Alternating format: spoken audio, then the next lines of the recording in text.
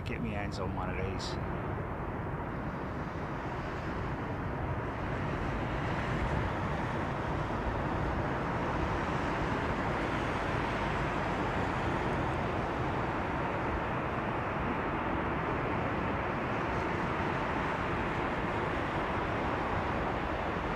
Wow.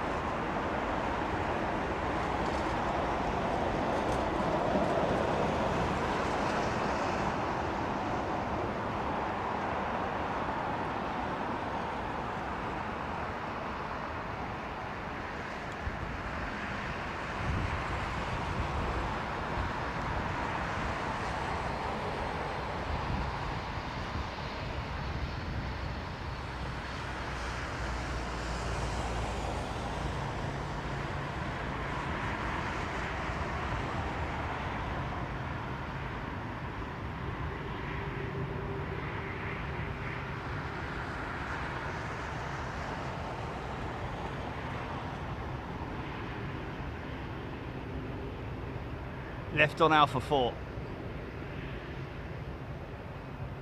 He's going right. That's interesting.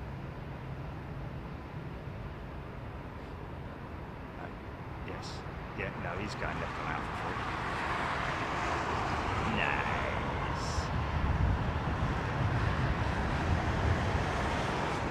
Or Alpha 6, sorry. My eyes are old, my knees are bent. My nose is old and drizzled. You know the rest.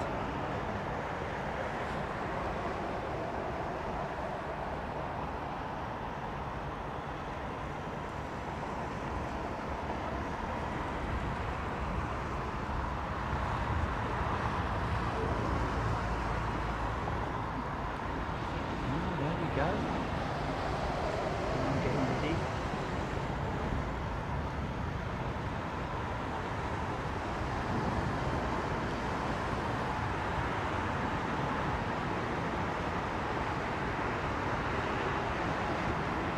Crazy the size of that wingtip.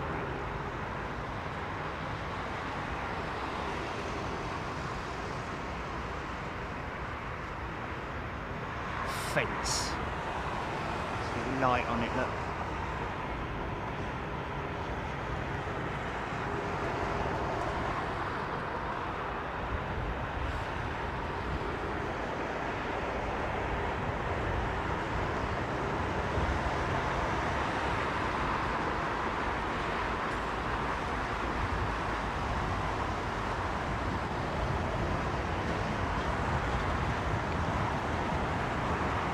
Trying to find a window, GP.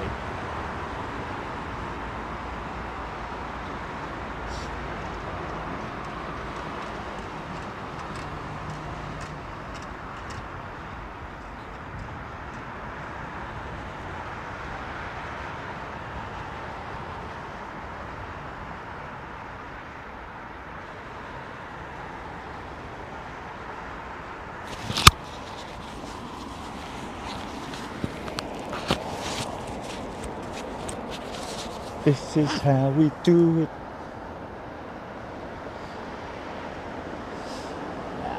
Nice.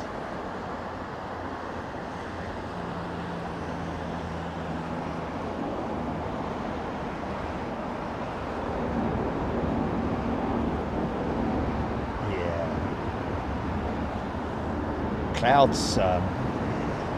Clouds gone up. Cloud base has risen, I'm guessing. Oh yeah, oh yeah.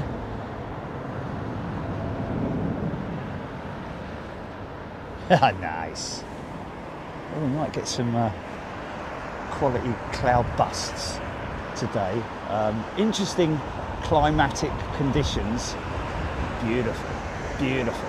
Look at this beautiful aeroplane, man. You gotta love the 777, haven't you? Especially with those big motors bolted onto it. Now that is the 115, isn't it?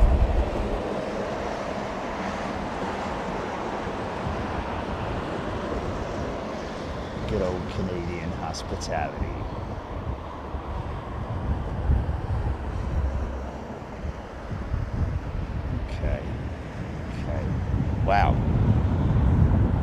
deal of separation.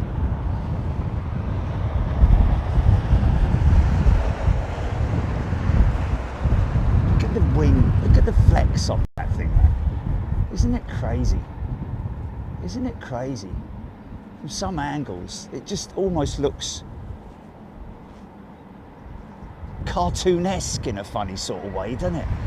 But watch those wings as the aircraft just lands. All the lift goes from the wing, and it just doesn't straighten out, but it just deflexes. Look at that. That crazy, man. Beautiful landing. Okay, well, the skies are clearing. Skies are clearing.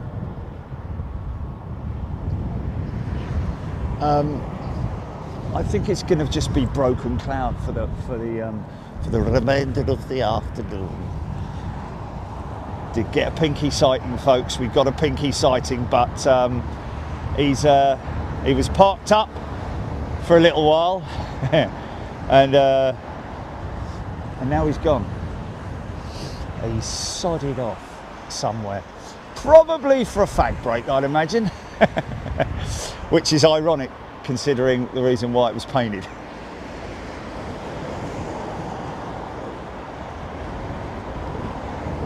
Okay, after this one, standby 1 titles. And I'm going to reset my mic.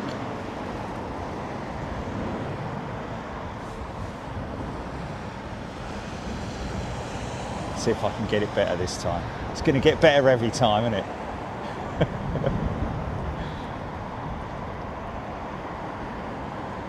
Got to persevere. Wow, who? Matt Weaver, mate, thank you so much. Look at that, straight in through the gate. Matt Weaver, straight in there with 20 memberships gifted.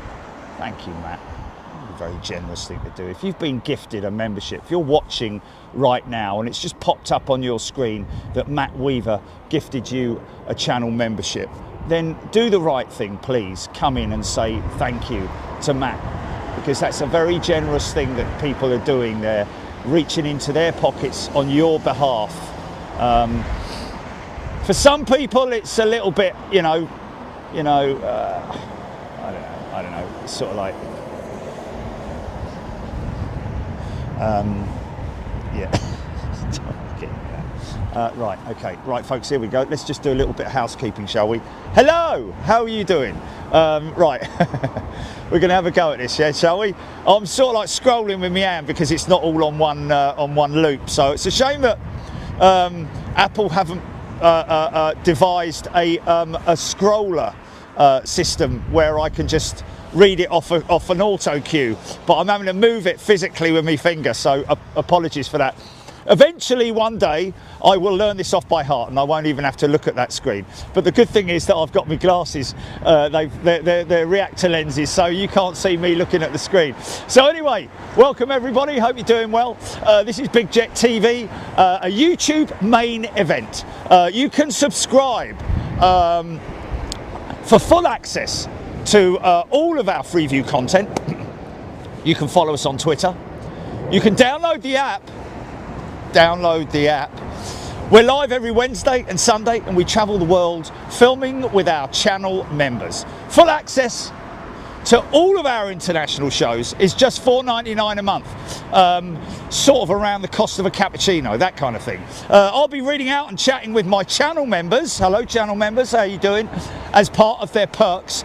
But subscribers, you can get involved too. And finally, we use Flight Radar 24 to track all of our aircraft, and I mean our multi-shelly, folks. Bottom left-hand side of your screen, you see the Flight Radar 24 thing there, logo. I'm still a little bit hungover from flipping Anchorage, folks, so, please forgive me. Let me go. Right, just get the thing back in place there. Turn that round there like that. It's getting better though, isn't it? I'm kind of getting used to it. No? All right then.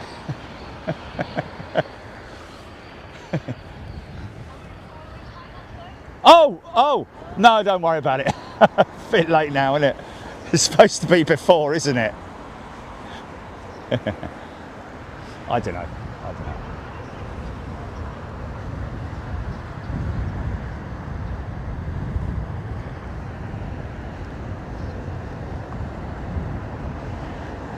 Oh, mind that.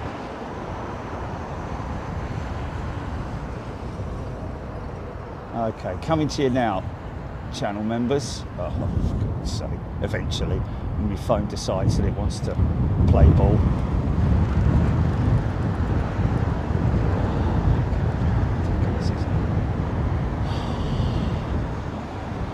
So much huffing and puffing, man. I'm all puffed out with huffing and puffing.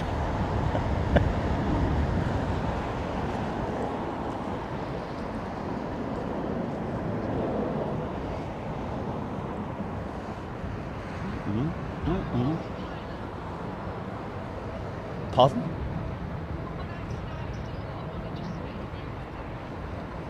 Not just reading your name out, mate. I'm reading out your chat, your comments, and it's not, if you actually take the time, rather than, you know, more haste, less speed, mate. You know, go and have a look at the perks of what it is to become a first class member. It's not just reading your bleeding name out. Might be what other channels do, son, but we do a lot more than that. We take people overseas, internationally, on my international trips. Just come back from Anchorage this year, been to Japan, you know, amongst other places. Perth, you know. Yeah, that's right. Take a little bit more time, have a look at it, make sure you know exactly what you're talking about, and then make a comment. If you still don't like it, sod off. Simple as that, innit? No one's bleeding holding a gun against your head. Miserable git.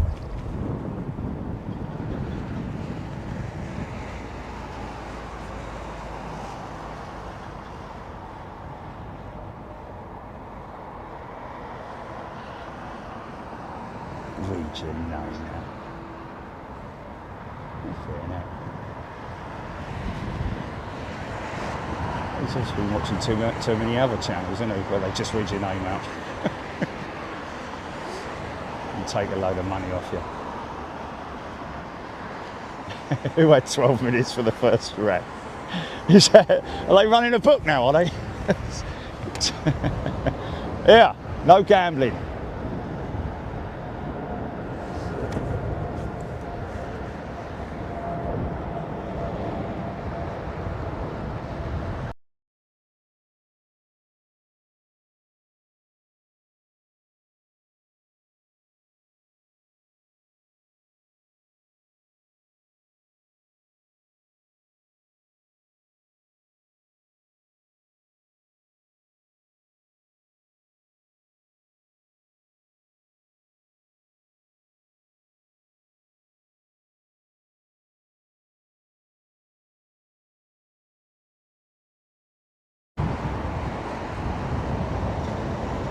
Wow. Can they still hear me? Can they still hear me? Okay. Sorry, folks, that was a core thing. That wasn't us. Look how low that trajectory is. Look at the low climb out on that Dreamliner, man. Sorry about that. Somebody's saying, Kelvin Grant, he's saying, keep an eye out for any new A321 Neos. He saw two on Saturday night, one KLM and also the Iceland Air new livery scheme. Wow. Are we looking out for that, folks? Can we check to see whether either of those jets are going to be operating today? Jules Harris, Diesel 13. Danny McGuire, John Grinham, 787BA. Peter Room, g'day. Brian Henry. Does he ever go to sleep, that bloke?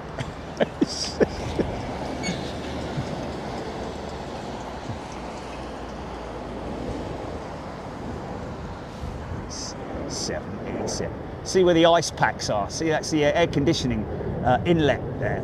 And when you're down airside, standing right next to that, it is a flipping noisy thing, man. Very noisy.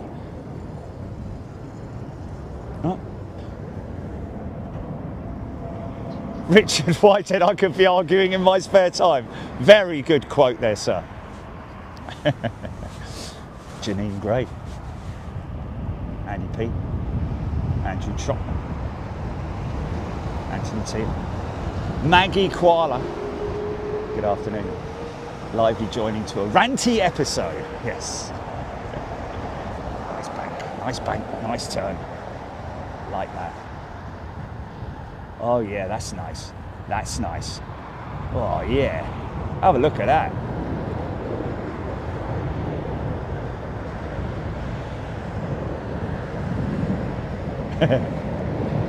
Nice on the 767. So 321 Neos for KLM and Iceland Air.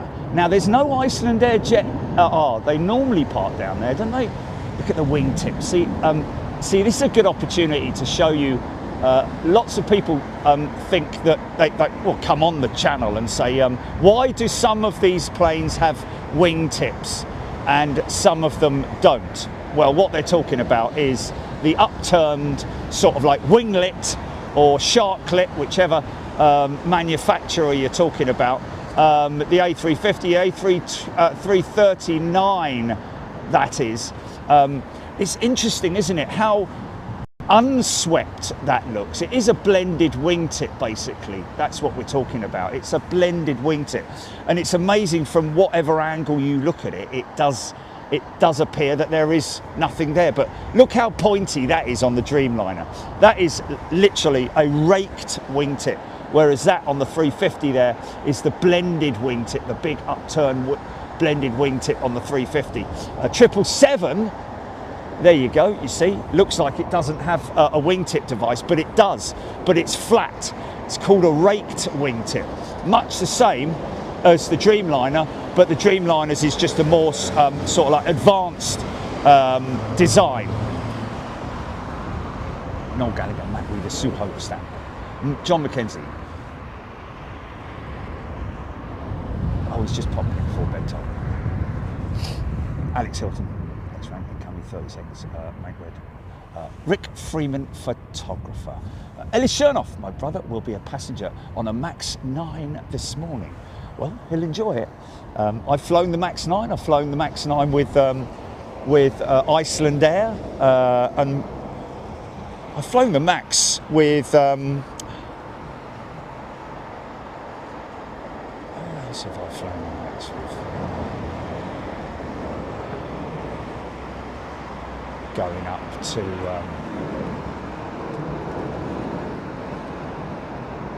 Okay, we're back.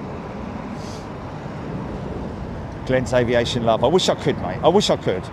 You know, obviously we'd need quite a few aeroplanes to take everybody with us, but you know what I mean. Glenn's Aviation Love. Chris Merson. Diesel 3.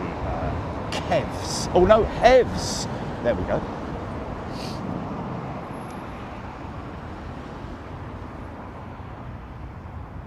Phillips, shortest day of the year. Sue Ho has gifted a channel membership. Thank you, Sue. That's very kind of you.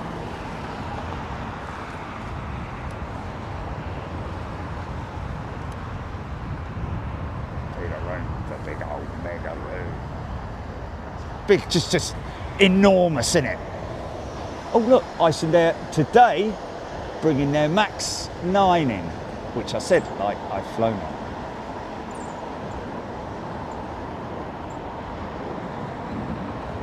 So maybe the next one in, because I'm sure there will be one coming in, another Iceland Air jet. I saw their 757 at Seattle. That was just brilliant, man, to see that. That parked up next to Aer Lingus's old A380 in the old livery. How cool was that? I like Iceland Air's new livery, I've got to be honest with you, because of the variety of colours. Nice, easy on the eye, pastel colours. It's a good looking livery. That I do prefer the old one, of course. It's you know, in terms of the real traditional old school Iceland Air livery with the yellow cowls and just the pinstripe, you know. Anyway, whatever. Mr. Cheese. Good day to you, Mr. Cheese.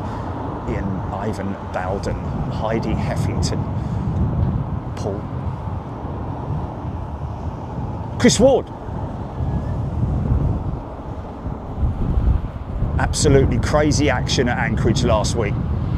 This is him saying, for anyone who wonders what the overseas shows are like, no further than last week's Anchorage show. Look no further, sorry, than last week's Anchorage show. Absolutely crazy action, amazing locations for viewing, and an aviation lover's dream. That's brilliant, Chris. Thank you so much. Kind of almost, there's so many different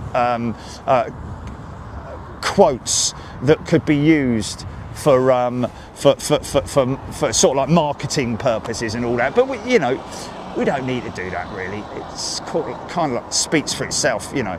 If you love your aviation and you appreciate what we do, and you take your time to look around and see what we do, then you'll know how much dedication we have towards our members.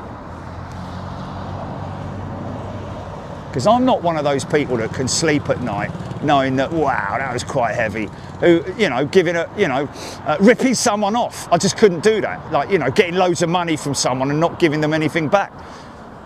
But basically, we take very little money and give quite a lot back, if you know what I mean.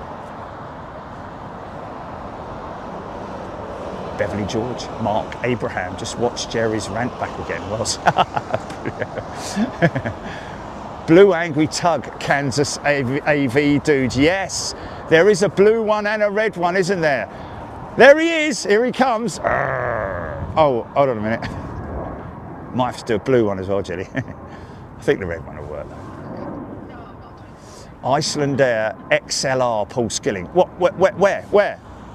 Where, Paul? Dinosaur Dad loved the Toulouse wing waves. Yes, it is. It is it's another angry tug. Where's that flame gone?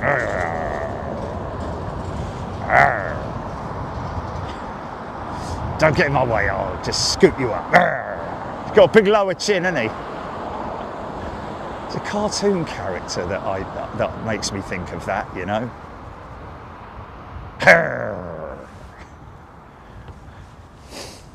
Okay, well, I said broken cloud, but that little bit of blue sky that we had has literally gone, and the wind's picked up again, which is, I'm down with that. I'm all right with that.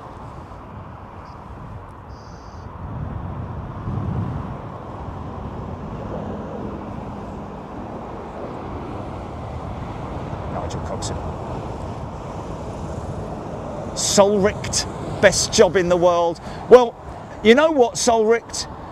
I've got to say that, yes, it probably is one of the best jobs that you can have in the world. However, it's not just the best job, but it's the most rewarding job in terms of, the whole family atmos that we have amongst the group, the members and the subscribers. And because subscribers, not all of them, but a lot of subscribers become members as a result. Well, just viewers, really. Oh, wow, look at that. That's an old banger, isn't it?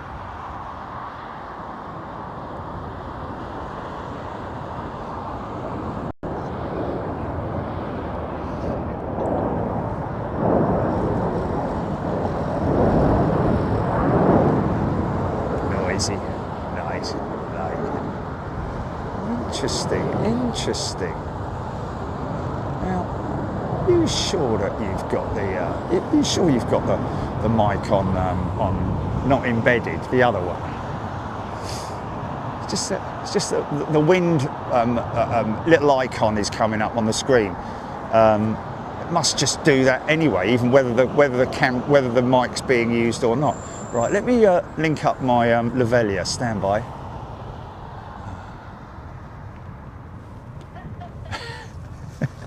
Jerry lives on coffee mostly to keep expenses down. Well, I've got to be honest with you. America. Come to England and get more coffee for your buck. I'm sorry, but it is true.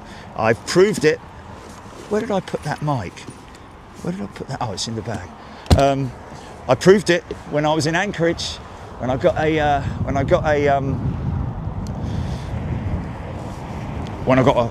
even a large coffee. Hold on, where is it? Here it is.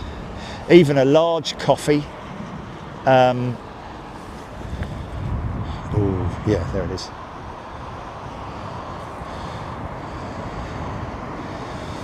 Didn't even half fill my flask, which I found very odd, because it was a large coffee, you know.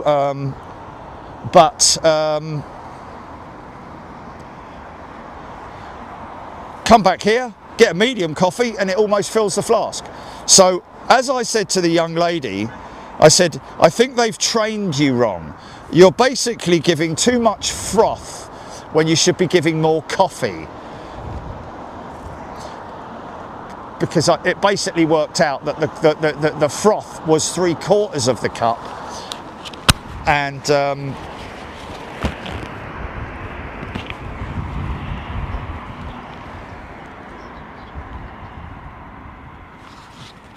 what's that? Okay, check Lavalier mic. Check Lavalier mic.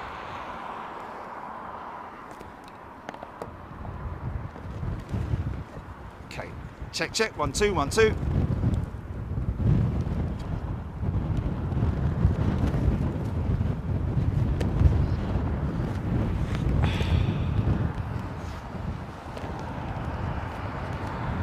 Is that good?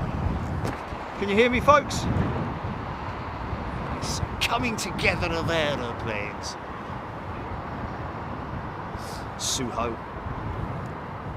Yeah, a little bit disappointed, to be honest with you. I think that Americans are getting ripped off with their coffee, certainly from Starbucks.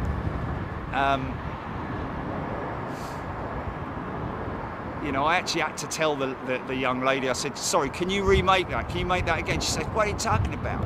I'm like, well, can you make it again with more coffee in it and not 90% foam? Because, you know, I want coffee, I don't want foam. Big sigh, and, you know, I'm sorry, but, you know, if I'm paying, you know, upwards of $3 or whatever it is, $3.50 for a medium coffee, I kind of expect it to be coffee and not a ton of foam. Anyway, whatever. Noel Gallagher, other mic was louder. Well, that was because I had it right up here on my chest, Noel. You should be able to hear it quite clearly. Let me hear it from your angle, GP, would you? Oh, look at that, the crow picking on the bird of prey. Now, look at that, it's being picked on, man. Crows are proper moaners, aren't they?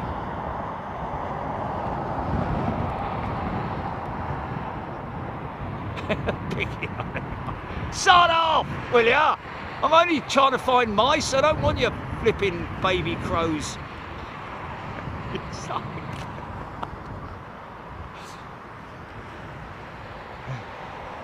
Yeah, that's right, mate. You have a go at him. Go on, son. Just minding his own bleeding business.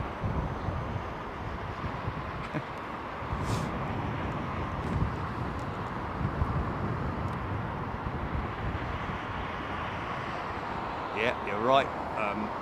You're right, Ellis. But that is kind of the case wherever you are in the world, isn't it? Coffee shops and stuff in general.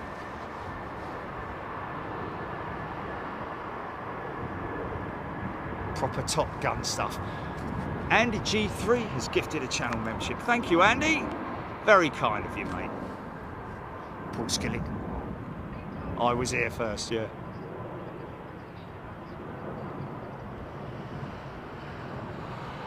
How about the ravens in Alaska? Really big and really smart. Yeah, Ellis. They are. Ravens are incredibly intelligent. That's why actually people have them as pets. Or they're very easy to train, apparently, the raven.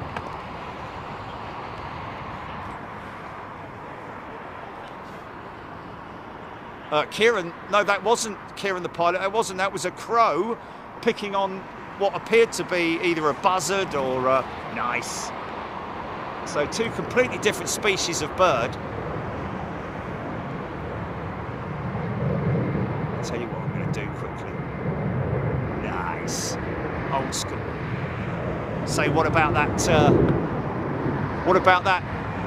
A330 was it a 300 that the engine caught light on just after pushback, literally as the engine was starting, I think, was when that engine fire happened. What I was really happy to see was the fact that I couldn't see anybody getting off that plane down that slide with their hand baggage. Unless it might have been a couple of little tiny bags that they just happened to have strapped around their necks. But I didn't see anybody carrying off hand baggage there, and it was a well-executed evac as well, isn't it? That's what they train for. I mean, the crazy thing is that as they push back and the aircraft, the engines start turning, that's when the safety briefing's being read out. So probably wouldn't have even got to that point. You know, in the case of an emergency slides will blah blah blah, door open, this, that, and the other. But wow, you never know, do you? So well done to the Delta flight crew, I've got to say, doing a great job. Because that was quite a nasty fire, wasn't it? And of course you got a wing full of fuel, so you know. So a quick evacuation is essential. It was a red kite, Sue saying. Yes, it was, I think, yeah. East Anglia. Tony McCall's seen a few people say it looked like very much like an uncommanded evac. Okay, I know what you're saying. What you mean, that there were no cabin crew at the top of the slides? Would be, yeah.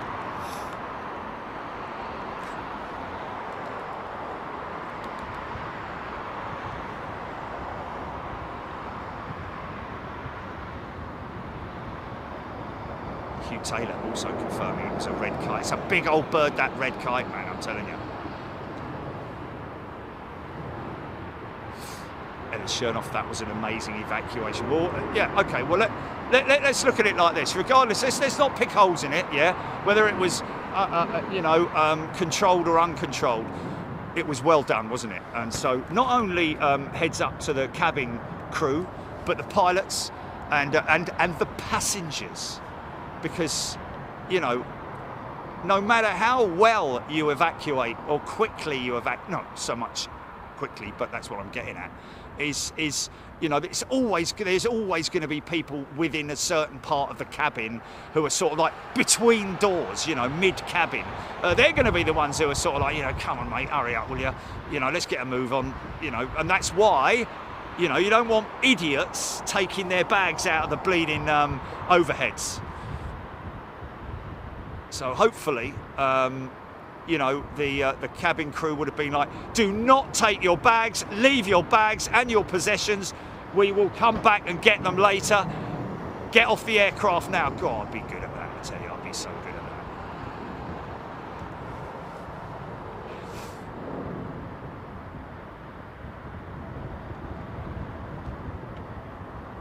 Okay, Ellis saying, I'd be interested if the tailpipe fire. It was a tailpipe fire, was it? I thought it was the number 2 engine. Flames were coming off the tailpipe fire. Was that flames? Where was the tailpipe fire? Is that something I missed?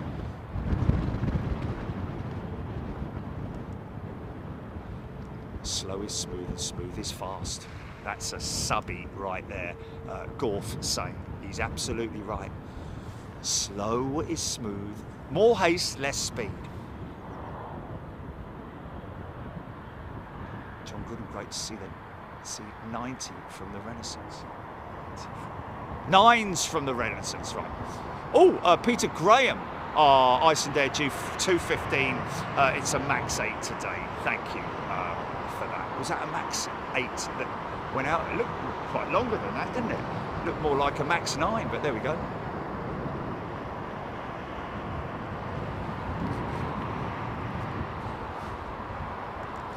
Steve Batty, has the A330 been written off? Well, probably not, to be honest with you. You know, an engine fire can be contained within the engine, if you see what I mean. Obviously there'll be smoke damage and stuff like that. Obviously all the entire engine and the pylon will have to be removed, and then they'll look beyond that to see whether there's any fire damage per se. There might be some panels that need to be replaced, but all in all, I would say that's definitely rescuable, especially with the shortage of aeroplanes that they have at the moment. Oh, Paul Skinnings, the Max 9 you saw departing. Okay, there we go. Oh, Max 9, not Max 8 then. Haste makes waste. Okay, Matt Weaver, the Urban Dictionary calls it nomophobia. Nomophobia, the fear of being separated from your phone. Oh, blimey, really? There's a word for it, is there? Nomophobia. Oh my God.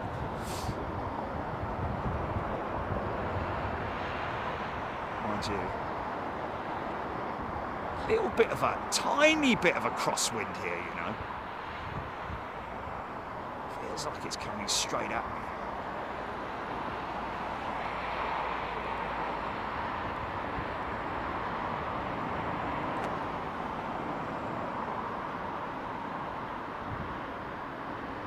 Wow. Nailed it. Nailed it.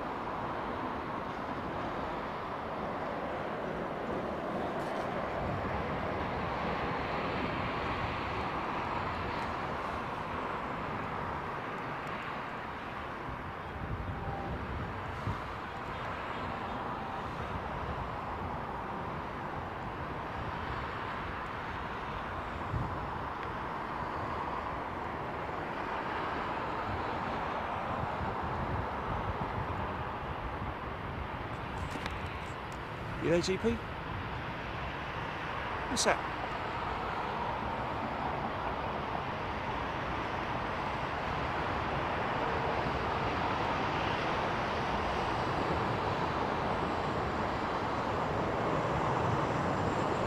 Who's that? Yeah, who's that?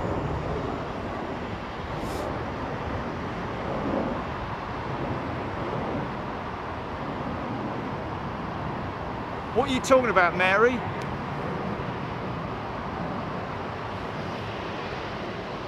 Paul, good afternoon to you, Gillian Sankey. J Bond, watching on his lunch break. I think that's left then right.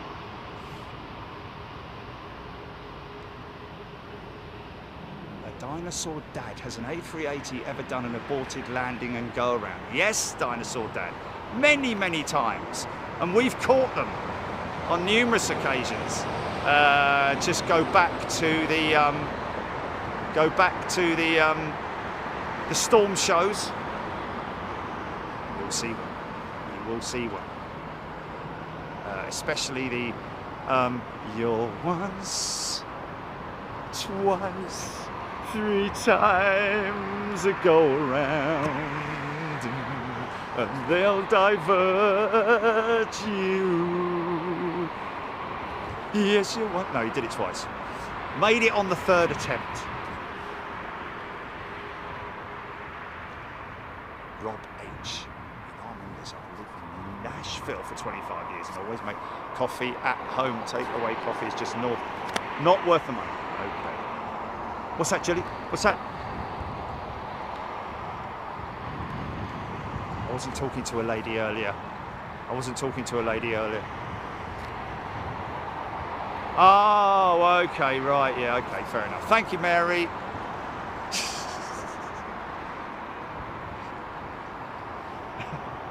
Sometimes you've just got to decipher things, haven't you? It's like, nice.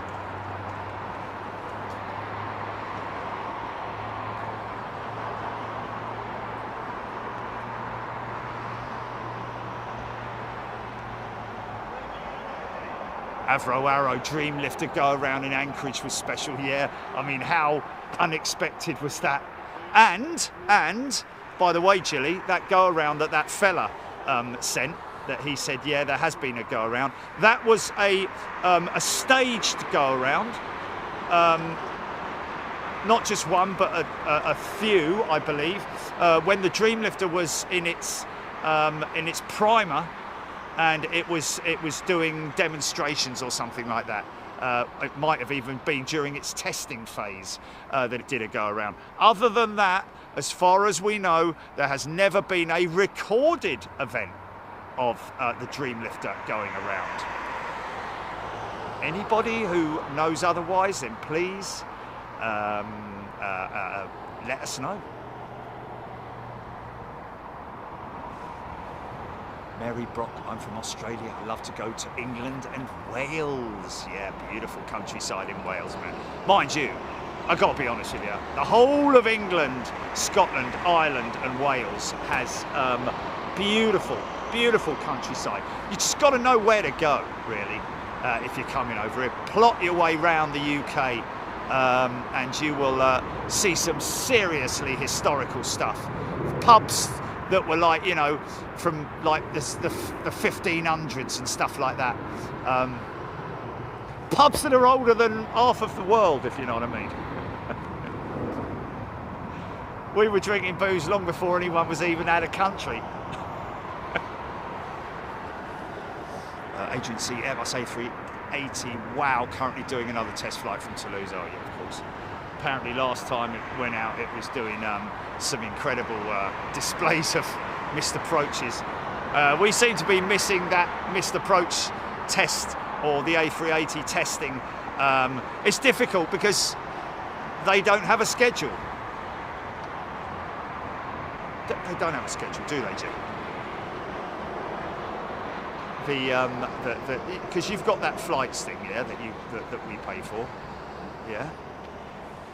It doesn't have a schedule, any kind of schedule on there in terms of you know, flight tests or you know, the AIB stuff. Because I thought it was the AIB, yeah, which used to be AIB, didn't it? Yeah. Tim Rotunda, it was interesting that the Dreamlifter didn't go around in the classic sense. It went missed approach, yes, set up for a different runway and landed safely. It was cool, yes. It wasn't, yes, you're right.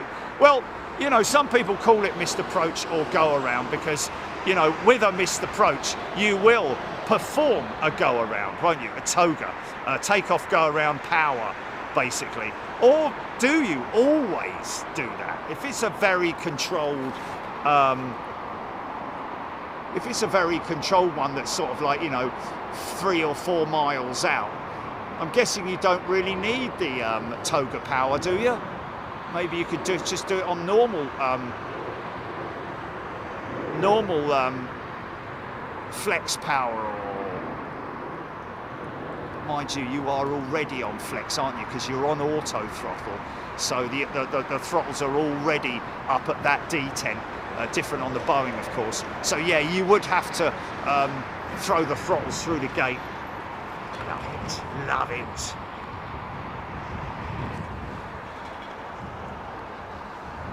Yes, yes. Andrew Butler, I am absolutely hopeful that that Flight Sim, the Flight Sim show will be on this Friday night. I just need. I'm not going to say.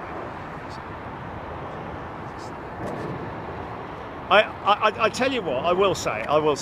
I should have really fully understood and listened to the people that know their stuff million times more than me, saying, mate, you've got to program the throttles, the detents, in through the MCDU. Yeah, no, you don't. No, you don't. I've done it all. It's all on the thing. You know, it's like, yeah, but you do. No, you don't. And now I fully appreciate and understand, folk, you do need to do that. Per aircraft as well. Per aircraft. Yes, I agree. Once you've done it once, you never have to do it again until you change your aircraft type. I know, man, I know. Everyone was telling me what you have to do, and I was just like...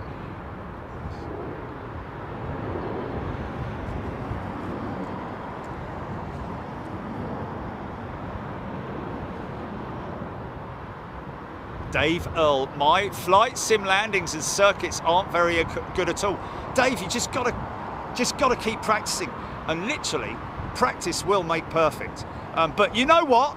This is where I was yesterday, folks. I thought, you know, I'm just gonna have I'm flown on the flight sim. Oh, look, he's going north.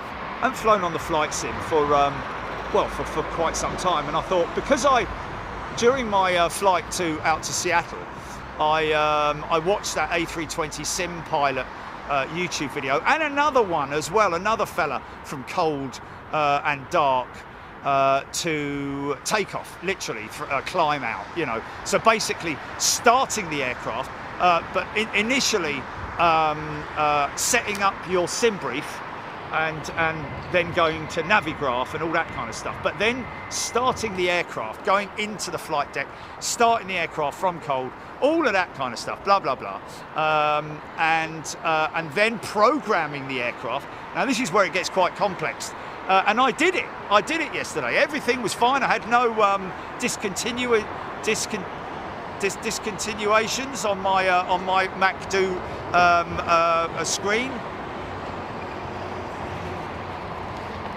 So I was all ready to go, and off I went, and I taxied out. And what was really peculiar was that the rudders were working for steering. Yeah. The thing was, the one difference, folks, was that I had changed the aircraft to the Phoenix A320.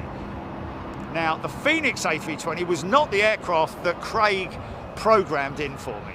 So there's me last night, you know, oh wow, I've done it, I've fixed it all up. So, and now I know that when up on the upper panel, when you pull the dials out for managed, I think that is, there needs to be a little orange dot next to it, which means that you've programmed everything in right. In other words, it's the pull out the stopper. You either pull it out or push it in to do it manually. But I knew that I had programmed the flight plan in, and all the preference setup, the fuel weights, and all of that kind of stuff. I've done all that. This is KLM's E2 jet, no doubt, from Schiphol. And so yeah, you import your sim brief briefing. You import that to the MCDU, but also you can do it off of the other page as well. There's a couple of imports that you do. Anyway, whatever. So I had it all ready, and it was all set up, and it was fantastic. I was like, blimey, this is amazing. I've really come this far now. And then I taxied out, yeah, using the rudder pedals to steer, this is where it gets really weird. Yeah, absolutely beautiful taxi, all the way from down where we're looking here now, down at the other end of T5, all the way up that taxiway, and then got to the runway at the entry point, held for about 20 seconds, rolled out to the start of the runway, and parking brake on, everything's set. Just double check all the this, that, and the other flap settings, etc., etc. And then wound up a little bit of forward. That's interesting. That you need to remember that as soon as you apply the throttles, you need to apply a little bit of down elevator, push the control stick down, or the yoke forward, basically, to keep the nose on the ground for steering, because up to about 60 knots you're still using the front wheel to steer, but then once you reach 60 knots, let go, and then just steer the aircraft down the runway for a nice easy smooth rotate at around about 140, 150 knots, something like that, depending on however you are on the 320 anyway. So anyway, I did that, and then applied power, went up 20%, everything was good, all the numbers came up, straight up to flex, and the aircraft immediately turned left. I tried to steer it with the rudders, with the rudder pedals, and it wouldn't react, and I basically crashed into that building there. At which point I pressed escape on the keyboard and then turned it all off, amongst saying a few other things. like, you know.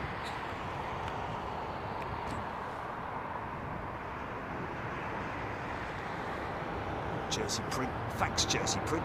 Jersey Print has gifted a channel membership. That's very kind of you, mate. Thank you. Go all the way back to Matt Weaver as well, mate. Thank you so much, Matt. It's one of the very lucky people. Is that going to get them to Taiwan, GP? From today? No. Right. Yeah, we're going out. Yeah, it's the last week, isn't it? Yeah.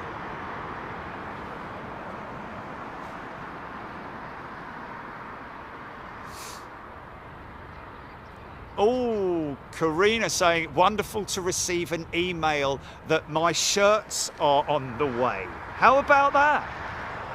We have received nothing but. Oh, are we live, Julie? Are we live with the? Oh, nice. No, are we live with the? With the yeah.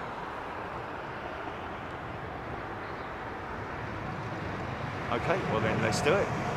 Oh. Okay, there we go. So the new shop is open, folks. We soft launched it in Anchorage, and believe it or not, people have already received their orders. Nothing but happy customers, and that's what it's all about. Some new ranges, some new stuff, but we've got all new suppliers, a completely new procurement system. Go and have a look around the shop if you fancy it. We've got fridge magnets, better, much more. Have we done caps yet, Jimmy? Have we done caps yet? Have we done headwear? Okay, so there is caps on there, but we're yeah, I'm going to be spending a day with Jilly going through the shop to make sure to put other stuff on and perhaps some new ideas and stuff, which and also, if anybody's wondering about copyright and all that kind of stuff, it's very easy. It's very easy for us because there is a system built in where you cannot. Oh, nice.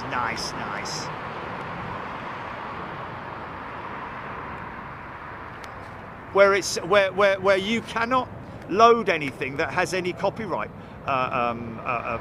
in terms of logos and stuff like that. So, you know, we have done stuff in the past which is a little bit on the edge, but we know now that we cannot sell it. They won't accept it if it has any kind of breach of copyright, which is really good.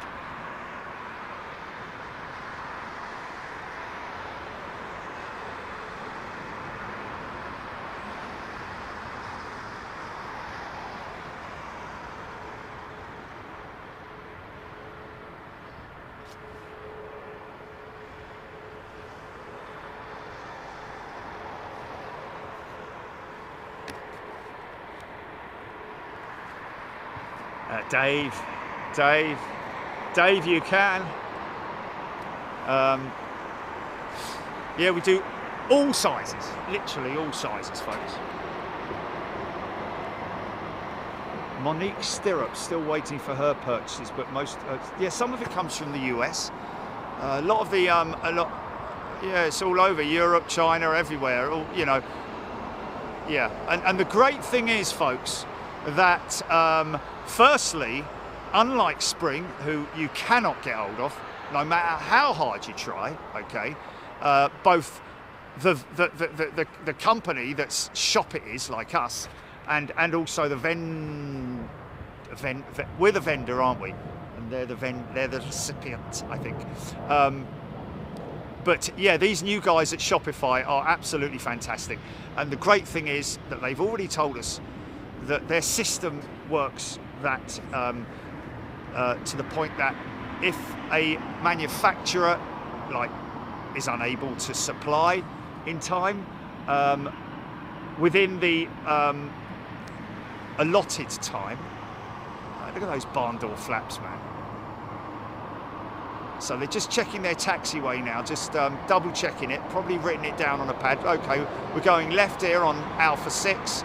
And then once they've done that, there we go, now they're starting to bring the aircraft back into its, see the leading edge slats starting to come up. And you'll see the flaps also moving up into position. See the canoes there, all on winders.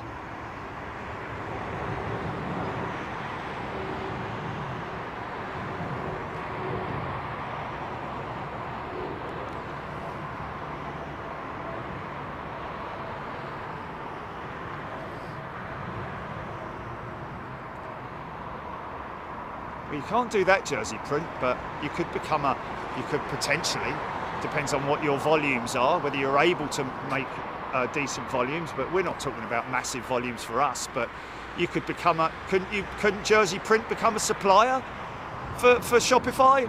Oh, okay then. Electric Mike has ordered.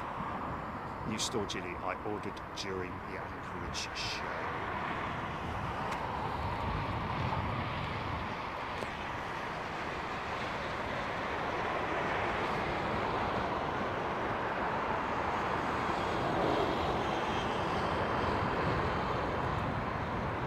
Okay, what I'm going to do quickly. Oh, a little bit of a funky shot there. See that? See these? Right, Gilly, I need you to tell me, right? When I move this camera back, I'm going to move the van, yeah. When I move back, these two lampposts that you can see, yeah, I need them to come into alignment as one, yeah.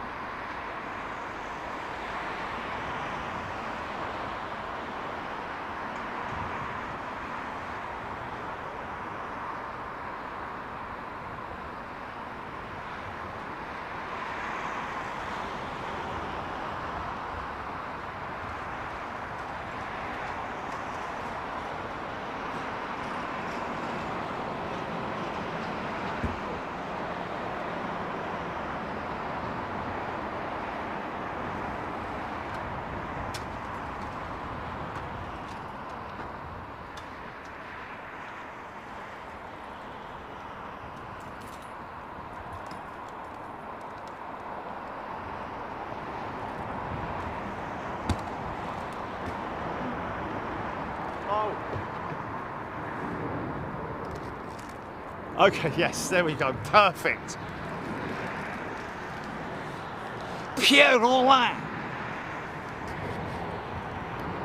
Bonjour, Pierre. Bonjour, maman. Bonjour, papa.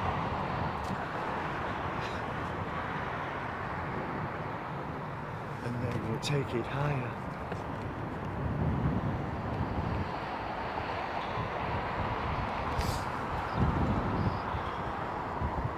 So the old Spirit Airlines. Interesting that Airbus have now completed their, I think have completed their purchase or takeover of the division of Spirit Aerosystems, as far as I'm aware. I think that deal is now in the bag, which is that's great news for. It's great. Oh, look at the look. Oh, hello. Hello. Oh my goodness me, we're going to get some, watch this. Yeah. Yes, yes. It is. But, oh, there'll be other ones, Chilly. You wait till a 380 comes through there, mate. That's only off a 320.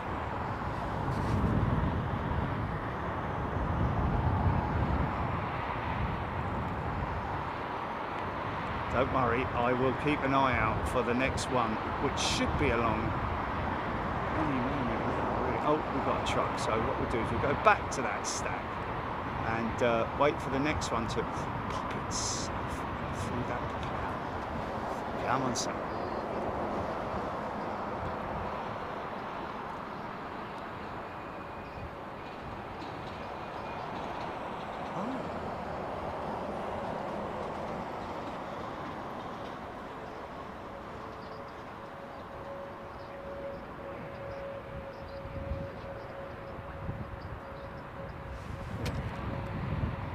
Oh my goodness me, really?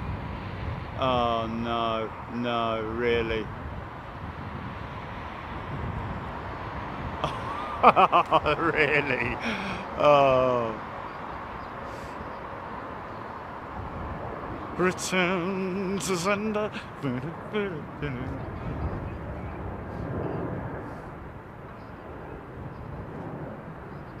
Oh, that's interesting. This one's come through here. Okay.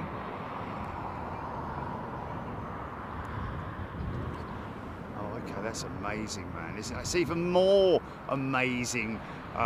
Somebody, Jilly's just telling me that somebody, 380 in 9 minutes, that's from Electric Mine. Yeah, another more amazing stuff. Jilly's just told me that somebody, one of our members, ordered some stuff whilst we were in Anchorage. She must have been half awake. She admitted. She only didn't put a postcode down, put hardly anything down, made loads of spelling mistakes, and oh, it's 2 mistakes. Okay, well anyway, yeah. Wrong postcode and part of the street was missing. And anyway, they've come back and said, look, you know, can we but she'd given her email address, yeah. So no, yeah, and they emailed her. They emailed her, didn't they? No.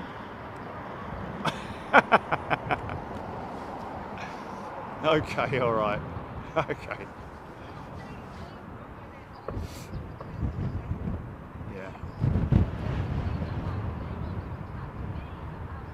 Oh, okay, yes. And then you will contact the...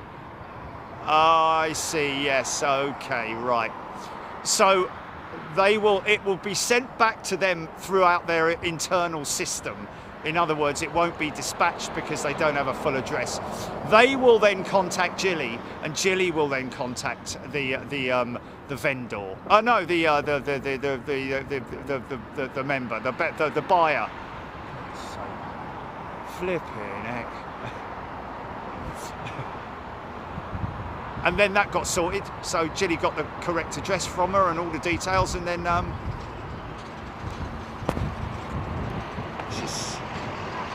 so now in these Pratt & Whitney PW 4000 engines, I think they are, folks. This is a Boeing 767. It's a very old aeroplane. Well, I say very old, it's about 20, probably about between 25 and 27 years old, something like that. But she's got old Pratt & Whitney PW 4000 engines on her. It's a lovely aeroplane to fly on, I tell you, folks. Built like a brick house. Anyway, normally what happens with these engines, they have a little bit of unburnt fuel that basically lies in the bottom of the combustor. And when they fire this thing up, when the injectors get fired up and the igniters go off and everything, the combustor fires up, you'll see a little bit of smoke quite commonly out of these things. But mind you, it's got no bearing on the fact that it's an old aeroplane. You get it out of XWB, brand new Rolls-Royce XWB engines as well. So it is literally, I think it's more a climatic thing with these engines. Quite Newfoundland United, 26 years old, John McKenzie, blimey. Steve Batty, scary to think that I first flew on a 767 in 1984, wow. 1984. Convair Coronados were still around then, weren't they? I'll tell you what, there's absolutely, I don't think there's any, I think that might be heat, like it's exhaust heat from the APU that we're seeing now. I don't think the engines are fired yet. Mind you, we're going to get photobombed any second now by That's great timing by United, I've got to say. Because his mate's coming in here now. Oh no, number one's lit. He's just going to go long, I think. Oh no, he's going to go all the way around the outside. Oh, well, nice second entry. Right, didn't do what I asked you to do, did you? Okay, completely blew that one out of the water. Steve Batty, Britannia Airways, Luton to Ibiza. Wow. Dustin Jackson, Schmitty 87. Stupru 62, tuning in from Adelaide. G'day. Listen to those beautiful Pratt & Whitney engines, man.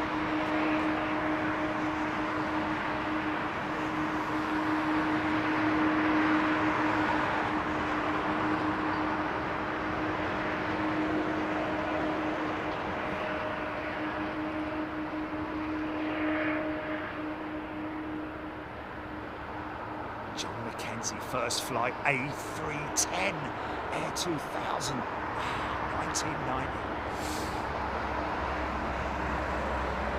Well, I'll tell you what, John McKenzie, you kind of flew on an aircraft that was, you know, the first of its kind.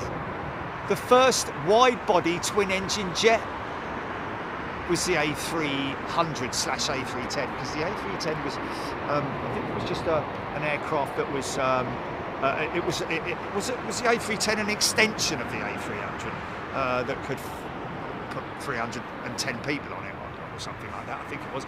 Dustin Jackson has gifted a channel membership. Thanks, mate. They do a hoodie with the little logo in the top left-hand corner like they do the polo shirts, Kevin Pride. Do they do? Okay, so it's a hoodie with the little logo in the top left-hand corner. Yeah, we do a hoodie with just the logo top left, don't we, Jenny? We do. Oh, are we? Okay, we should do. Okay, well, might be a good idea to do it. Some people don't like a big load of stuff emblazoned all over their chest. It might be a good idea, like we do with the polo shirts.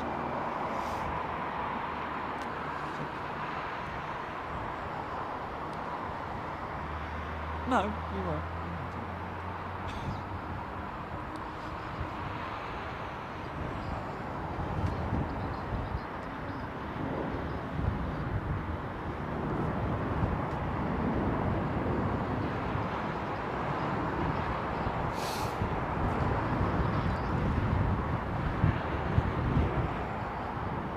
Oh, isn't there? What is that?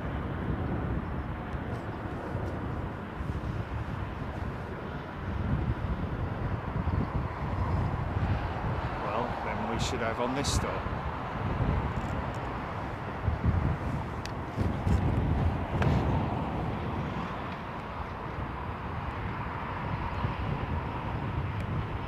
Well, if you didn't have them, then you wouldn't know anything. There wouldn't be anything on analytics, would there?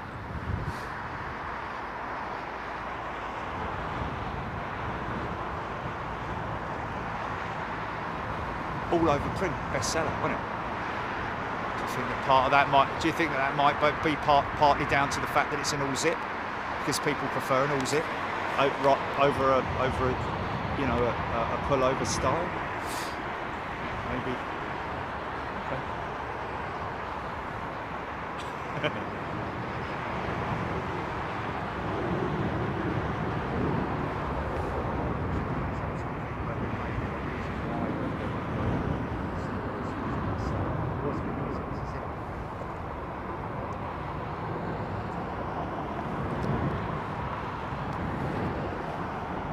So 69, loving Heathrow, best port, best airport in the world. What's IMHO? What's IMHO? In my honest opinion. There we are, see? How quickly did I get that?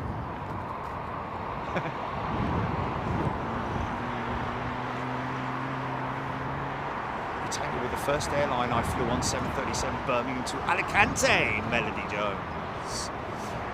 Aaron Thomas, A380, now on finals. Long finals. Yeah, it's brilliant. It's brilliant.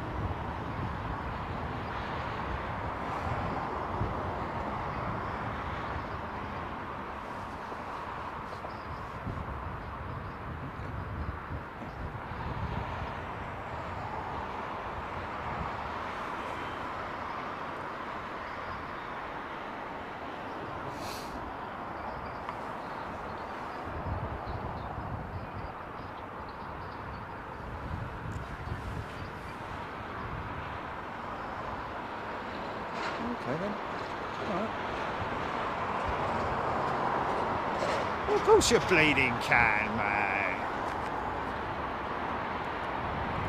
No, don't be silly, man. That's a standard type of design, man, that everyone does. Any okay, well the other shot was crap basically, mate, and we know that. So yeah, exactly. What I'm willing to put a £20 bet on that they will do. You will be able to do that. Blimey, man. Stubru, Bristol, Britannia, 1969, Luton to Rimini. Wow.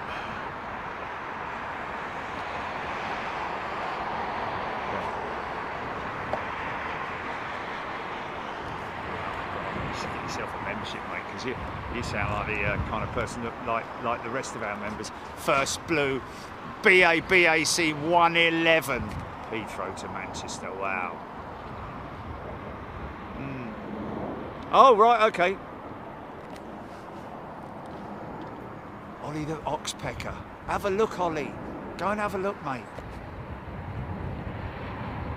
We do all sizes, man. There's a size guide on every item.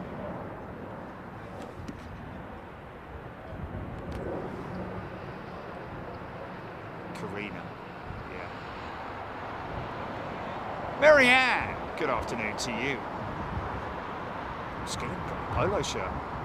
Polo skirt, skirt, polo skirt.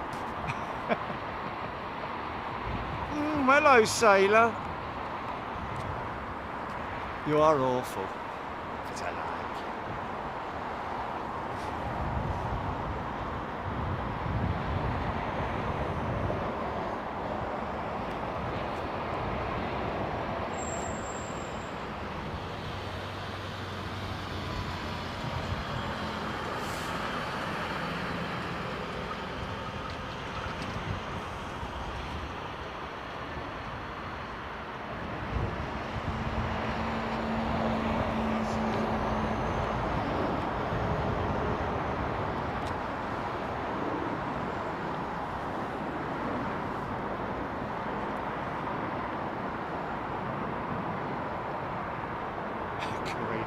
Swimwear.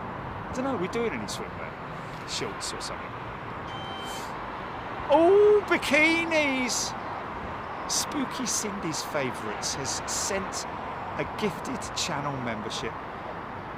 What a lovely thing to do. So if you've been in receipt of a gifted membership, do the honourable thing and say thank you. Feather duster, first flight, New York to...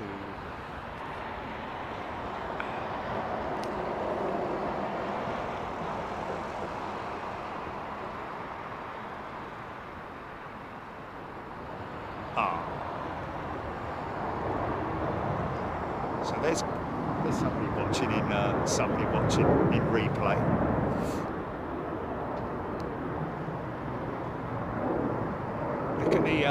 Look at the elevator shuddering from the inboard reverser. Wow, this is quite long for a BA380. I've got to be honest. All that turbulent air being kicked up by the inboard engines. Wow, she's gone long, man.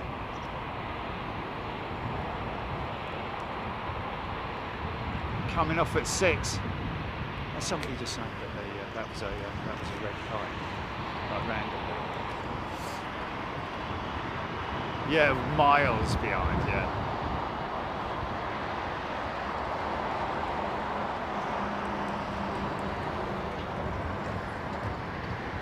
Oh bless, Stupru wore a tie when he flew. People should do that more often now. I like to dress reasonably smart when I fly. You know, casual. I fly casual, but I do try. My mate Stuart, he's like, yeah, just wear a pair of, you know, tracksuit bottoms, and you know, I see some people. Like, I mean, okay, you feel comfortable in it, fair enough, but I mean, comfort is yeah, comfort does come first, but obviously you don't, you know, but yeah. Yeah, I don't know, man. Yeah, each to their own, isn't it, really? Each to their own. Oh, Alexandra Jones saying my T-shirt is in New Jersey at the moment. It's fun tracking it. Are we able to do that then, GP? Oh, that's really cool, man. Like you did with your suitcase that you tracked all the way around the world.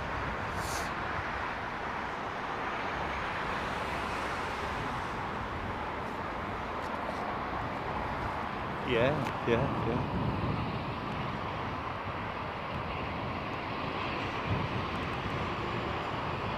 APU already running on that 380, probably, I'd imagine.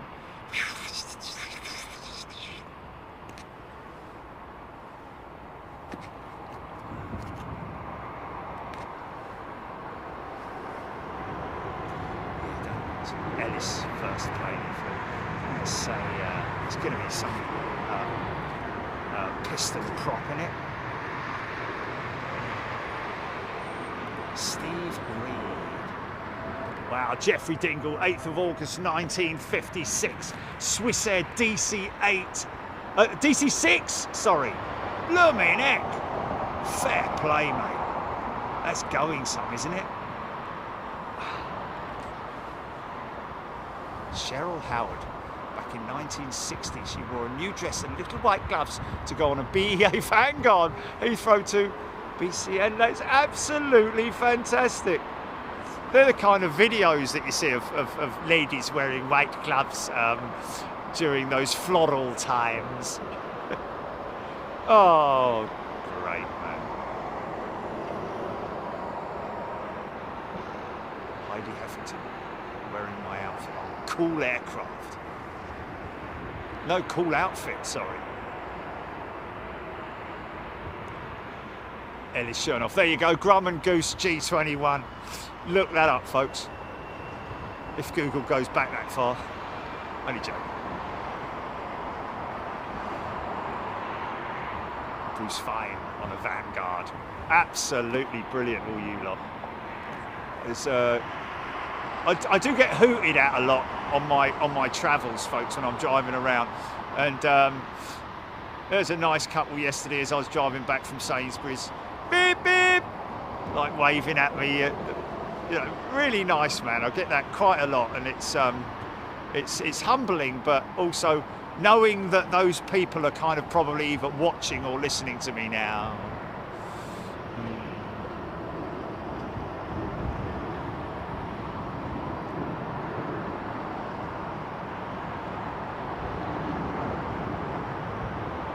Just checking the taxiways now. Get the aircraft off the active runway. Nice, easy, slow. He knows he's got to go left on Alpha 6. Probably continue on Alpha 6, I would have thought, and then make the another right turn, or he'll just go to the... Yeah, he's coming all the way round, I think. Look at the smiley face on the 777, folks. Oh, no, there he is, switching taxiways now to the inner taxiway. You'll see that on Friday when I taxi out, if I taxi out, if I ever get that far. I was gutted, man, because I'd done everything right, man. I'd set up I'd programmed the aircraft to fly. Everything was ready. I was going to go to from Heathrow to Gatwick. It was all planned. I could see it on the primary flight display and all that, you know. Everything linked up, you know, all the approaches, all the SIDs, the departure SID, you know, the approach star and all that kind of the diver, you know, all of that stuff, fuel, cargo, passengers, and then it wouldn't steer. Suho's first flight, Fokker Friendship.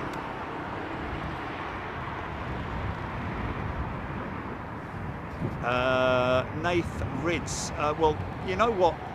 You say that about the van, the toy van. We've got a couple of options. In fact, something that I need to jump on are those guys that do the 3D printing that I met at Kempton, the show there. Couple of people there, and he said that they would definitely be able to do the van. And the great thing with that is that when you do something with any type of manufacturing, in order to make it work, economically viable, you need to have a minimum amount of runs on it. So if I was to go to a manufacturer, for example, and say, right, do the van and all that, and that's kind of where we've stumbled at. That's where we've stalled at a little bit in terms of numbers, because the minimum run quantity is at least 1,000, and I don't know if we'd sell 1,000 of them. So these guys that do the 3D printing, if they run me off a sample and it looks good, it's going to be quite a, not large scale, but it'd be a decent size, because he said to have it minuscule, you wouldn't be able to do the print on it, but he'd be able to replicate the van perfectly. So yes, and we are able, Julie has told me, we are able to, if we want to sell something of our own in the shop, we just go and put it into their procurement system. Isn't that right, Julie? And then we just list it ourselves. Yeah, very easy. We can have a warehouse. No. A virtual warehouse. Gordon Freeman, L1011 TriStar for him. Wow, yeah, we send the stuff to the warehouse and it becomes procured. So yes, I need to do that, Julie. It's another bleeding thing I need to do.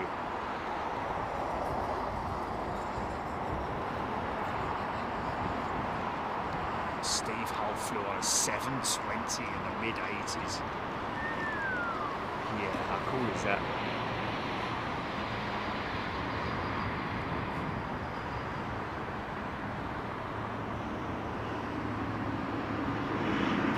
He's happy, look. Whee! Yeah, thanks.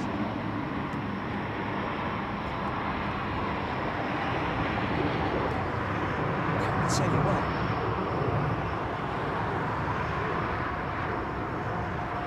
Karina, also 727 United. God, I bet that had a classic livery on it, didn't it?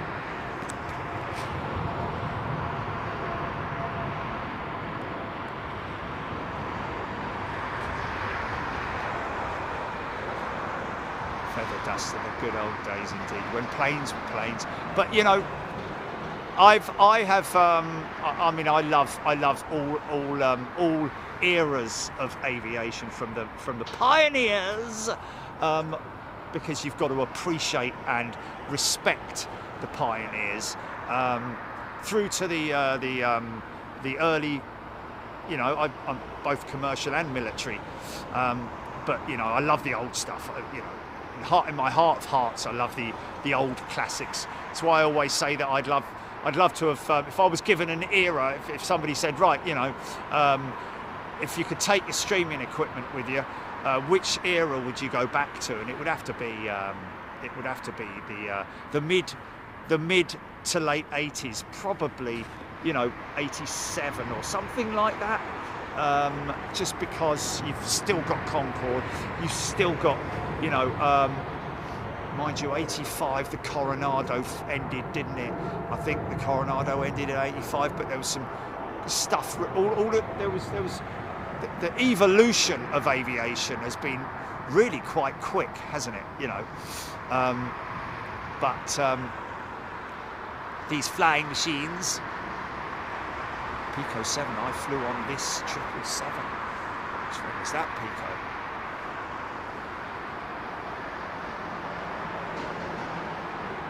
The prop planes, yes. The props, that's a debt departure. I think that's a debt SID that guy's taking there. That long run out. This looks like a 350. See how different the wing is on the 350 compared to the 787. There is flex, believe it or not, but watch how the outboard section of the wing is the bit that deflects. A good 11 feet of flex on that thing. Watch. Yeah, that drops, man. Like the 380, becomes very negative. Evelyn Hester, thank you. Wow, Karina, first international flight, Pan Am 747. Wow. Craig Proctor loving the right turn on departure. Yes, great, isn't it? Well, I tell you what, this is the left turn on departure. No. Don't tell me. It's got to obviously have a Z in it, hasn't it? No? Really? Oh, well, in that case, I've got no idea, mate.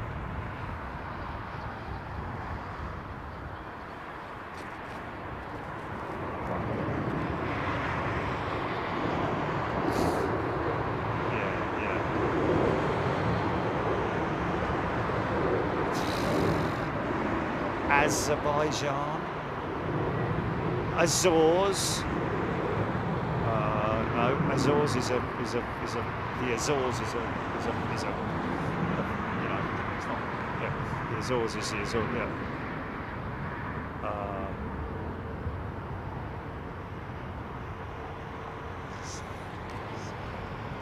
I don't know. Tell me. Oh right. I never would have got that.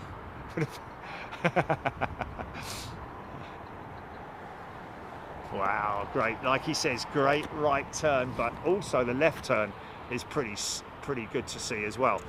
We have a scary copter crossing the active.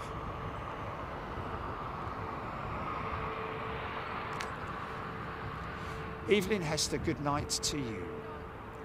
Charles Lindbergh, rather sport his memory by the Nazim. No idea what that's about. No idea what that's about. This could go left. This could go left.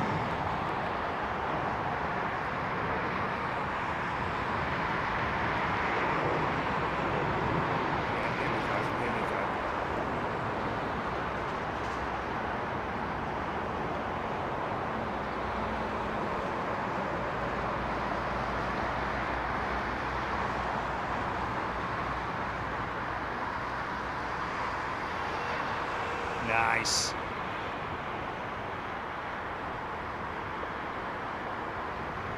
Yeah, I'm going to have to jump down and get my gloves, mate. I'm going to have to. Who, Lindbergh? Oh. Yeah, man, don't be doing that, mate.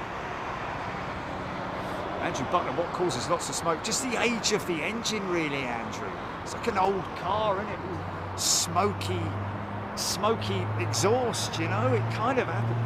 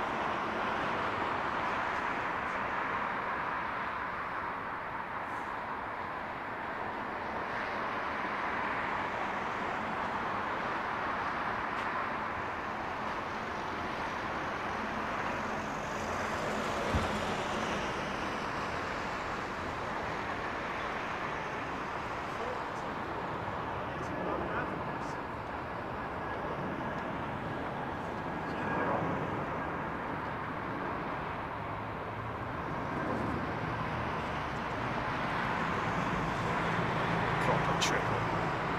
Phil Filkins, 1976. Ooh. Oh, good. Oh, good, good, good.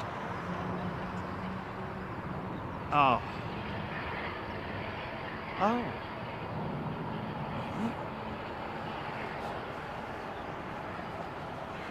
Interesting. I wonder when they'd bloody write to us. No. No! Oh.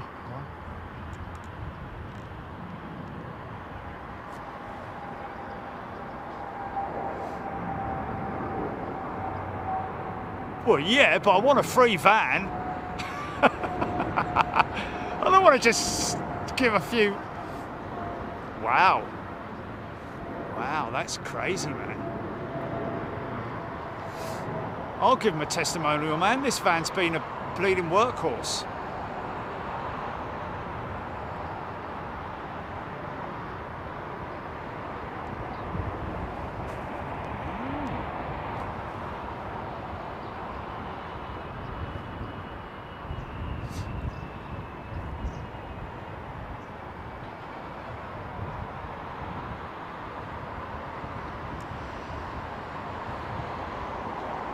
But no reply from George. Oh, okay.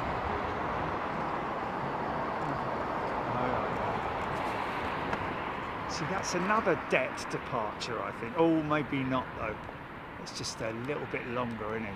There's a couple of, there's 2 or 3. 1:15. Oh, fantastic, mate. That is fantastic.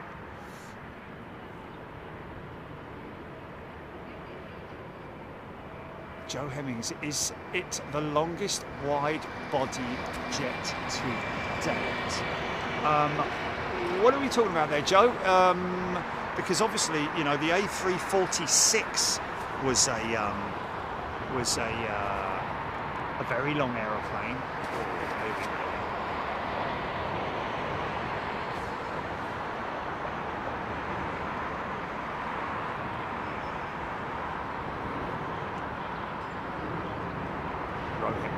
Yeah, 777-9. Yeah, it's not flying yet, but you know, we'll give you that one.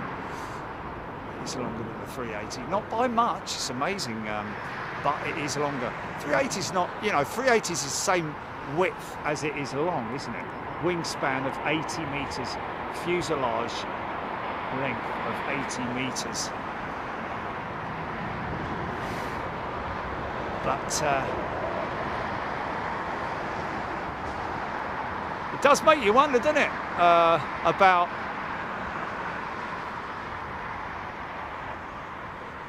feather duster. That's something that we will now that we have a way of distributing the model, any model of the van or bobbleheads or whatever we might end up getting. Now we have that through Shopify. We can now go ahead and speak to the guys about creating a model of the van, which would be pretty cool, to be honest with you. Something for the desktop, or you know.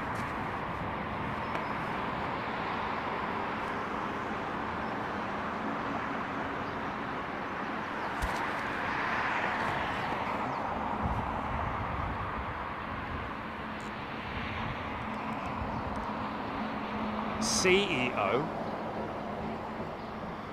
Okay, so this is a private 320, folks. And thank you for saying thank you, please, I mean. Aaron Thomas, on Sunday, the 380 turns 20 years old. It's getting on now, isn't it? This is quite nice, actually. 320 CEO, or 319 maybe?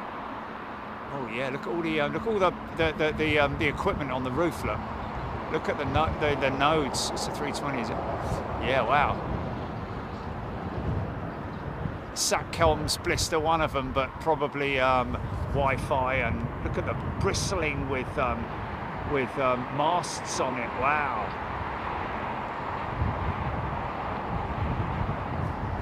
Yeah, that's going over the VIP terminal, isn't it?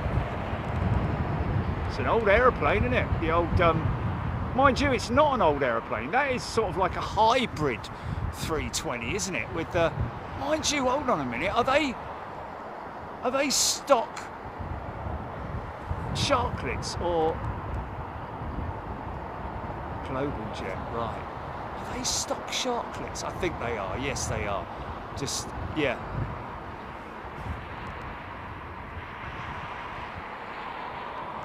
Okay, private commercial jet, but 31 passengers it can accommodate. global jet. GBYAA flies this plane on Microsoft Flight Sim. Awesome. Registered in Aruba, Lloyd Bell. Wow. Apple TV, lots of Wi-Fi going on there, folks. Wow. They've probably got some very, very strong satellite link going on there. Well, smoking is allowed?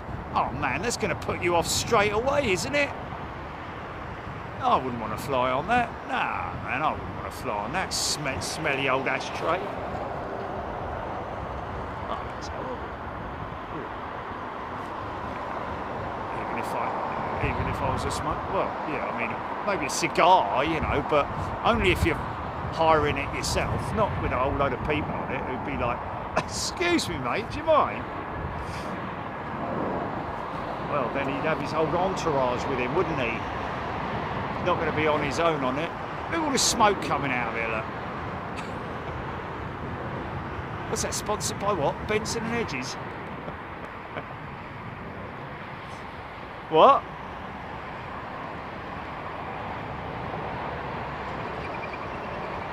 Oh, God.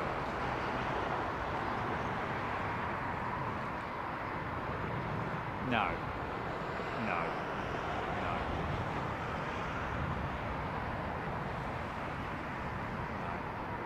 Tobacco smoke penetrates stuff and stays in there. You can't get rid of it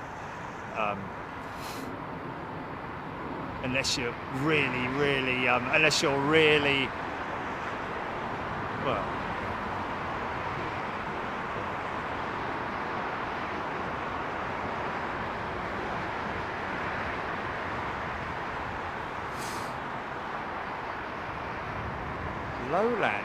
Lowlander, I've missed 90 minutes. My schedule said 1600. Where do you read that?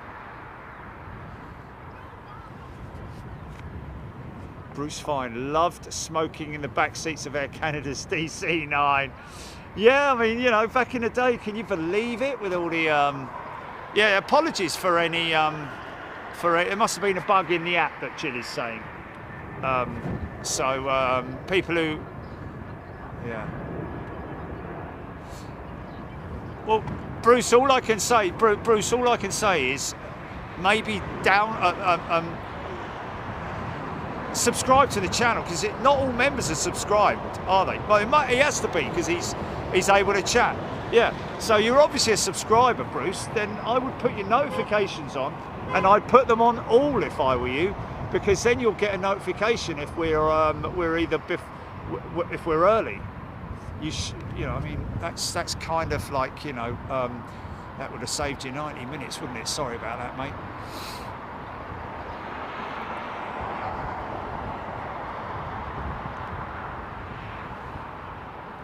Stephen Potts saying, I am blinding when I can't see much out of the other eyes. I listen to your audio, your commentary is brilliant. Question, do other aircraft land at the same speed, this #1 aviation channel? Thank you so much, Steve Potts. Do aircraft land at the same speeds? No, they don't. Aircraft will land at different speeds based on the weight of the aircraft and the wind, etc., etc.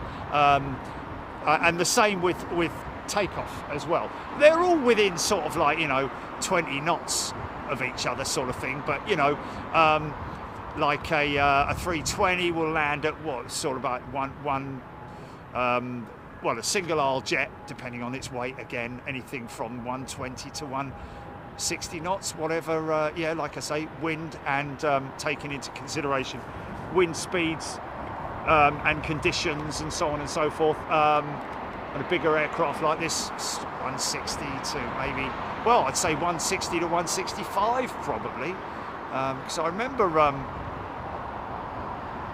you know, even 5 knots can make quite a considerable difference, because the aircraft will be set up based on its flap settings and all that kind of stuff. Aidan Campbell didn't get an email? For what? Oh, really? Oh, I didn't know that. Okay, so YouTube letting quite a few people down today. It's nothing to do with us, folks. That's well, okay. So he would even having the being a subscriber, Jelly, he maybe didn't get notifications. So you know, maybe both parts letting us down today. Then the app and YouTube. So sorry about that, folks.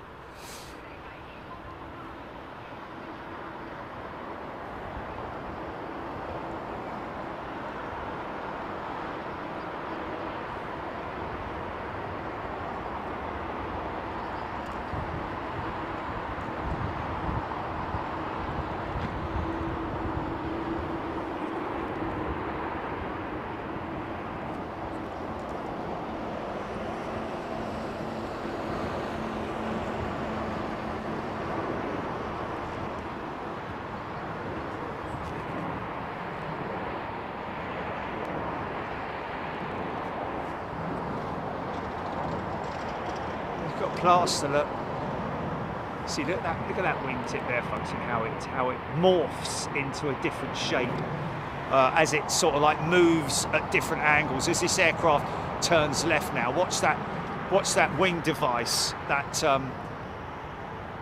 blended wingtip. Watch it change its shape. Look at that. Isn't that crazy? Isn't that crazy? Look at that. I always remember seeing that at Berlin, at the Berlin Air Show, in its prototype form, bolted onto the end of an A330 CEO wing, and nobody knew what it was for. Well, a few people probably knew, but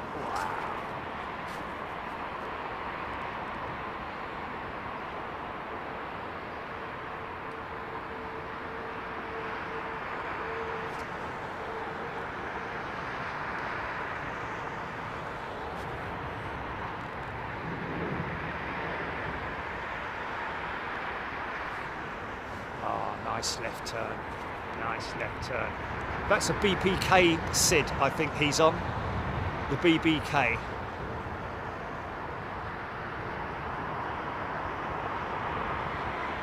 I think it's Brooklands Park or something like that. Bracklands Park or something. I know Brooklands is the other side over in Surrey, but it's a BPK SID, which you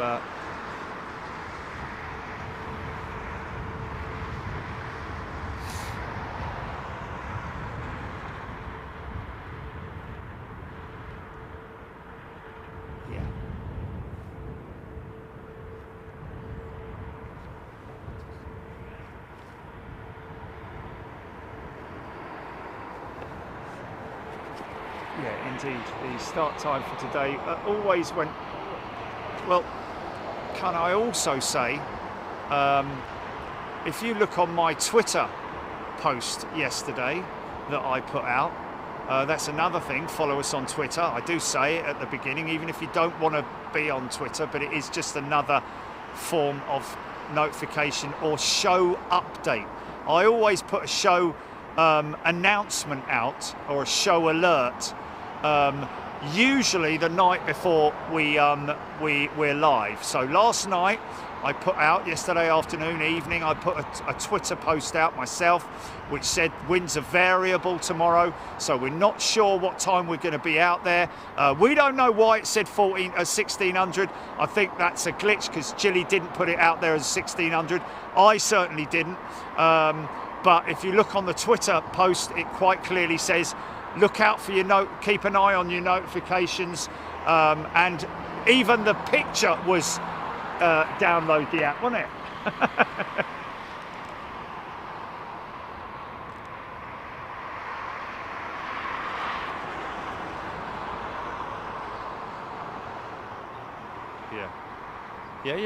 Yeah, 100%, man, 100%.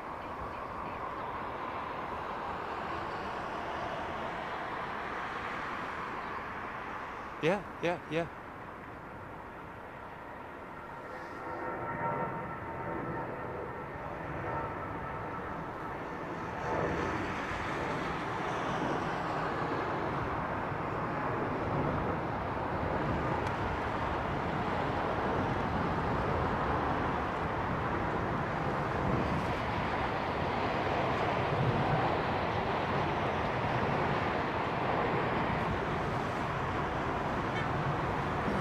real discussion there.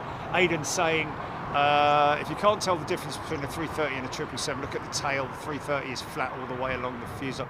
To be honest with you, I don't actually use that. I mean, maybe you do. Whereas the A330 is flat. He's saying it's straight. Let's see if I've got an example out there. I know what he's saying, basically. He's saying that it's, you know, if you look at the 350, it has an appearance of more of a flat line, but it doesn't, does it? It's, I mean, I know it's a 350 and a 330 are two different things, but it definitely, not sure. But anyway, the 777 and the 330.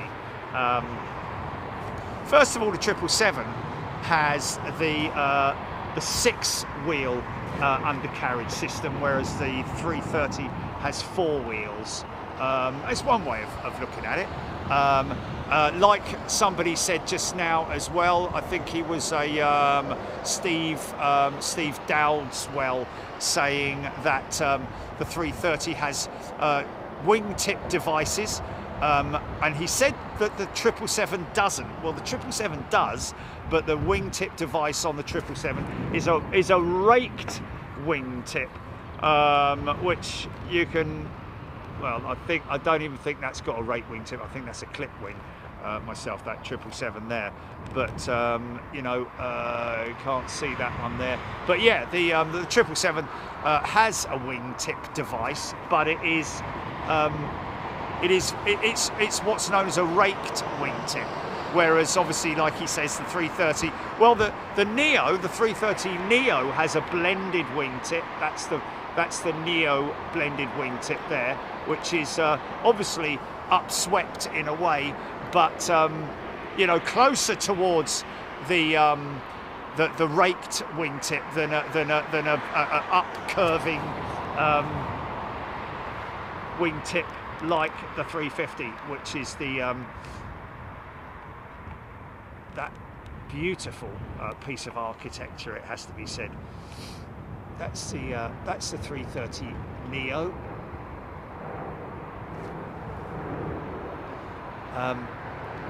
Yeah, I mean, there are ways that, you know, it's just one of those things that when you look at these aircraft for so long, so many times, you just instinctively know from a glance what aircraft type it is.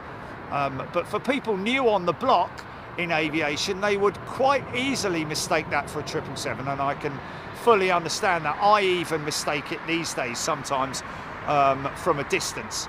But like that shot there, right there, that could be a 777 if you were asked.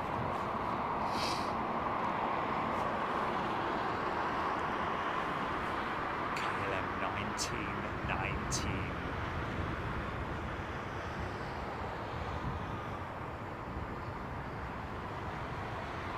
All like 330 versus 767, Aaron Thomas.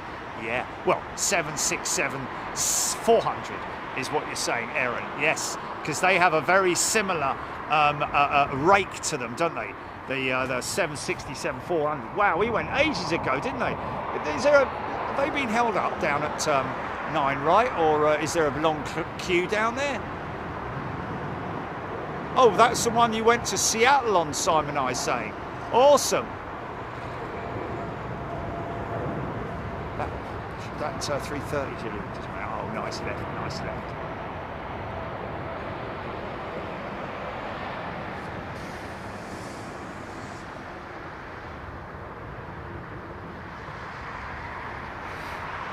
Cool. Well noticed.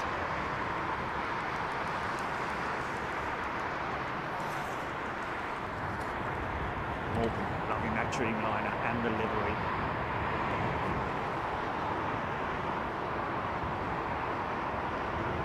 Joe Hemming's now got it down to a T, identifying jets. Is it possible to identify the engines by listening to them? That's a tricky one, really. I mean, yeah.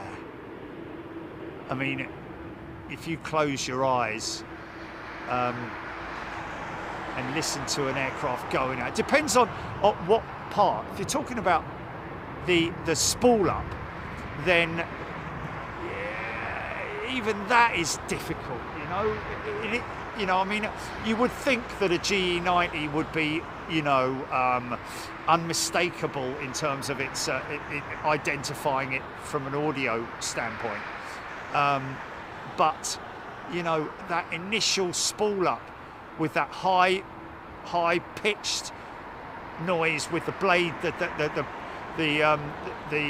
fan blades, the tips of the fan blades reaching the speed of sound, you get that high pitch, and that is kind of the only sort of like distinguishable part of an engine spool up. But as far as one sort of like taking off over the top of you,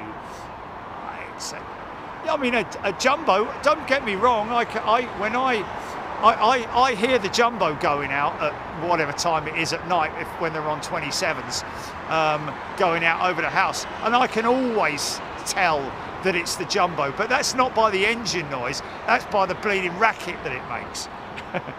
Because you can tell it's a 4-engine jet, and it's just, you know, it's louder than an A380. So, and also the 767, when that goes out over the top of the house on 9ers, that also makes a racket, and you can kind of tell what it is. 320neo, you can kind of hear that hollow sound of the engine when it's on the climb out.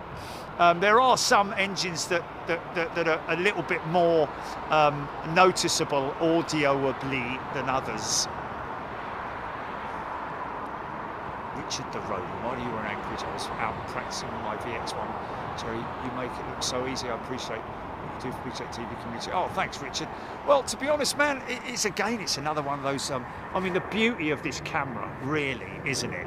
Is literally the fact that you just all it is on the screen. What setting you want it in, because it's a bit cloudy today. I've set it to the one with the hills and the little bit of cloud above it. I don't know what it is. What does it call it? The scenic mode, and then I've got a scenic mode, and the one with the little mountain and the cloud bottom right, and now it won't come off the screen. Was that on the screen there, Jilly?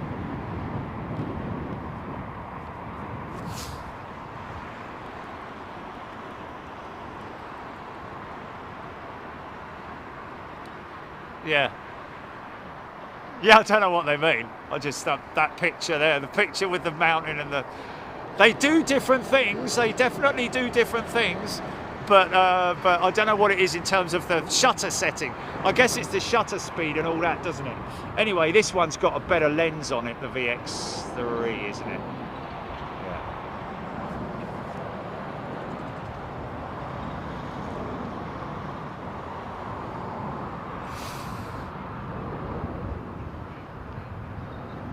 Something like that, yeah. Tony Rivers.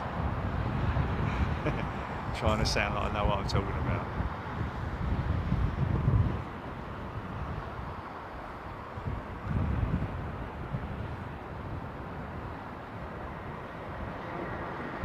€2 wings pushing back. Oh, was there? Oh, let's get this one when he comes down here, shall we? Let's just get that. We've got synced Euro wings pushback.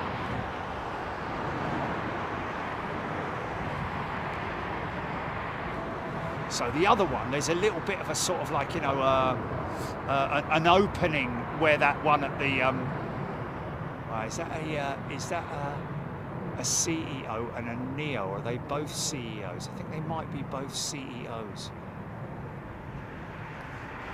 Oh, it's the Petra livery. Paul Skilling say. So now we get to get a good shot at it, a good look at it. Looks like she's had a clean as well, but this is somewhere that I wouldn't mind visiting. Is Petra being, isn't it like like a whole, almost like a town or city that's been carved out of the face of a rock, of the cliff side, I think.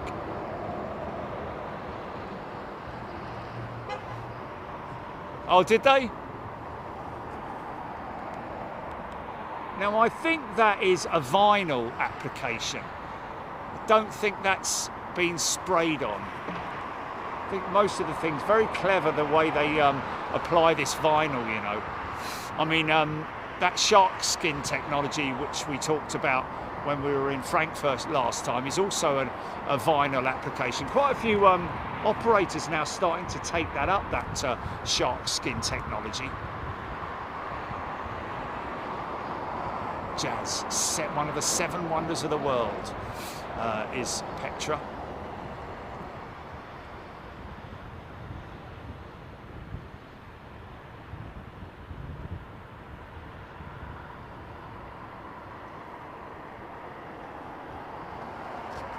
Andrew Trotman's got the same camera. Oh, it's just phenomenal. I mean, I'll be, you know, all these, when I'm interviewed by people and their cameramen come along, you know, especially, you know, the ITVs and the BBCs of this world, and they come along with all their big fancy cameras, and he's like, so where's your camera then? It's there, it's on top of the, what, that thing underneath the piece of, yeah, that's it. People are always amazed by the fact that I can go 0 feet to 38,000 feet in one easy run, rather than on big expensive cameras. You have to literally set the different fields in it, so it clicks from one and then clicks into another, and it's terrible. Tried that on so many different cameras when I started Big Jet TV, and ended up with this one. Just never, it's, you know, and it goes through a lot as well, man. I mean, from extreme temperatures, one end of the scale to the other, which you know about, you know, from the heat of Miami and Atlanta, places like that, to the cold extremities of Alaska.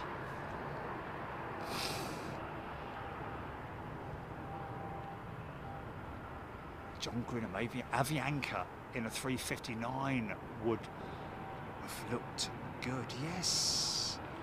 Kind of agree. That would look quite a decent livery, wouldn't it?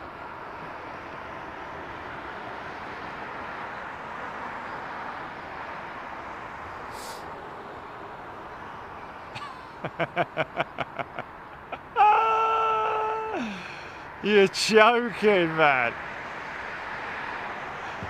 Oh, that's got to be Alan Partridge-esque, innit, Jilly? You know the sketch I'm talking about, don't you?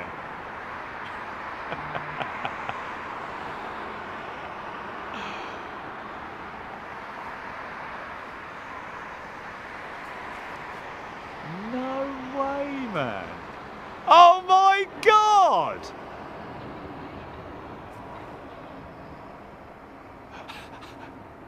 It's unbelievable. It's even got the fence that's supposed to be the new fencing going around the field, leaning up the fencing that fell on my van. That's unbelievable. Oh my God! Look at it's just absolutely insane, mate. Oh my God! The ILS. Is that a pony lying down in the? I just, Richard the Roadie, I'm just absolutely blown away by your diorama, mate. That's got to go somewhere. That can't be in your house.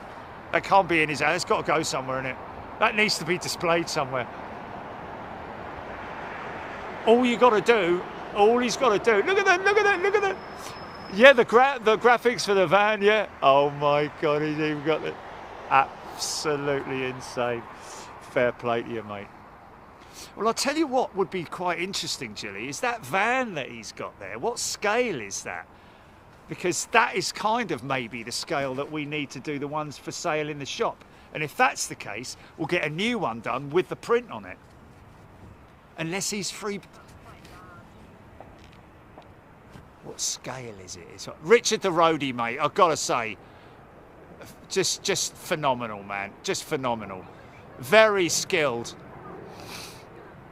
Yeah, my figure, my stance, that it is absolutely, you cannot in any way, we should show people actually.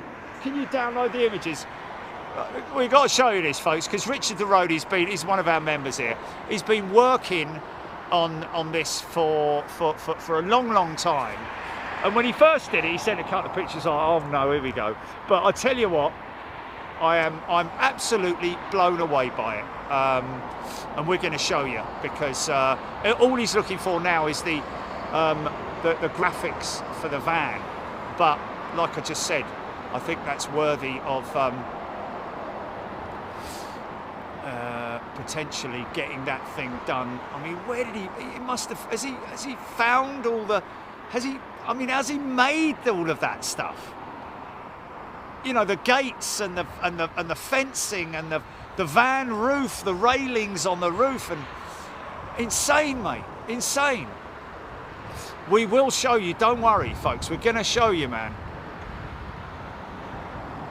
Is this their, okay, the 350? I think that might be the 900, is it? Or is this no, it's 1,000 in it. Look how long she is, man.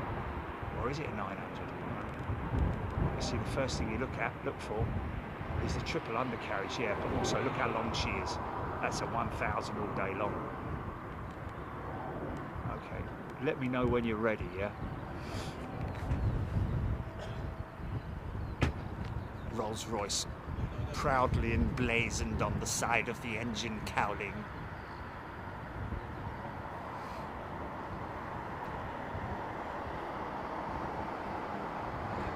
Absolutely incredible, man. I mean, I love it.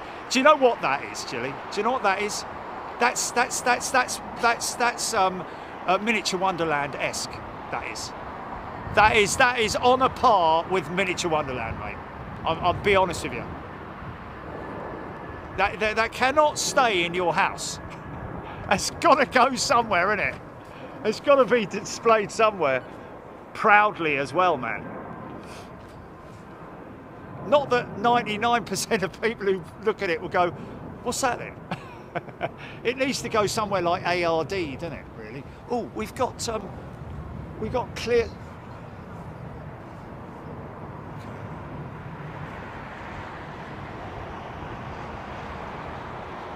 Catbox, 37, one of the prettiest liveries that match this pencil.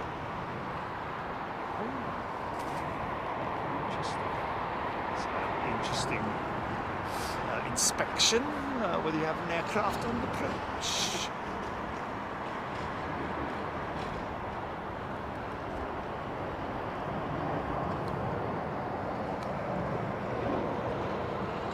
It's your blatantly, Cathay is beautiful.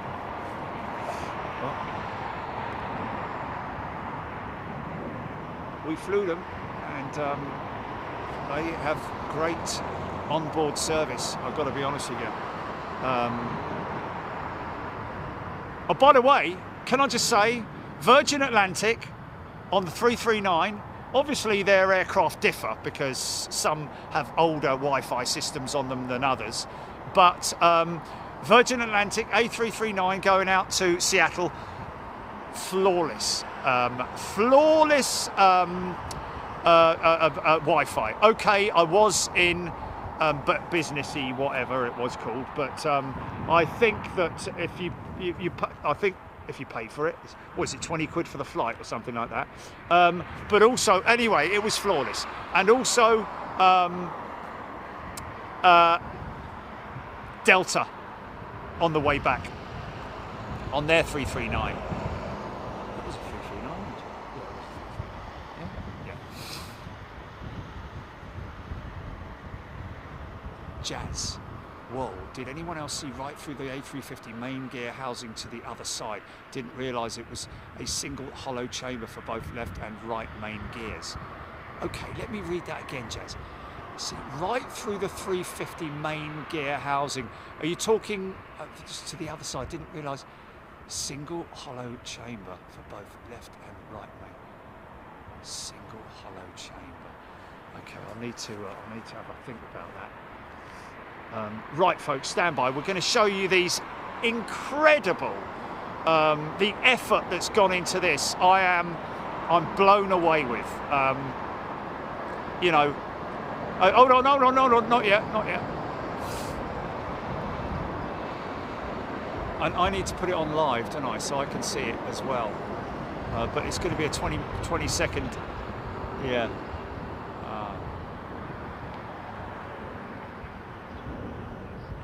Okay, I'll tell you what. Let's do it this way, Jilly, yeah? I will look at the email, yeah?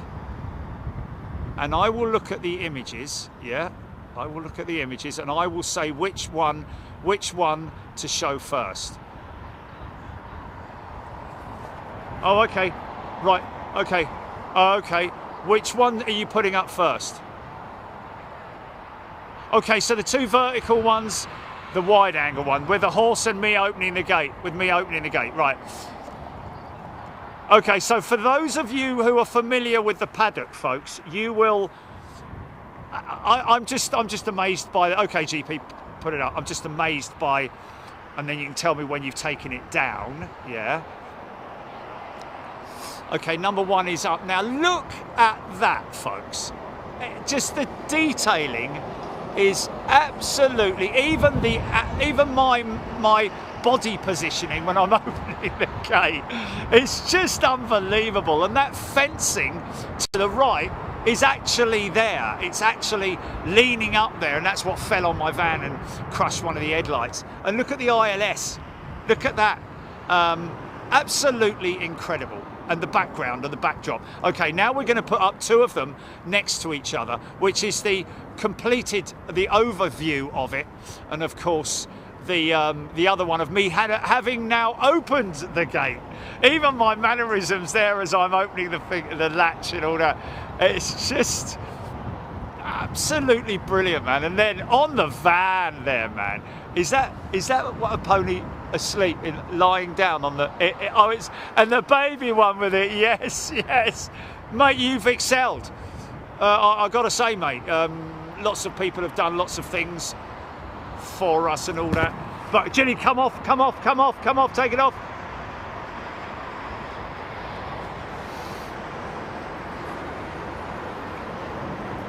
Unbelievable, man, unbelievable. Richard the roadie, you have an A star, my friend. Congratulations. Oh, a bit of a funky shot nearly there, look.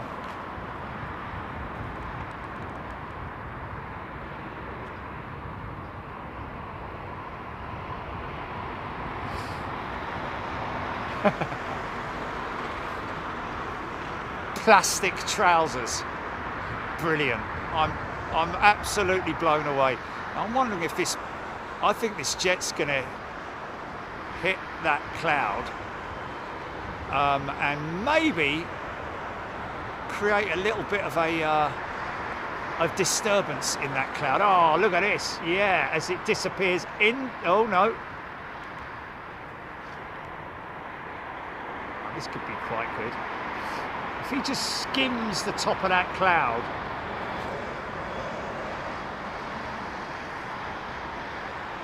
Or is he going to hit that cloud? I think he might. Left turn. Interesting left turn. He's gone, and he. Yeah. Oh, maybe not quite.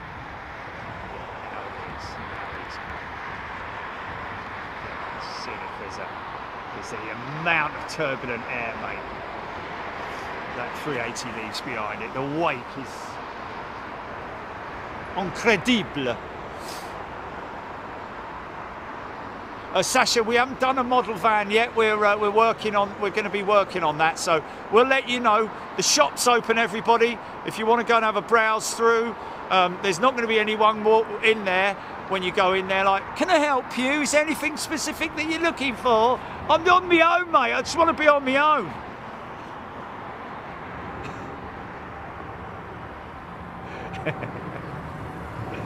Yeah.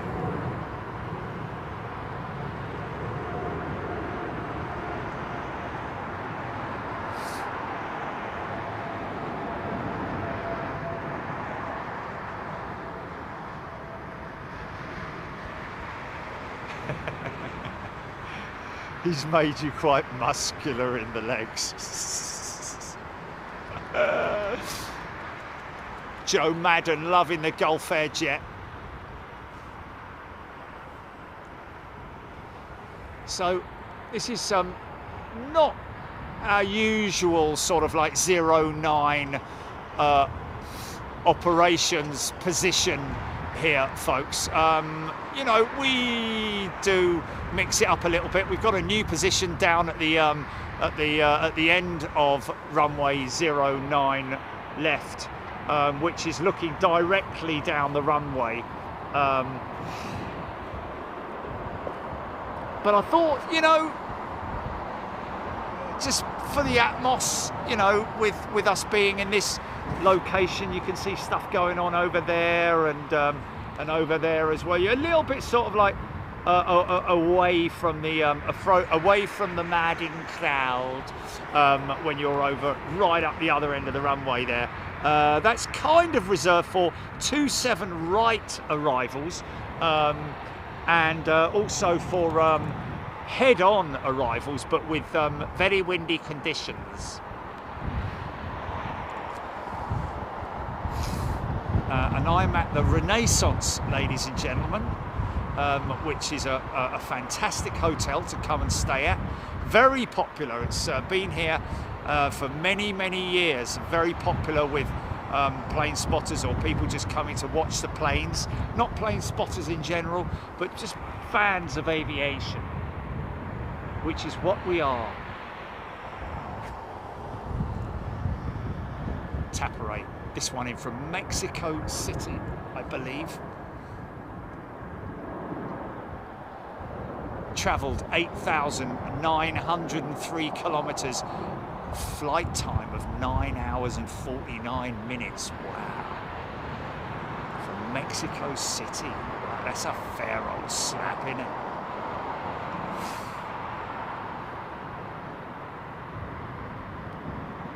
Avro Arrow, not yet, mate. Not yet. We've had a couple of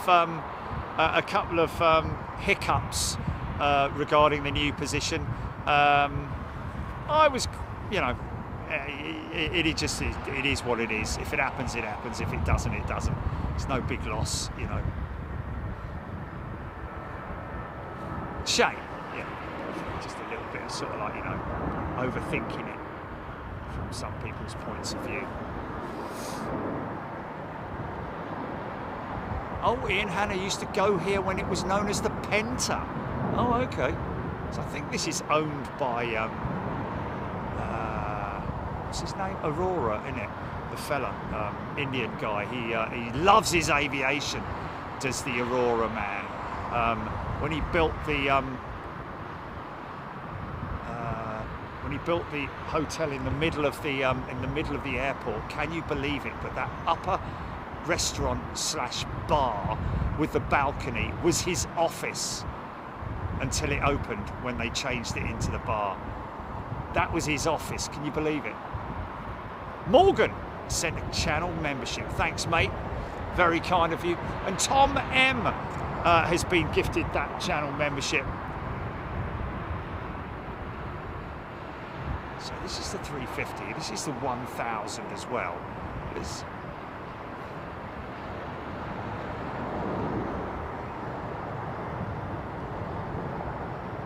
Oh, okay. X up Carl.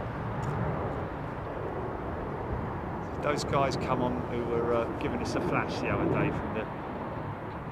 Let's just see what he's talking about with the, because this is quite well spaced. Definitely the 350 undercarriage in terms of its wheel spacing, but I'm not sure what he's talking about with the where you can see through to the other side. Can't really see that. Just purely down to the light.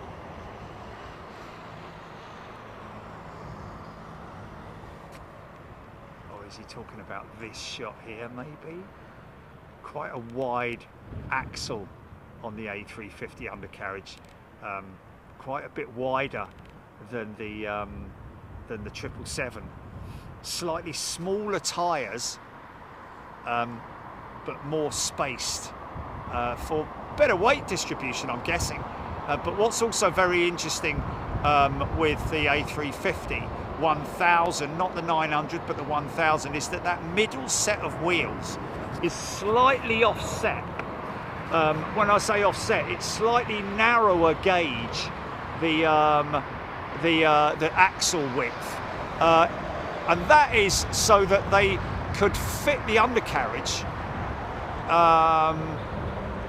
up into the undercarriage bay without having to use a tilting system, a tilt mechanism, like what they do with the 777 and also the 767, which is quite interesting, isn't it? So just different layouts, different systems. We've been invited to Turkey, folks. Came from Noon earlier on, Noor, sorry. Our friend from Turkish Airlines. Yeah, we've been asked if we would like to go out there and film the operations at Ataturk. What is it, Jimmy? Ataturk. Ratatat.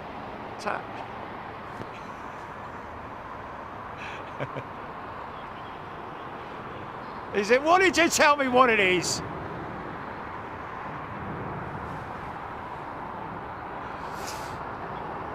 Rat-a-tat-tat.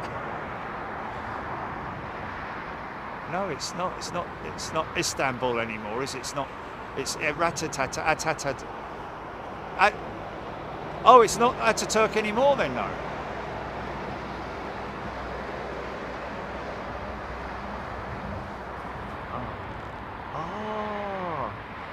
Oh, yes, that's right. Yeah, it's the Ataturk airport, not Istanbul, but it's in Istanbul.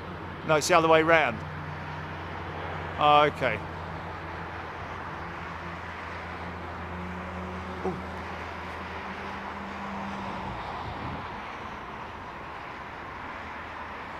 That's beautiful.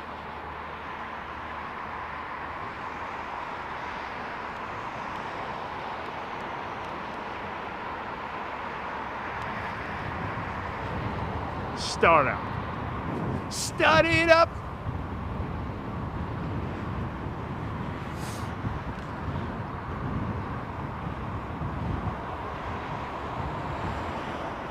Catbox loving the 350-1000's black cockpit lining. However, the old Delta 727s were the coolest. Oh yeah, some of those old liveries, man. Delta. American, United, all before the mergers and all that kind of stuff.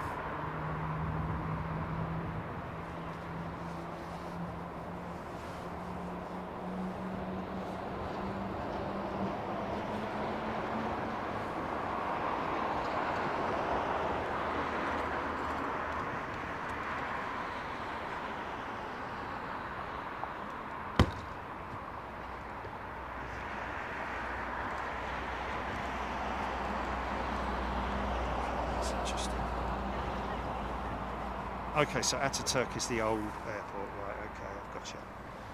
Radio, then. Let me just. Whoa, easy, son. Just take this lead out here and feed it through there. Stand by. So it's kind of.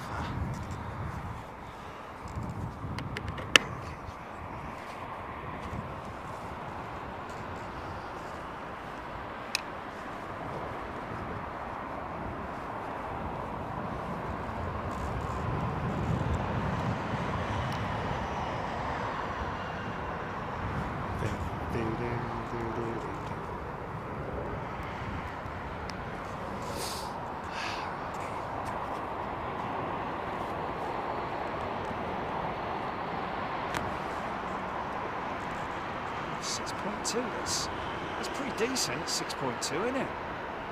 It's not anything to, you know.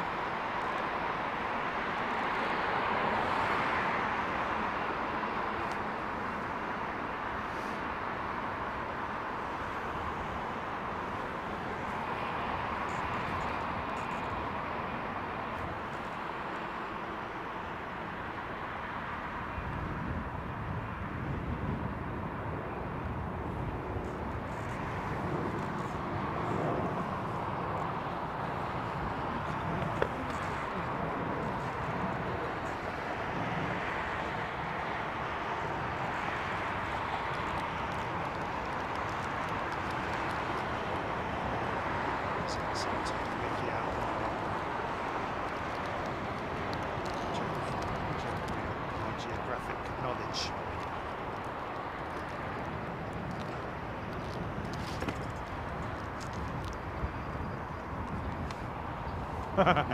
or lack of. Yeah. Well, I kind of know where places are, just sometimes I get a bit confused.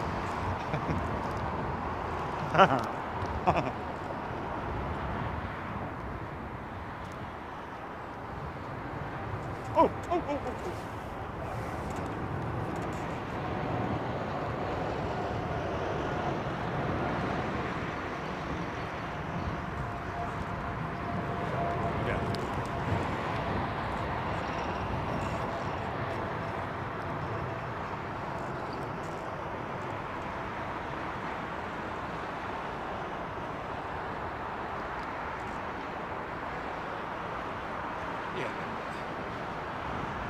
It might be called Turkey now, but it's still pronounced Turkey though, isn't it?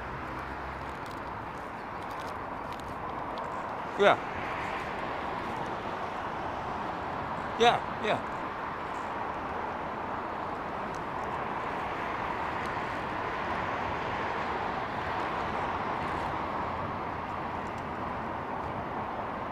No. In France they call it Francais.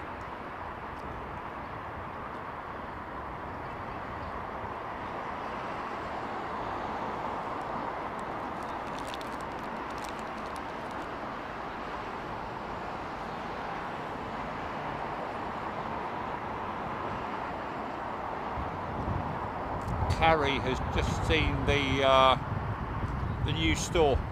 Thank you, Carrie, saying it's good. Appreciate that.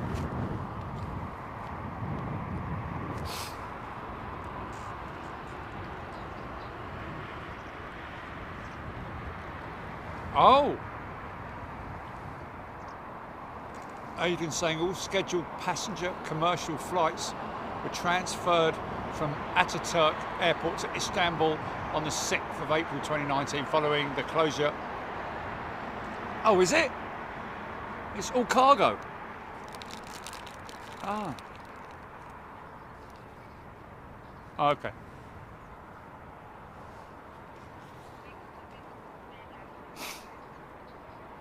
Right. Oh, okay. Aidan Campbell, Ataturk is currently in use for private jets.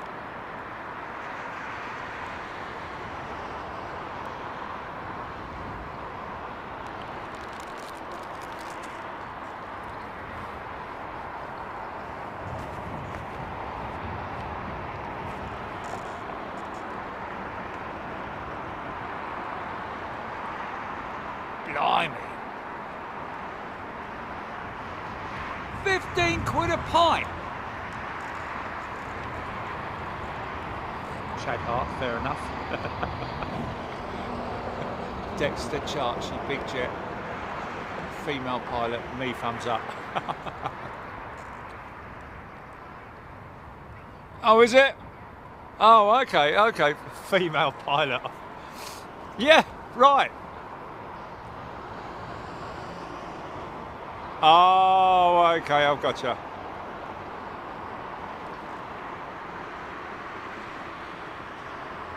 Yeah, going to be back on Westerlies. I think we're going to be on Westerlies on Sunday.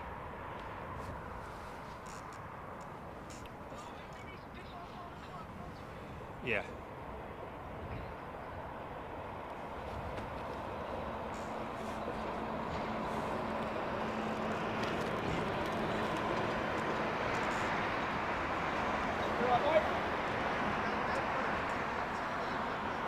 Awesome. Oh, right.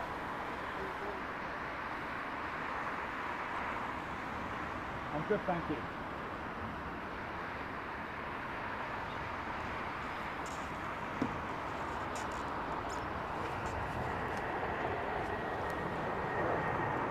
If you're still around when I finish, I've got stickers.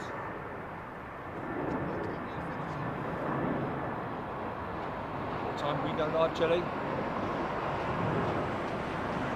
1, 3, 4, 4, 5, something like that. Oh, okay, cool.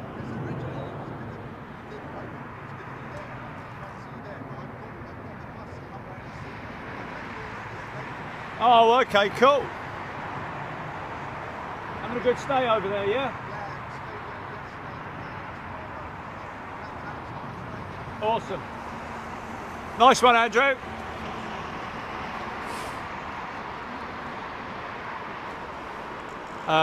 No, I didn't, no. Just to say we've received it, thank you very much. It sounds really interesting. And yeah. What can you ask? Can you just ask her? Would this be airside? Because I mean it's a fair old way to go, isn't it? But would it be airside? And if so, we can put a storyline together for them. Oh.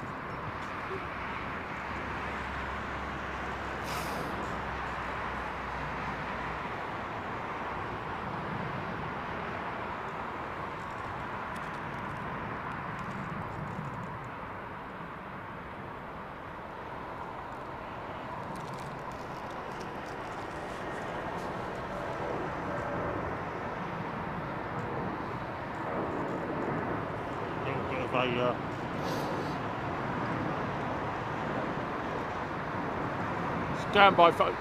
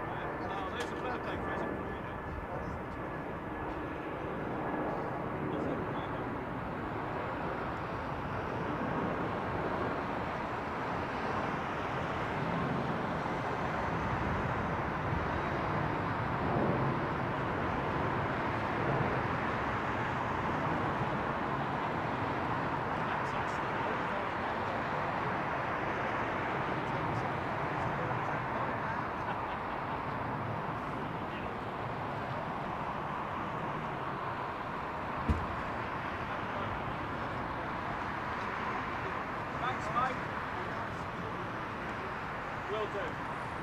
Thanks, mate. Hopefully see you up at Lakenheath sometime. Me and all.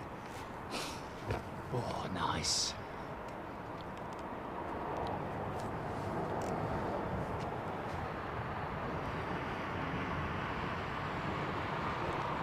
Bruce Fine just bought a t-shirt from the shop Fast and Easy. Nice.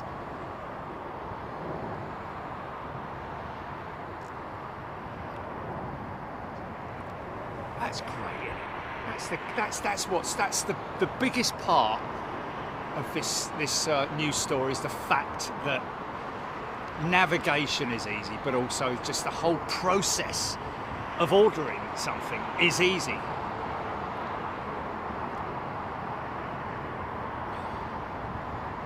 Thank you, Tapare. This one in from Haneda. Total length of distance of 9,626 kilometres. 13 hours ago, ladies and gentlemen. It's a long old trip, man. That Hong Kong to here, it just feels, you know, Tokyo or Hong Kong, either of the two. It just feels so much longer on the way back than it does on the way there. I mean, it's 14, isn't it? Hong Kong, isn't it? 14, something like that. And it just goes on and on and on. You look at your watch and like, oh my God, we've still got 6 hours to go, man.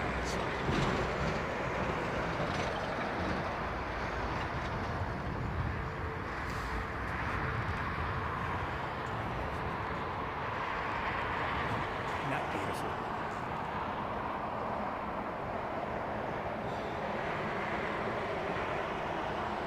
Funky pint glass. Fair play.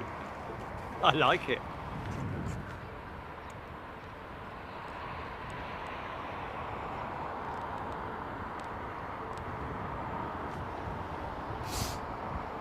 What, any builds, Craig?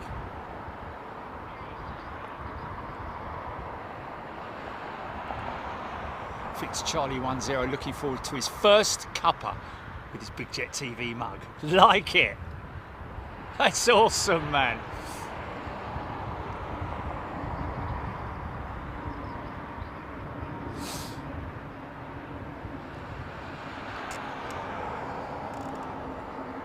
Tony McCall having a conversation with Stevie B. I think the flights will go ahead. I think this is something to do with global, isn't it? Because he says High Fly are vastly experienced in running this type of service. Whether it's sustainable or not is another matter. Yes, yeah, they are, you know, massively experienced in it. I would imagine, would I be right in saying this, but would High Fly also be managing the and organising logistically the airport staff? Do they do that as well? You know, the check-in desks. You know, are they going to? I don't quite know how that works. You know, a High Fly responsible for that, or do they just do the cabin crew, the flight crew? I think they're called a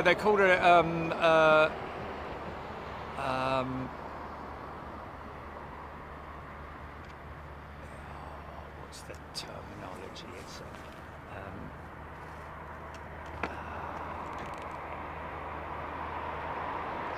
ACMI, Aircraft Crew Maintenance and Insurance, is basically what they are at High Fly, and very, like he says, very apt and good at leasing aircraft and providing wet leases and stuff like that. So, in other words, it'll be under the name of Global, but the operation will be by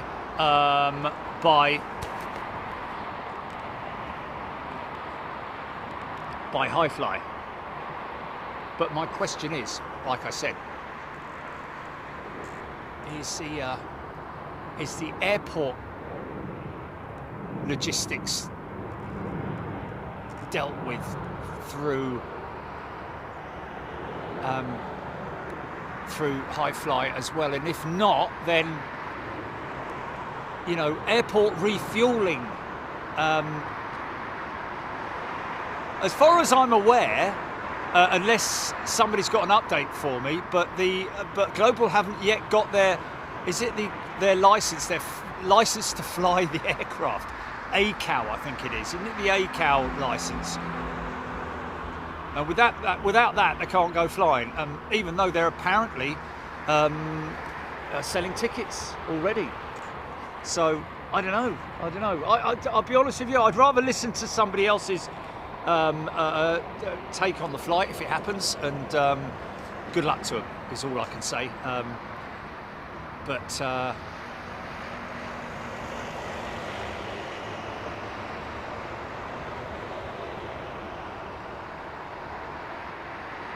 That's very true, Brandon Rabbit, or Rabbit. Sorry, Brandon, not Rabbit. Sorry, it's like Mrs. Bouquet, isn't it? My apologies. Why did Global Airways hire flight attendants? He's right, you know, because that's what maybe they said that they had, but they really hadn't. Maybe that was just sort of like before they realised that they needed an ACMI to run the business, basically run it. But you know, in terms of the flight crew, cabin crew, etc. Good question though, Brandon. Oh really? Who's that? Where?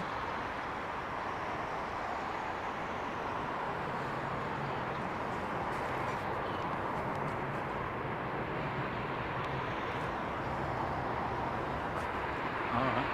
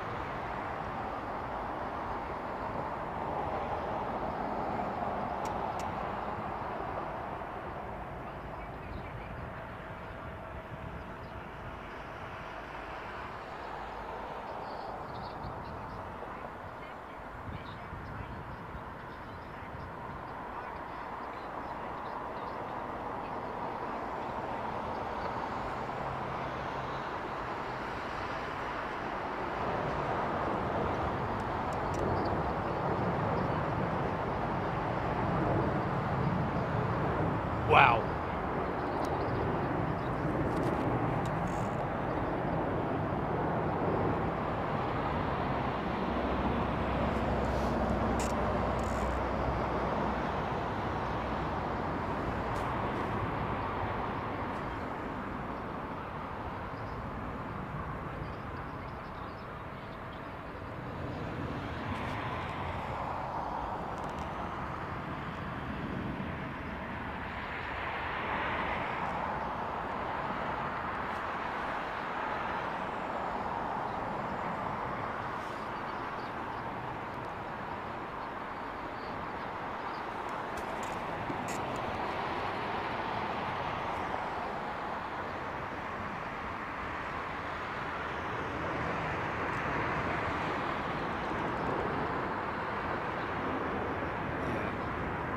Yeah. Wifey. Yeah, I'm agreeing with everything you're saying so far. Yeah, it will be. Yeah.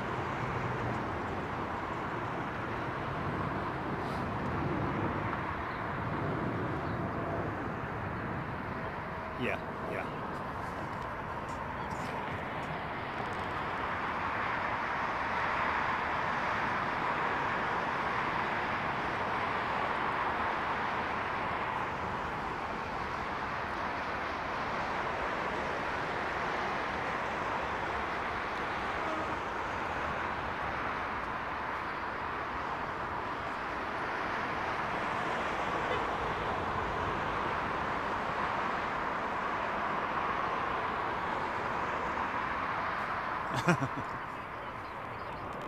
Oh dear. Oh, we could have a... Are we on for a funky shot here? Yeah. Are we on for a funky shot here? Kinda. Yeah. Oh my goodness me, yeah. It looks like someone's made it up in their back garden or something like that, you know, in their shed or something. Yeah. I can imagine exactly what it looks like, mate. Yeah. Yeah, Dutch Aviation Army, good afternoon to you. Yeah,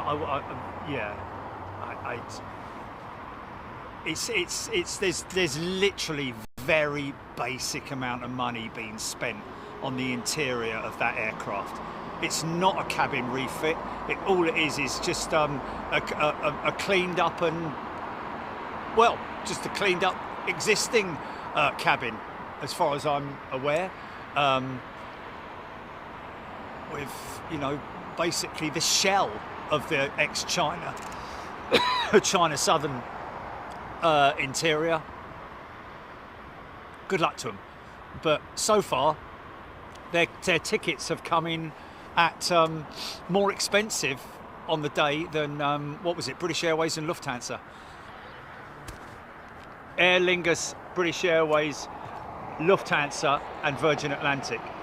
So the global airlines sort of, like, you know, will make it a lot cheaper and your experience a lot better. Well, good luck with that, because I hope you got the IFE working. That's a big task. That is, getting the flight entertainment system. No, it's not the best time to launch it, mate. Not when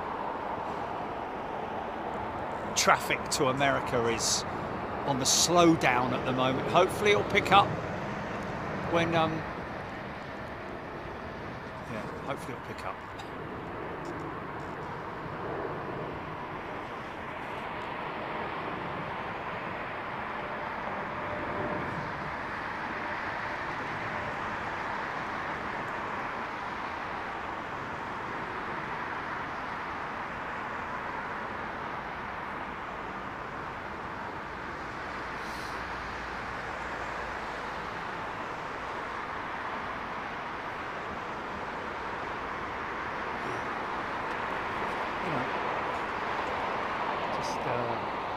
Yeah, somebody mentioning just now also, why hasn't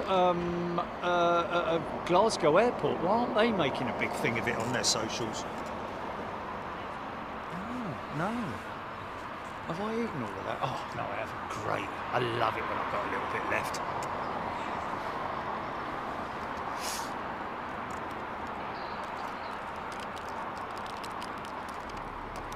Ooh. Oh, wow. Did you feel that? Did you feel that? That was that.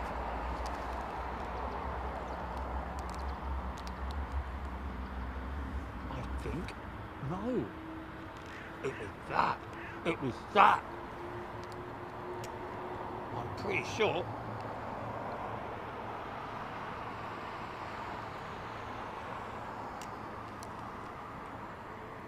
See how bassy the XWB engine is when it starts up, man.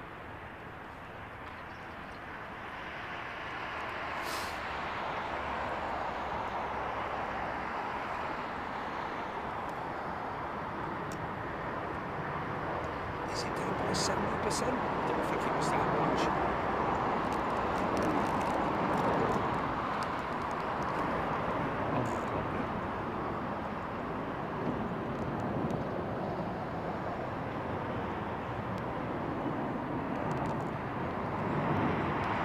Doesn't care about people's feelings.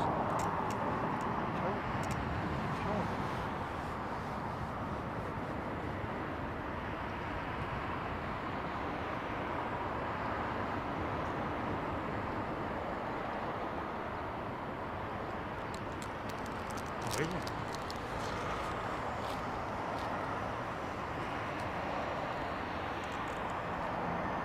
Bimon's display jet from Silent, 8,045 kilometres, 10-hour 51 flight.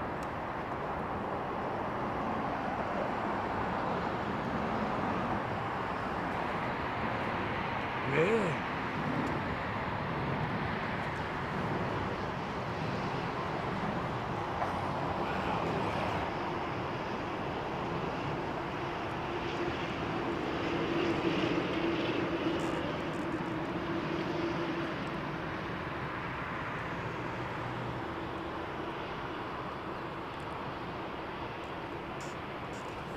Lots of people new to the channel maybe don't know about the scalloped trailing cowl on the Dreamliner.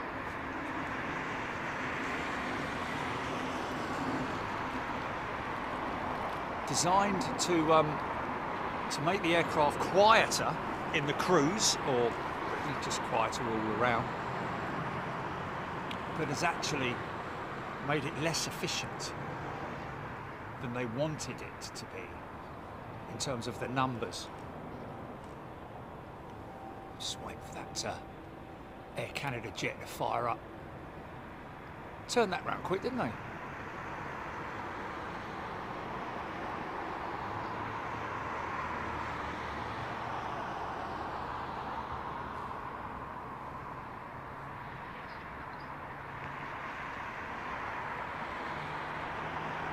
Oh yes, I like that. X up Carl, the pastry cutter.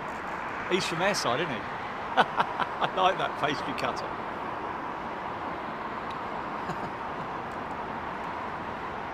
Make some nice jam tarts.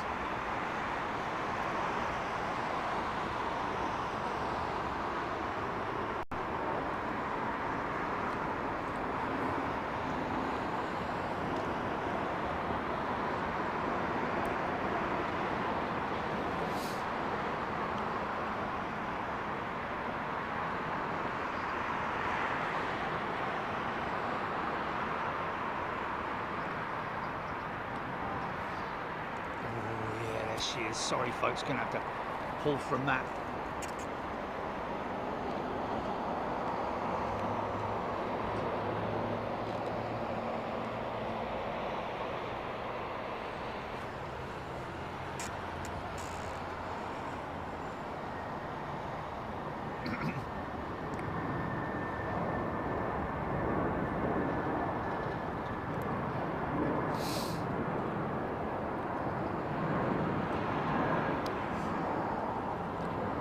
Well, Chicky, probably, mind you, 22nd of June, when are we going to blah blah? Oh, 27th, okay, so yeah, more than likely, Chicky, I'd imagine, we'll be around. That, ladies and gentlemen, is the Singapore Slinger.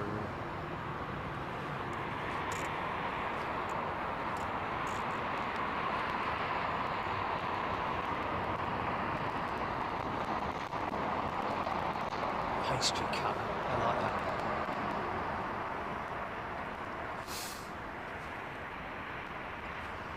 Nope, Boston is 27th. Look after her, don't prang her, mate. Take good care of her. Is there a little bit of heritage right there? It'd be terrible if they had to change the nose on it, wouldn't they? It would just like ruin it, completely ruin it. They put one of their stock BA noses on it as a spare because that one got damaged. Unless they do have a spare, with any luck they do.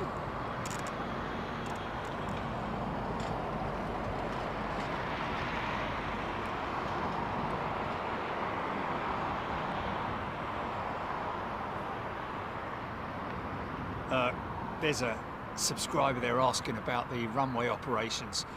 And that's something that so many people don't know, and it's not a silly question because, you know, people expect it when they're on 2-7 operations.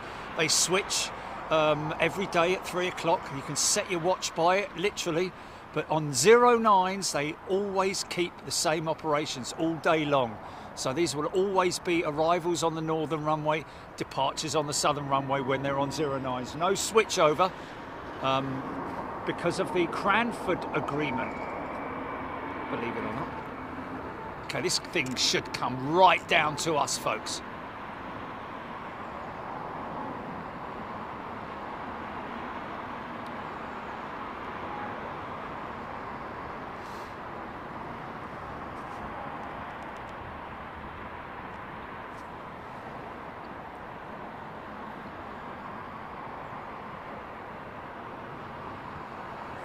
Still tanking it, man. Bringing it down from, what's that, 100 knots, 80 knots, 70 knots, 60 knots. Oh, he's going to make that, is he? No, he's coming all the way down the end. Get it down to like, he's still about 30 knots there, down to 20.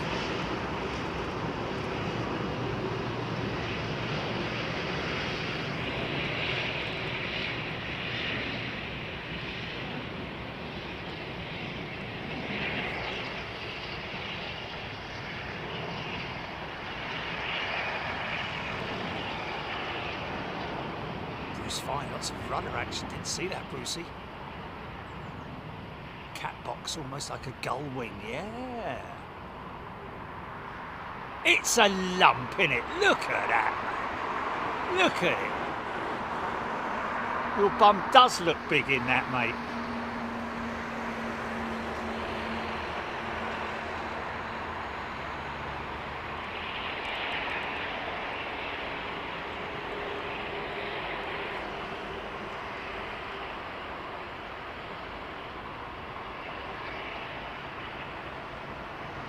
Oh, I wonder whether that would work.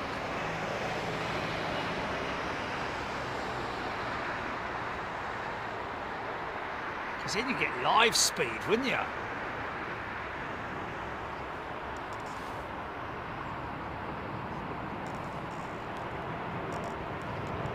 Yeah. But you have to have a clear view, don't you?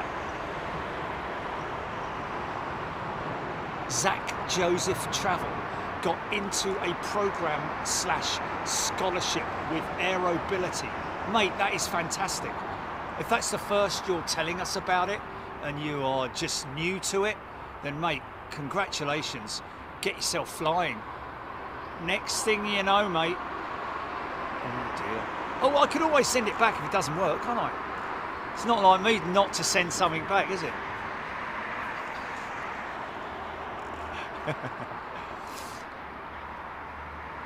Peter Gourlay, she's no 747. No, she's not. Nobody's pretending that she is. but she's the again, I guess she's, well, you couldn't say the modern day equivalent because you've still got the 747-8, haven't you? I'm not a big fan of the 747-8 passenger variant.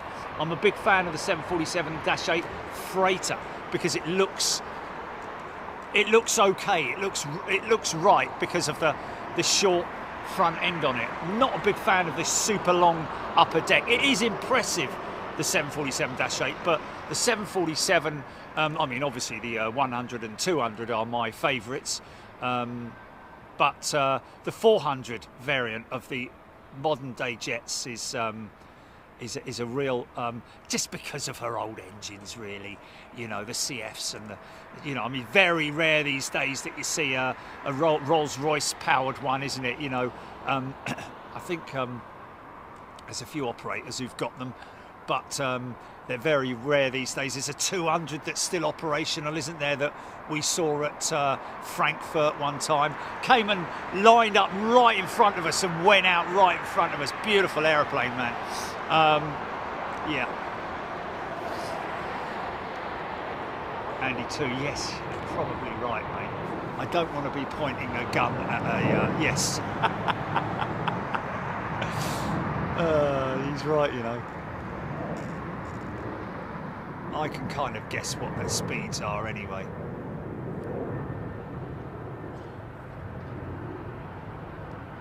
Alan Q, good afternoon to you. Stone Man, GD Stone. Oh, who can't be? 707 and VC10. Stone Man, yes. Quality, quality. It's crazy. What's his face? The fella on LinkedIn that I followed, Shay Oakley, put up a beautiful picture of a Coronair, a Convair C990 from a Swiss operator, pictured in Switzerland. Absolutely beautiful example, wonderful livery. Yeah, look up Shay Oakley, S-H-A-E, I think it is. And then O-A-K-L-E-Y, Shay Oakley on LinkedIn.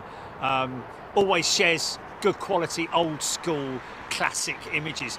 And what was interesting was that there was a Royal Air Maroc 727 parked up close by to this Coronado, which I think was taxiing actually.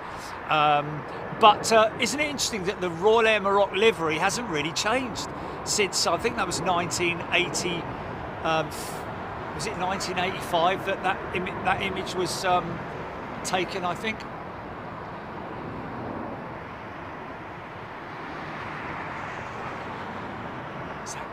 Zach Joseph Travel, he's saying SAS. Is that with SAS, Zach? Look at him up there, enjoying the thermals or whatever there are. Look at him. Can I get him?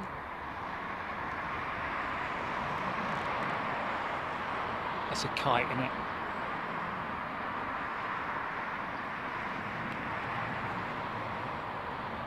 Wow. Now, you know what's crazy? I've seen these things dive, man.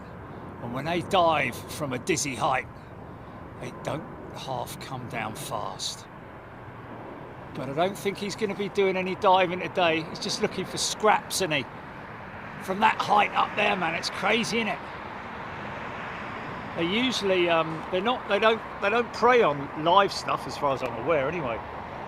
Mainly scraps and things like that.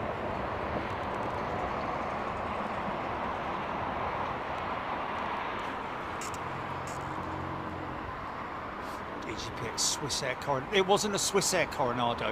EGPX. It was a Swiss operator. It wasn't Swiss Air. Oh look, we have a 767 start up head on. Looking for Mises, he says.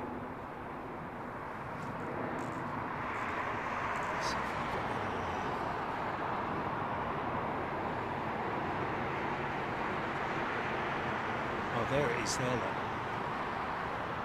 Okay, so this is, the image is of a magnificent photograph of Spantax Convair C990. So it was Spantax. They used to fly into Gatwick, Spantax Coronados, and they, oh wow, it's a big push all the way round. Oh, it's a Spanish charter carrier, not Swissair. It was pictured in Switzerland, sorry. My apologies. And, Spantax were a long-term operator of pre-owned 990s, which would have come from Swissair, I'd imagine. I seem to remember that there were quite a few of those 990s parked up in Spain. It literally just sitting there rotting for quite some time, not up until not too long ago. Let me just show everybody there, because that's what I'm talking about.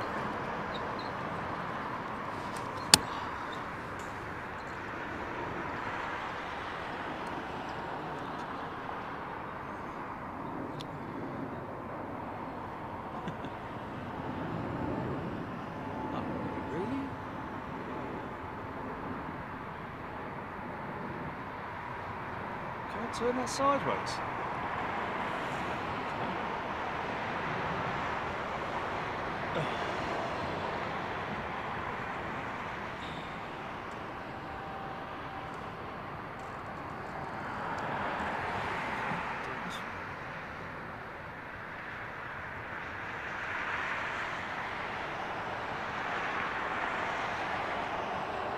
Okay, I'll show you.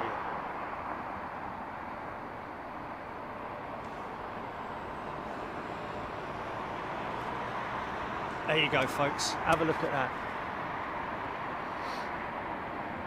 Isn't that beautiful?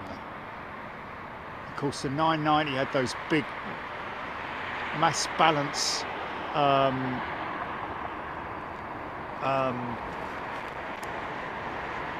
canoes almost on the wing, didn't they? Which were actually to improve the airflow, but were also used as fuel tanks if they were needed.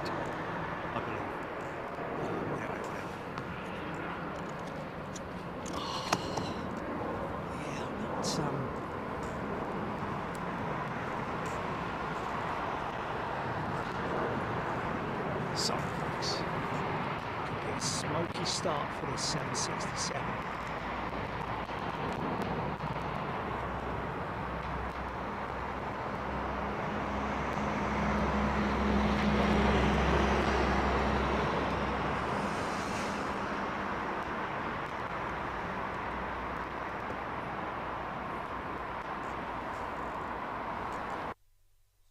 DC-8 copy, yeah, in a funny sort of way. All at that era of aircraft, 707s, DC-8s. I think that's partially why Boeing did what they did with McDonnell Douglas, because McDonnell Douglas, having produced the DC-8, a very, popular aircraft from both a passenger and freighter point of view, and then of course the DC-10. I think that's why Boeing ended up, buying them out, because they were just nervous about McDonnell Douglas becoming the front runner. And the rest is history and kind of speaks for itself. But what's amazing, I think that Coronado is what Elvis had and is parked up at Graceland along with his private jet. But it's amazing when you put one of those, which is 4 engines, up against an A321, and the A321 dwarfs it. It's amazing. You look on those aircraft as like big, super long-haul jets of years gone by. The early years of aviation. I think the 990, they tried to make it the fastest jet across the Atlantic, and it never panned out. They did it once apparently, but other than that, beautiful ANA triple. Still got his reversers on at that length. big old set of GE90s.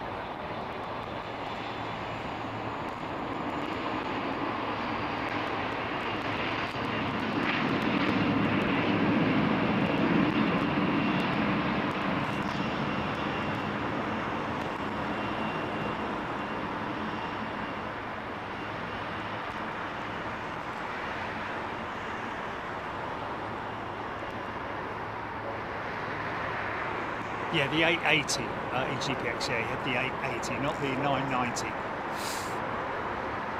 Not the one with the big, to be honest with you, the only real difference, I think the 880 had different engines than the 990, maybe, I don't know.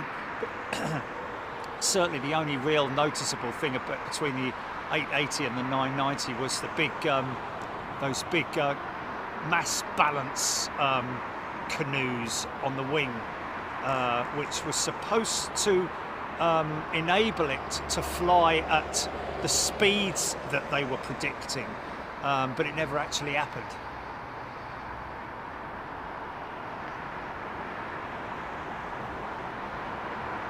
Yes, I read about that, Tony McCall. Panasonic are starting to integrate a form of flight radar 24 into some aircraft's IFE now. Yeah.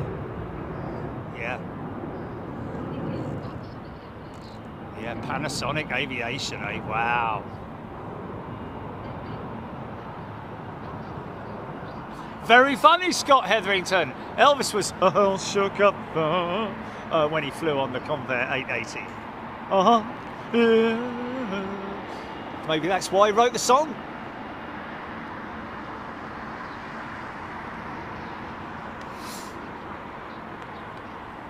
Yeah. But why are they doing that? Because the current system that they run is perfectly good, isn't it? Yeah.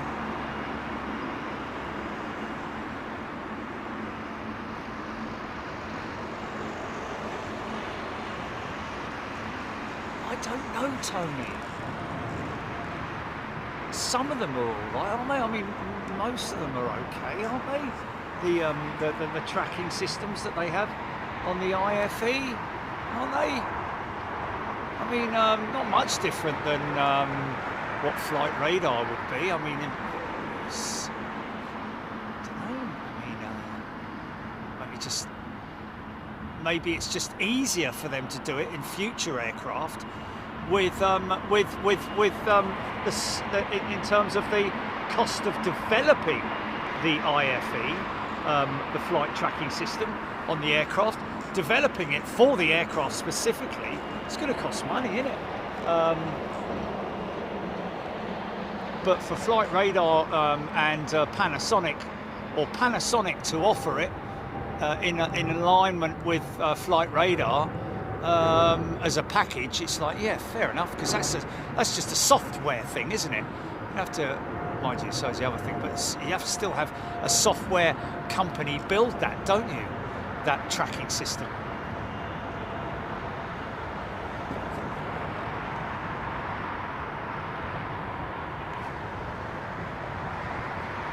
See, that stage of a 777, you could tell that it was a 777 in terms of the GE90.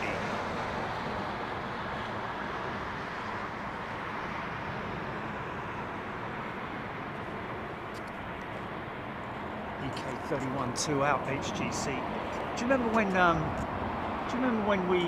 When Emirates was bringing its 777 in here? Post-pandemic, wasn't it? It was pandemic, and then sort of like between lockdowns, and then it ended, didn't they? Stopped bringing it in after a while.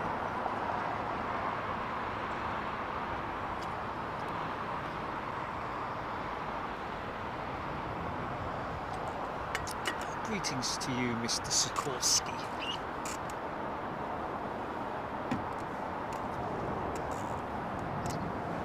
Oh, what a blessing my soul was wrong me. I'm in love, fuzzy tree. I'm in love. Angry, angry, very angry. I don't like pulling this thing along here. I wish someone else would do the bleeding job. Got a very long chin I have as well. Oh well, I'll have to do it then. It's a cartoon character, mate. It's definitely a cartoon character out there somewhere. Ah!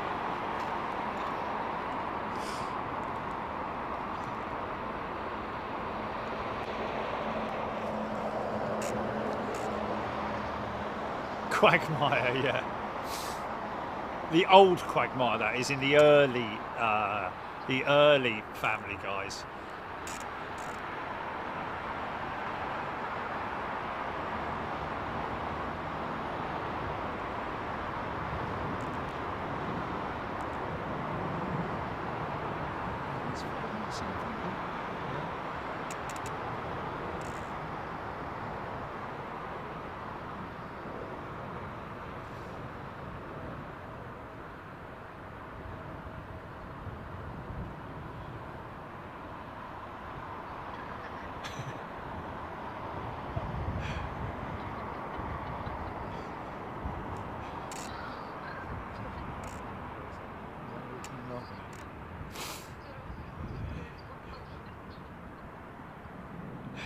Very funny.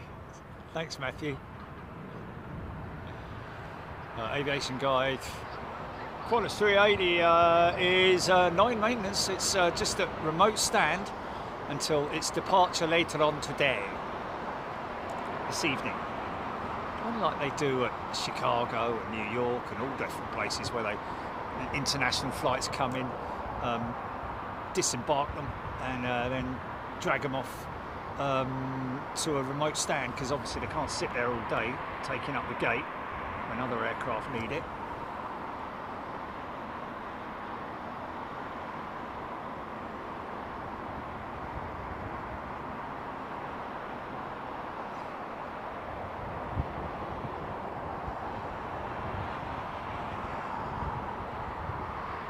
The Jimmy Hill of ground vehicles, Peter Chilton. It's quite funny, actually. You've got to know who Jimmy Hill is. Of course, a lot of people do from sports days.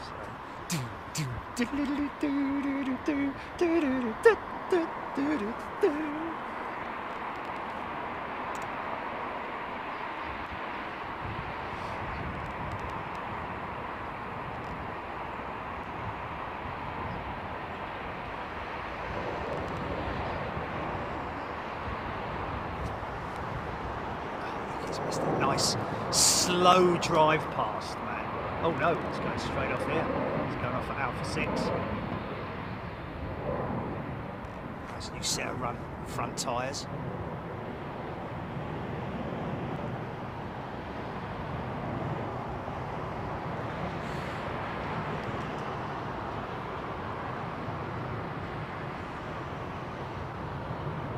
Grandstand, yeah, sorry.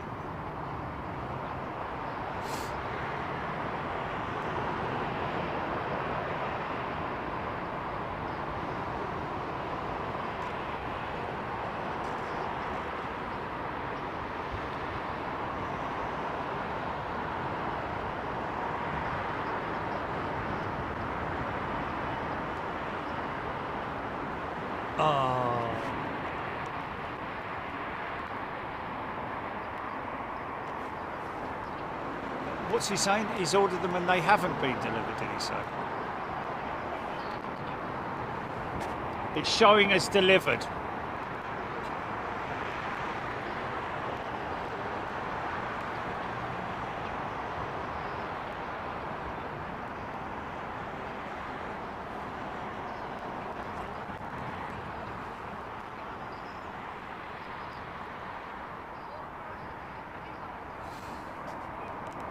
Okay, have you told him that? Okay. And who is it? Okay, Electric Mike, he's probably out there at the bins now.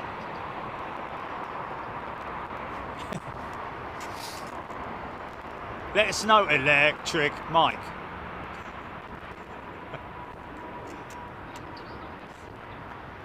And he doesn't live on Electric Avenue, no. Be good if he did.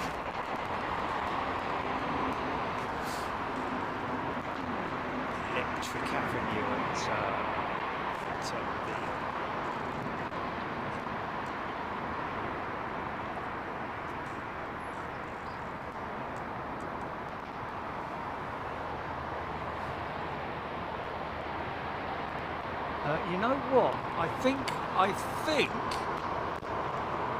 that the 380, as far as I'm aware, I know it sounds crazy, but I don't think the 380 has a gear steer on it, like the 747 or the 777. I don't think so. So it's quite a heavy mechanism, isn't it, to incorporate on an aircraft. And when a main gear system, you know, weighs in excess of 35 tons, you don't really want a lot more ancillary gubbins on the undercarriage, do you? So I think they've just designed and developed it in a way that it doesn't actually need a gear steer on it, I don't think.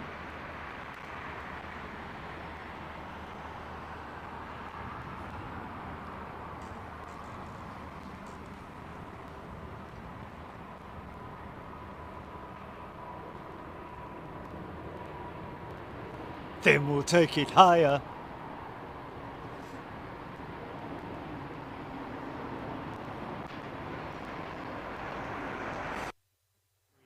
Do not, thank you.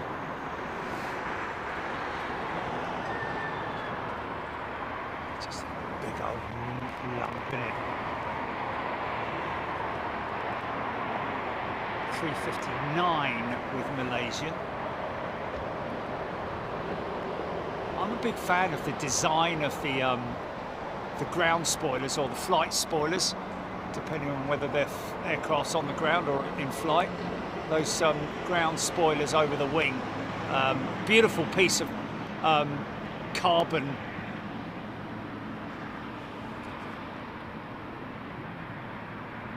It's a composite, all of those pieces are composite. I think the flaps are composite as well.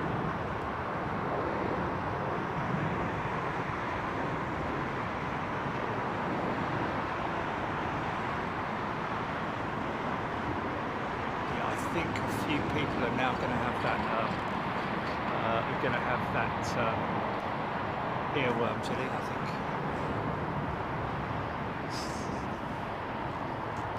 Diddle-it-dit, diddle-it-dit.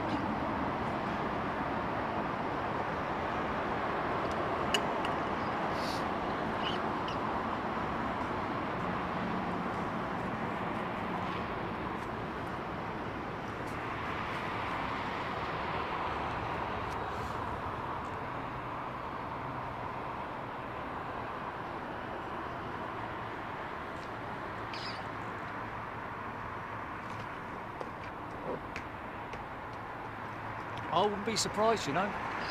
I know more about poping than anybody knows about poping.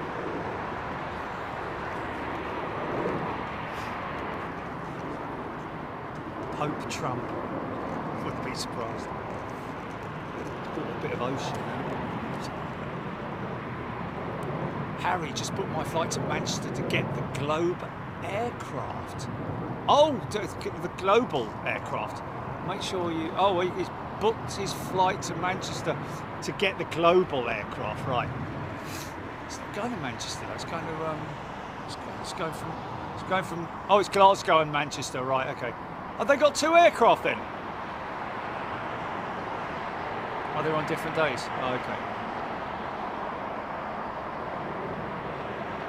I'm intrigued, man. I'm going to be watching that like a hawk, mate, to see what transpires. Wish them all the best. Wish them all the best, man.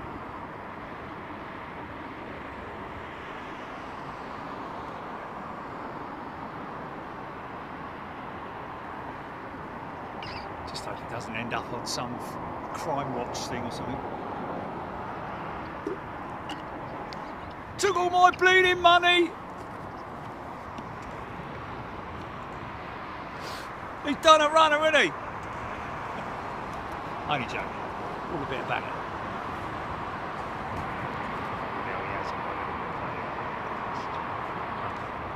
La la la la la. Oh, nice!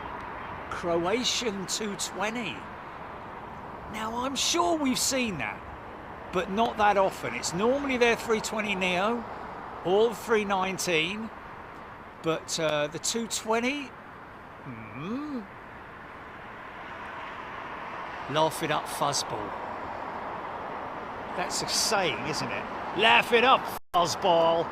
That's matey talking to what's his face, isn't it? You not talking about Jilly or not? The Wookiee, yeah. This old matey saying, yeah. Hans says to Chewie, yeah, that's it, yeah.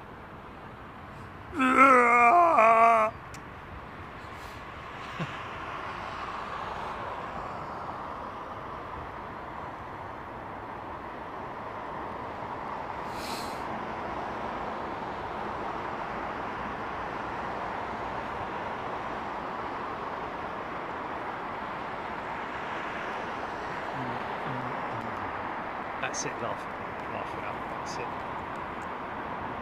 Just Mr. Fuzzball.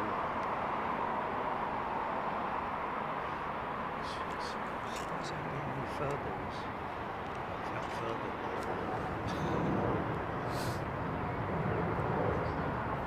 John Graham, Croatia 319 must be very old now, yes. Paul Skilling's gifted a channel membership. Thanks, Paul.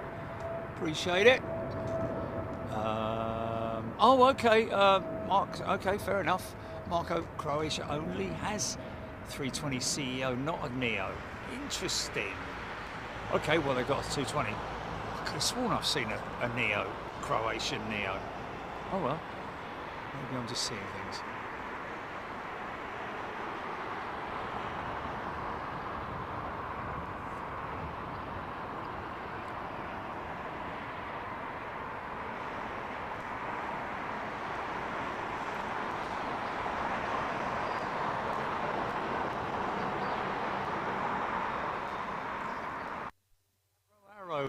GP audible often throughout today's show. How is that?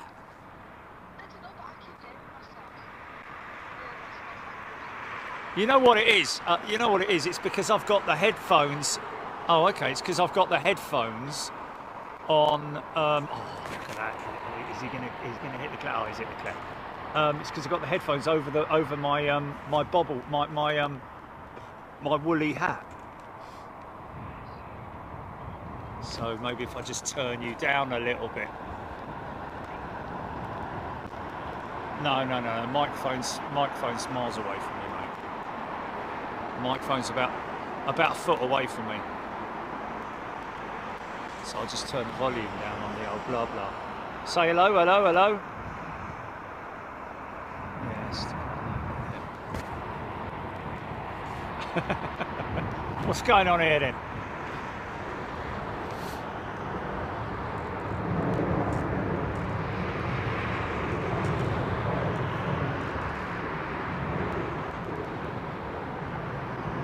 Jeff Hammond, Flint Hills Model Railway. All my hearing suddenly improved. Margaret Aston, haven't posted since last August. Been ill, but I've kept up membership as I missed you. Oh, nice one, Margaret. Great to see you, and I'm hoping that you are now well and happy and better. Lovely to hear from you.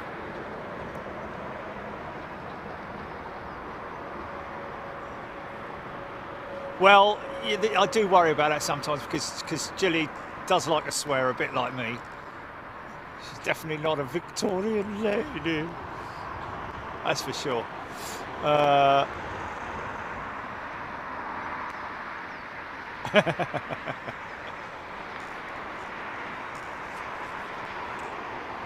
We're gonna get down to everything. Oh, look, lifty in, lifty out. There's two we've seen today, Eurowings and Lufthansa. Oh, okay. Now these are Pratt & Whitney engines on this triple. They turned her around quick, didn't they? She came in right at the beginning of the show. Wow. Yeah, these are Pratt & Whitney, so they won't make a great amount of noise.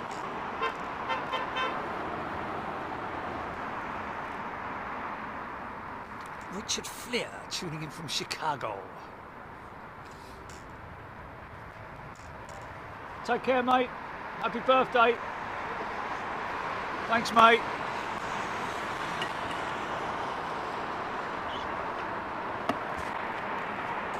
Nice to E2 jet.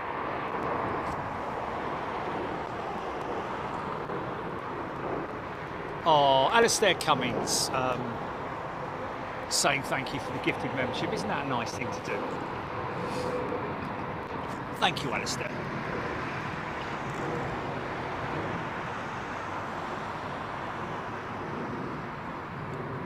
CG Hill, good afternoon.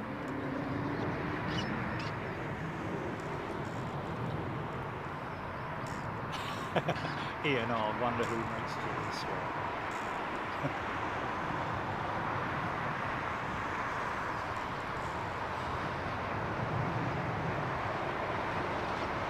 Yes, that's very true.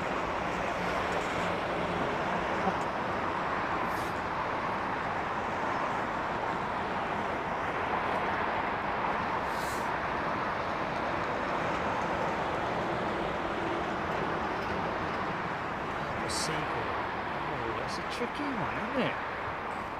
I think he's going to a remote stand.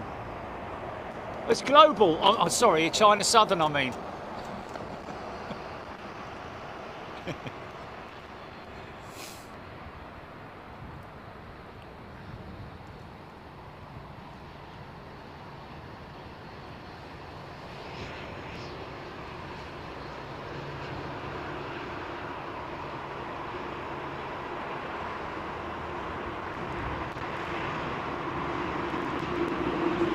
Fingers. What's the issue with Pratt & Whitney at the moment?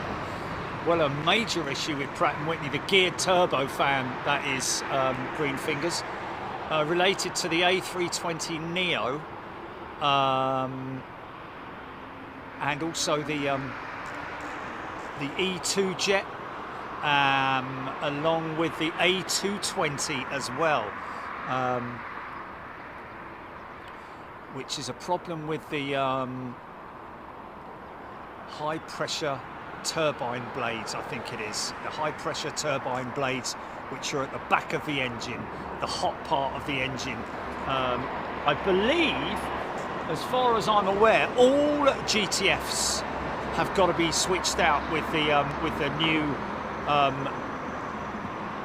the revised HPT blade, which is a major thing for Pratt & Whitney, because it's not a retrofit thing that airlines can do at the airport. They have to take the engine off the aircraft.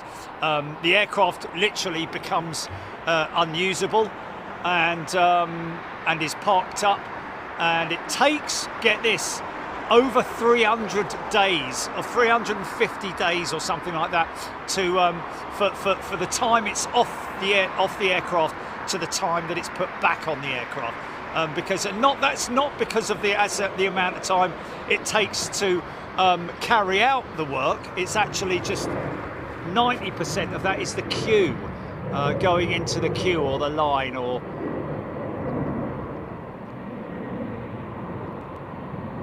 having to wait with all the other hundreds and hundreds of aircraft that are being affected. Like I said, Spirit Airlines in America being one of them. Of course, all the MAX operators are rubbing their hands because they've obviously got the LEAP engines. Luckily for British Airways, all of their aircraft are powered by the LEAP engine, which is the other engine option on the Airbus. But unfortunately for 220 operators and E2 operators, they've only got one option, and that is the GTF. What's that, GP? Swiss Air. Oh. After Swiss.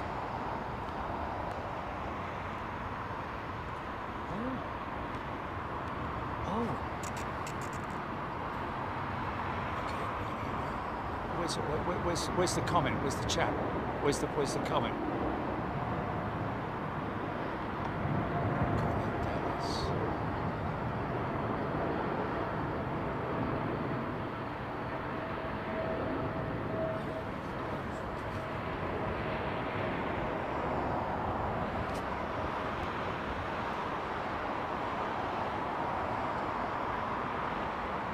Okay, this is Alan Dennis's mate, Graham, who's captaining this BA345 from wherever it might be. From Nice, did you say? Okay, there we go. So Graham, I don't know if he's operating the aircraft, whether he's the PIC or whether it's the first officer that's operating it. But anyway, everybody wave at Graham.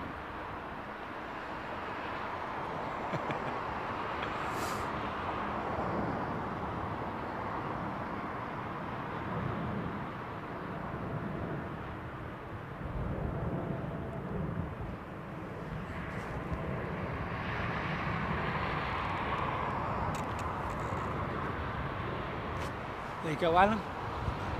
So you might want to timestamp that.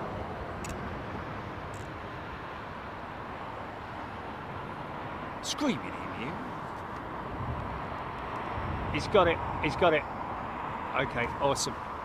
He's got his stickers. Great stuff. That's good news.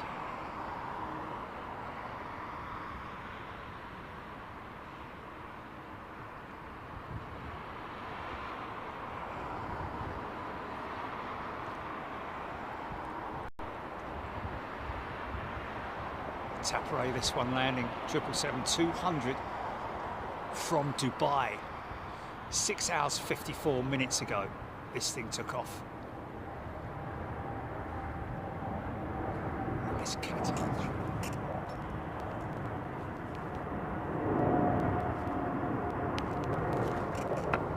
That's the 220 that we're talking about with the Pratt & Whitney GTF, the gear turbofan.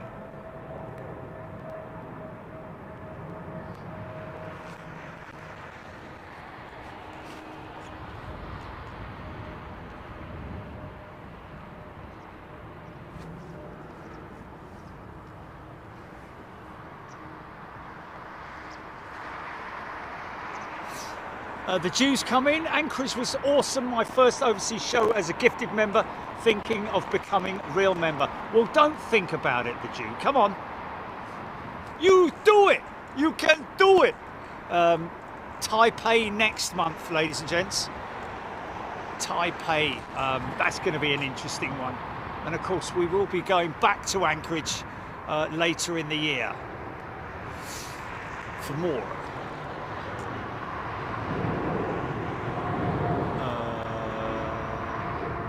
What's the date today? 23rd. Yeah, no, it won't have done. I wouldn't have thought. Why?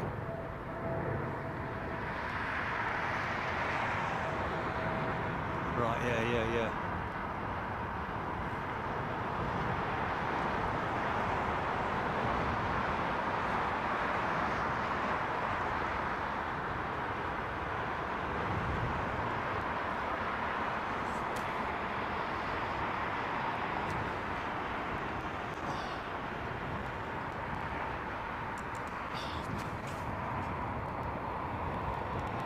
Some kind of computer exhibition. It's been at the milk bar, this one, look.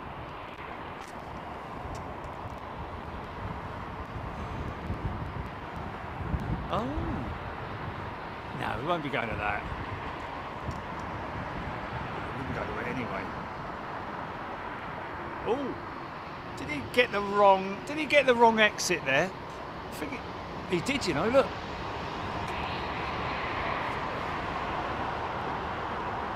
Need to get a shifty on, mate. Nice little power delivery there to get him off, get him up to 30 knots. Get him off the runway before the next one's in. Wow, look at that. Electric brakes, don't forget, to go with electric mic. And electric avenue. To a plane with Taipei will be awesome.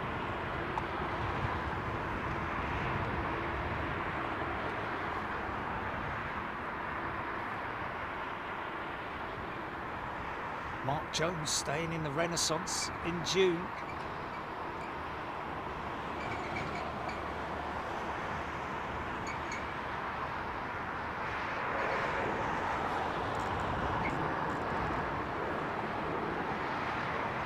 Great that you enjoyed Anchorage, the Jew.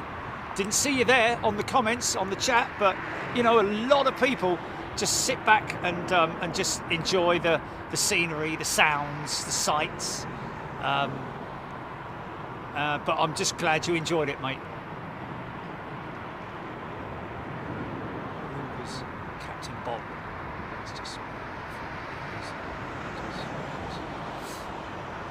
Captain Bob, is this a question you're asking? One, are the belugas for separately used for bodies and wings? Well, yes, but not specific aircraft. They've all got the same the same interior, etc., etc.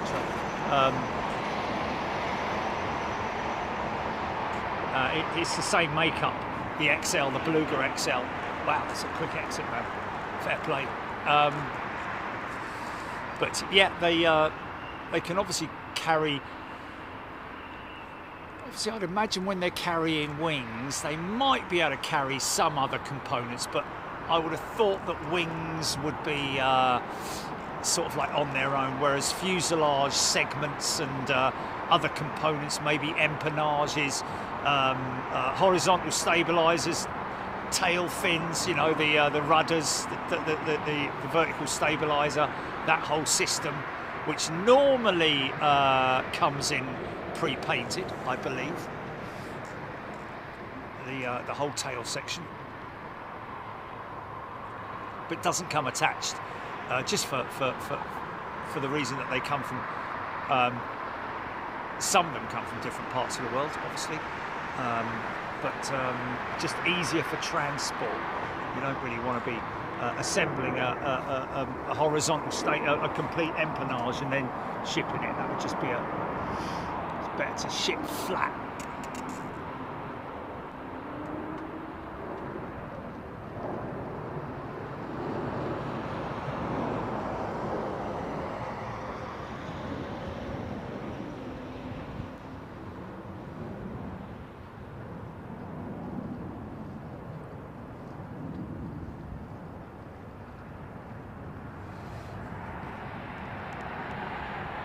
Somebody saying earlier that on Saturday, KLM 321 and Iceland Air's new 321 in at Heathrow. So hopefully see that in the coming weeks and months.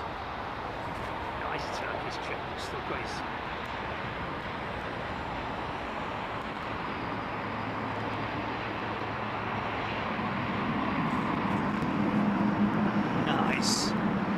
See how much chunkier the undercarriage is on the 777 compared to the 350 1000.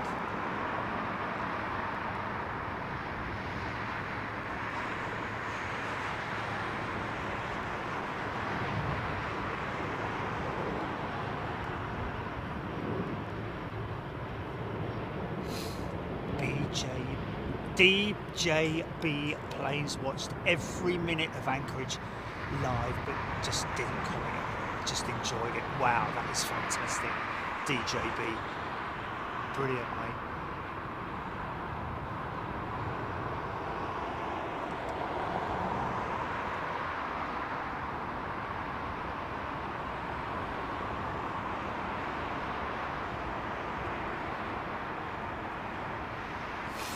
Well, Screaming Emu, got to be honest with you. The latest flight that I had with Virgin Atlantic, I was just saying, on the Neo, on the 339, had banging Wi-Fi right the way across the Atlantic. It's very common, well, it has been on previous flights, especially with British Airways, I have to say, and Virgin Atlantic flights as well, depending on the aircraft that you fly. Yes, we did go right through the tip of Scotland and up through Greenland and then down. Yeah. If you're flying across the water, yeah. If you're crossing a lot of water, a lot of ocean, like you would normally be, but we went right up over the top. I remember the pilot saying that actually. He said, "Oh, blimey, we're going right over the top today." Oh, and JetBlue's Wi-Fi is free. There we go. As was on the Alaska flight, Jilly. But I never tried it, to be honest with you. I couldn't be bothered. Oh no, Delta. Yeah, Delta, yeah. It was on their 737 coming back, wasn't it? Yeah, 220 going. Oh, 737 coming back, yeah.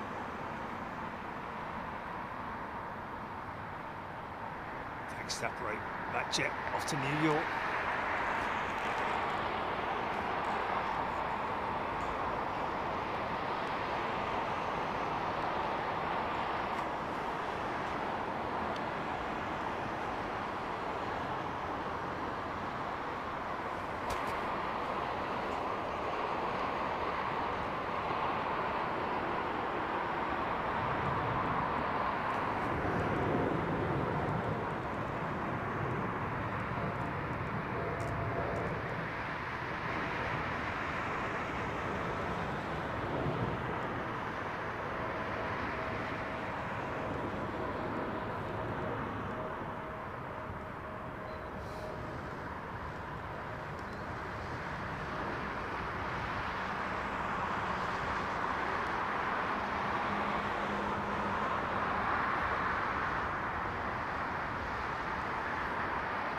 Bob, Delta have delayed taking their new 339s.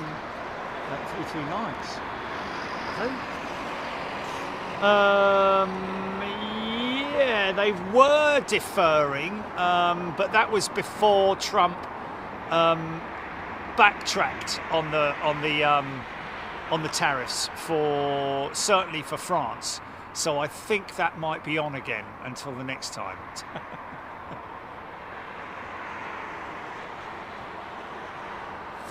Joe Hemming started putting on airplane cabin noises at night to act as white noise. Find it very soothing, especially the seatbelt light noise. Yeah, but that would wake you up if you were in mid-sleep, wouldn't it? I like the idea of that. Well, you can download all sorts of white noises, can't you? But that's one I haven't tried. I haven't tried those white noises, you know. I should try that.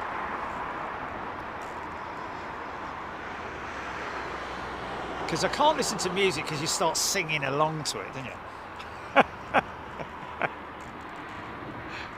So,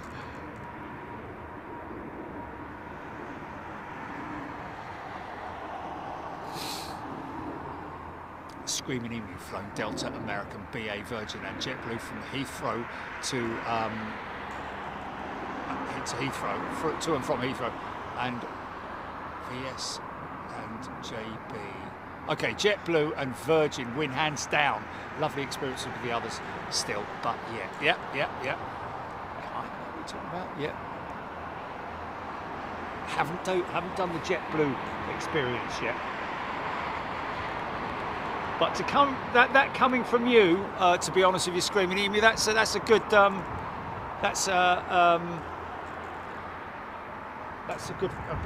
of feedback, really. A good endorsement for JetBlue, isn't it? Well, it would be, because he flies for the bleeding people, doesn't he? I know you're being honest, mate. Ooh. It's been late, that gear going up.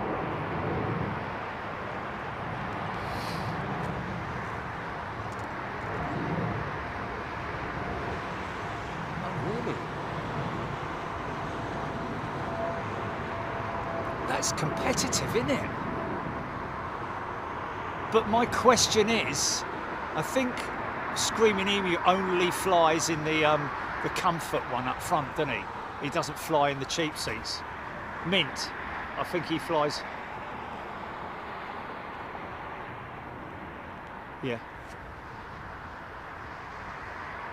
Really? Interesting. Okay, interesting. Is it? Okay, so we're looking up premium. We're looking up premium on JetBlue for Boston in June, and it's looking quite competitive. compared to the other operators that we normally fly with, and that's in premium. So we might be doing that. We might be doing that, Screaming Emu. He's going left, isn't he? Look at this big wing on this triple.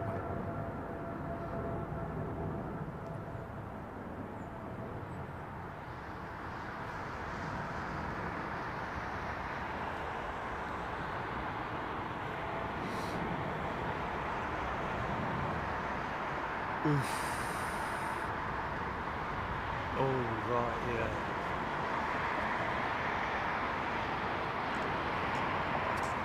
Oh, okay, well, that would kind of work, wouldn't it? That's not too bad. We get out there early in the morning, get the early morning rush.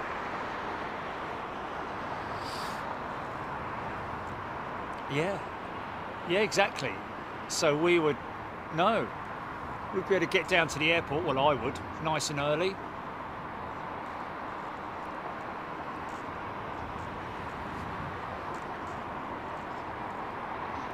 Oh, Andrew Herbert's, yes. Thunderstorms and rain. That's a nice one, isn't it? That's a nice one to sleep to fall asleep to. Oh look, another 220.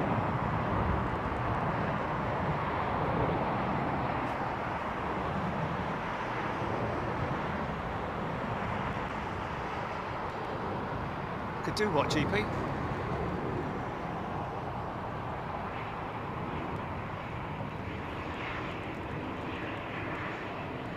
Oh, I have to copy you in on that one, Jilly.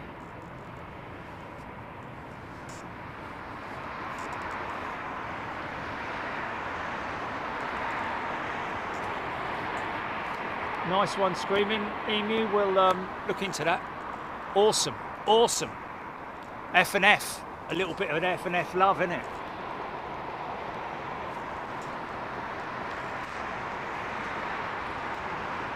EGPXS Bulgaria. I didn't used to have that.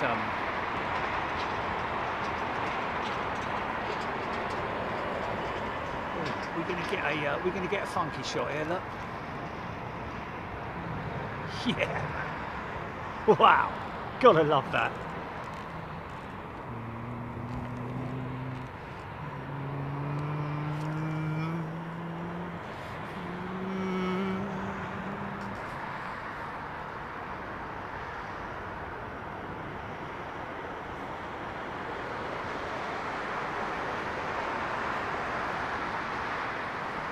Take care, Chicky. See you soon. Stephen H. I sometimes listen to USS Enterprise ambient bridge sounds to help with sleeping. Is that the USS Enterprise as in the Starship Enterprise? How cool is that, man? It's actually why I do like when I go to rentals, I do like going to Enterprise, because it is based on the USS Enterprise, but the ship, the USS Enterprise, as in the aircraft carrier. But also they have models of Star Trek Enterprise there as well.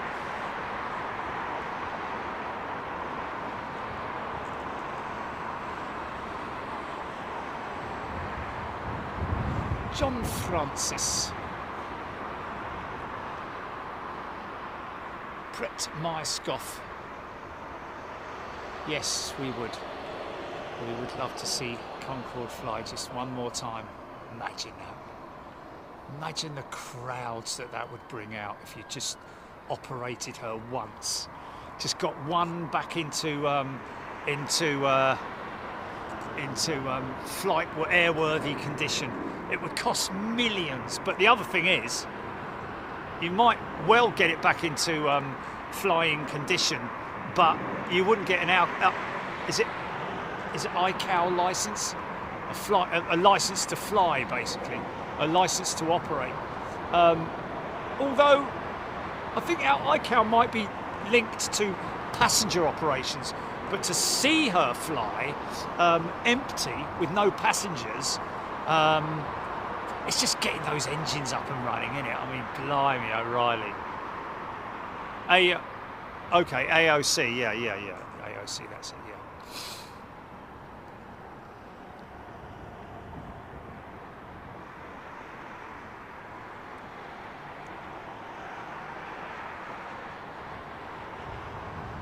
do Boom have a timeline for when they expect to have a fully operational Concorde size aircraft, Joe Hemmings?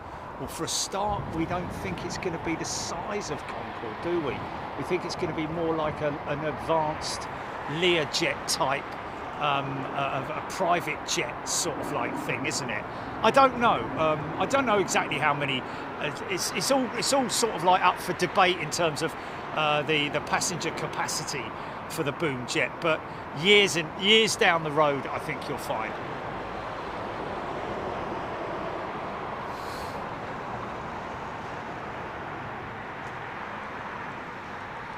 Yeah, well, apparently it's not the right day, St George's today, is it? They've changed it, haven't they?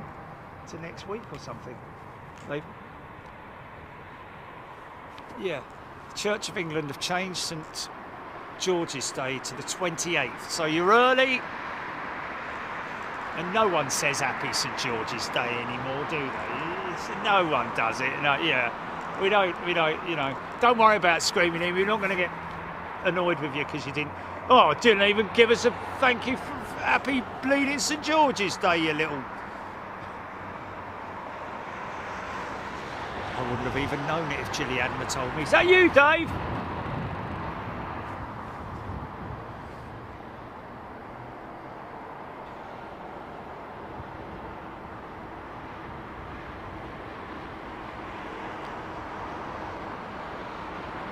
It used to be Screaming Emu, but apparently it's been changed. It's not holiday, so it's just a thing. It's old, isn't it? The day he slayed the dragon.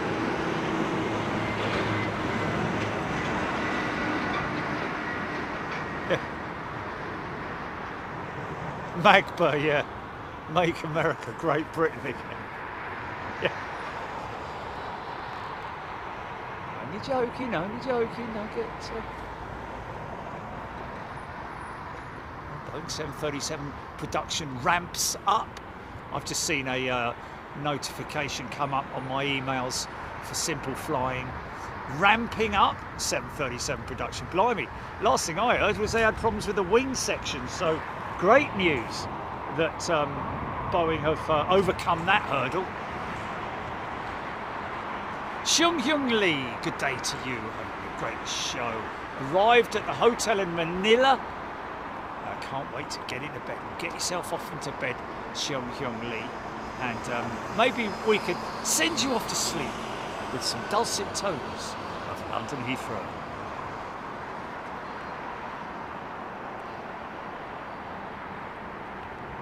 Sundays and Wednesdays are St Gilly's days.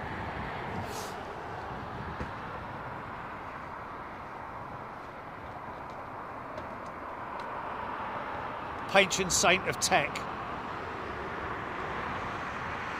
Yeah.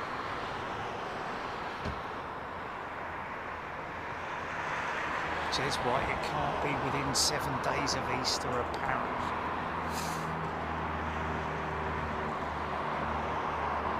Bruce Fine, thank you, Bruce. I'm glad you learned a lot, mate. That's good, isn't it? Every day's a school day. Big Jet TV. Get your focus right, son. Lovely old 200. That's the one we saw firing up round the corner. Is he going left? He's going left. BNP departure or whatever it is. A BPK.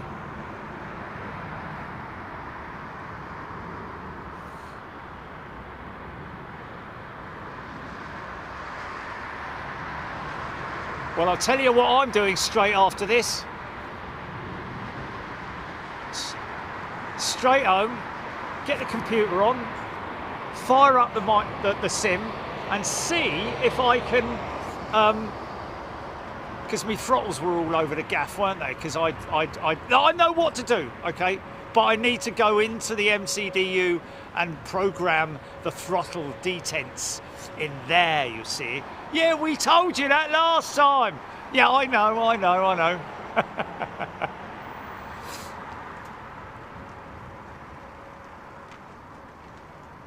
Oh. Christopher Illingworth.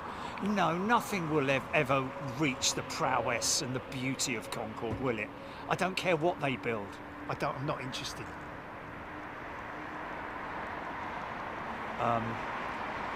It's gone, it's been there, it's seen it, it's done it, you know. I think it will just be for the very rich and lucky people who are able to fly on something like that. No matter what they say, I don't care what they say, you know, let's face it, a company that's investing that much money to produce something that costs so much money that you're not just gonna, you know, say, oh yeah, we're doing really cheap flights across the Atlantic. Well, yeah, okay, well, fair enough. But I believe at this stage, potentially, that they will be doing coast to coast. I think that's the plan, is to go from east to west coast in very short period of time. That will work, you know, lots of people will use it. And if there's a lot of people using it, there's a big demand for it, then yes, prices can come down. But as far as kind of what, you know, the elegance of Concorde, oh,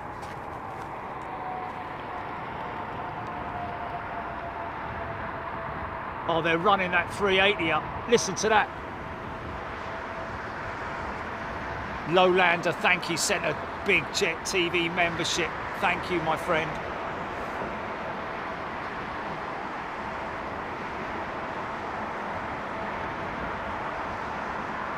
Can you hear that? Probably not much against the traffic.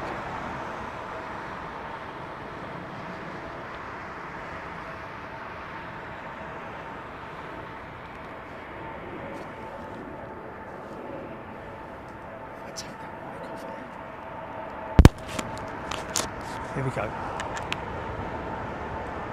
Should hear it a bit better now. I've taken the lavalier out.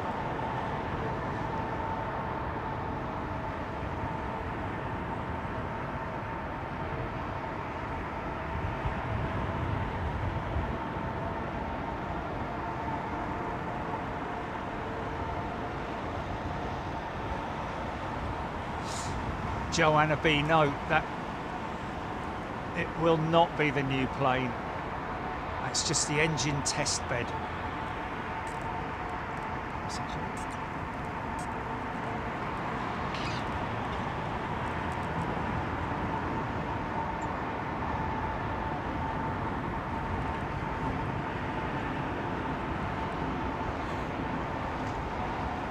Velavation Asparagus Festival.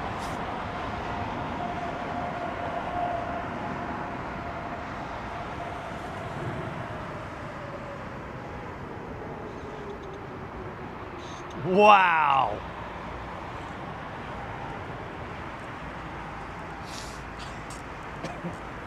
Let's not get into the mother-in-law things, please, ladies and gentlemen. Yeah, it's a slippery path, man.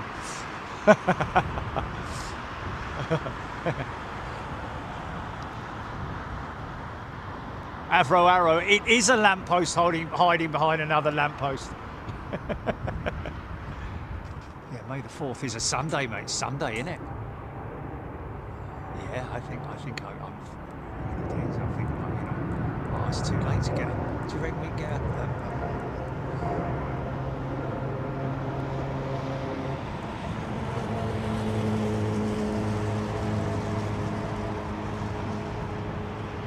I was what? Oh, a little bit of funk there.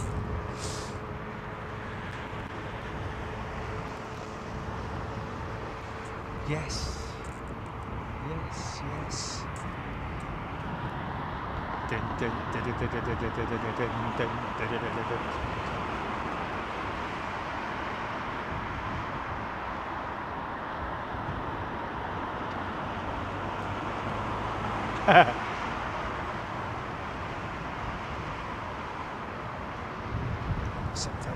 Is this the one that... So this is lots 737 MAX. Seems to... I know it comes in a lot, forgive the pun, but I haven't seen it a lot recently. Another pun, sorry. John Palmer, thanks, mates. Gifted 5 channel memberships with the pastry, what they call pastry, what? You say they call?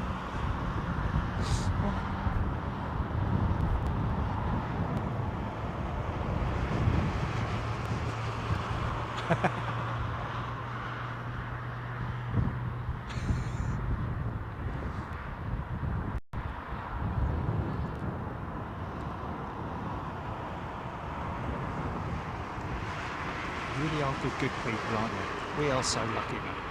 I tell you what, if I had have started this channel and it was just full of idiots, I probably wouldn't have continued. I wouldn't have been able to. I'm the only idiot around here, so I'll be just holding that seat. And we're lucky that everybody else is just sensible, kind, nice, generous, respectful, and all that stuff. Richard Beaver is a brand new member. Or is it Bevan? Sorry, Richard. John Grinham's gifted a channel membership as well. Thanks, mate.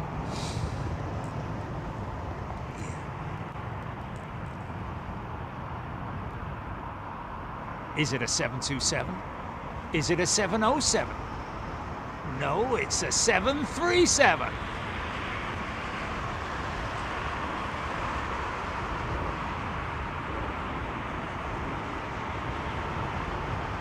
Yeah, thanks, John, mate. Thanks everybody who's gifted channel memberships today. Look at my intro spiel this morning, my little bit of housekeeping. I don't like to go on about, you know, likes and following and all that kind of stuff. I just say it at the beginning, get it out of the way, and then it's done. Anybody who wants to listen to it or watch it, you're more than welcome. I'm going to get it eventually, so I don't have to read it off an auto cue, but luckily my glasses, you can't see my eyes looking away from the lens. It looks like I'm looking at you, but I'm looking... Anyway, you had to be there.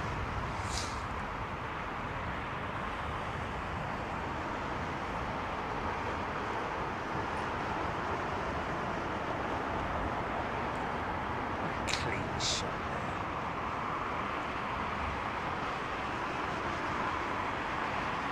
Yes, yes. We are speaking on Friday, Jilly. Me and him. He basically is asking us what we need from them, etc., etc. Yeah. So where would we be filming that from is the question. That's because I think it's too late in the day to do it from the hotel.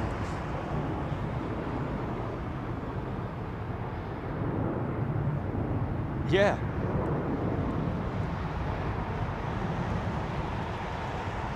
Unless we go to the airfield,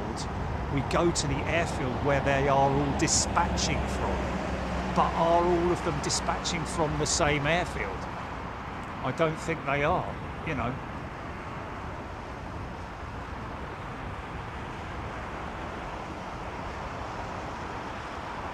However, that kind of contact, Jilly, puts us in good opportunity to do something with the RAF, like we did with the US Air Force at Lakenheath. We show them that. Blah, blah, blah. There's the Royal Air Maroc jet, which has changed now, hasn't it, more recently, but still kind of got that that tail marking. That's kind of stayed, hasn't it? They've done a good job in retaining the Royal Air Maroc livery from its traditional old school style to that new style.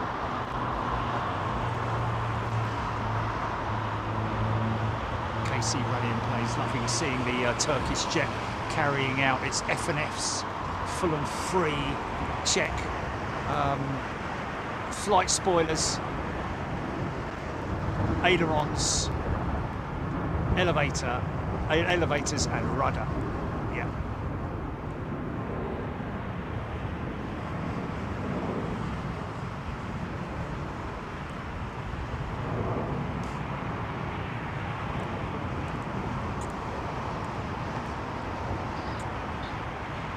bang on. Oh yeah.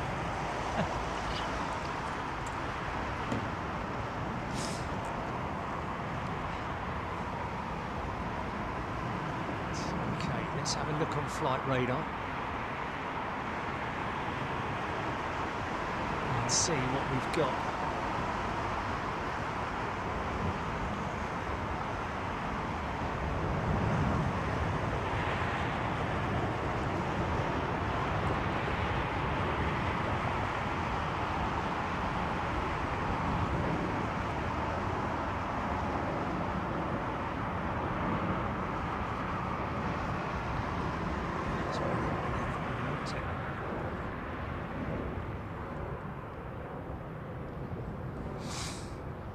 No, I just made it up myself, that new intro.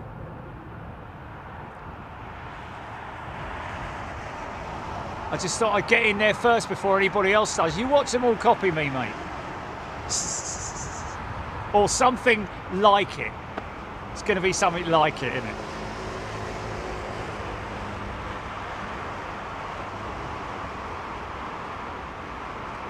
Well, there we go.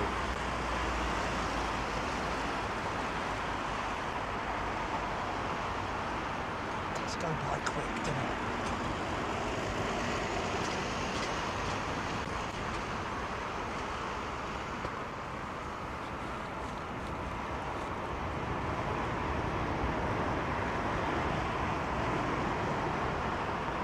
Oh look, he's not angry anymore. Look, Jilly, he's not angry now.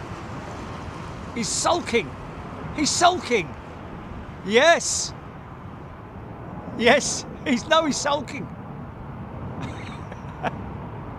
Yeah.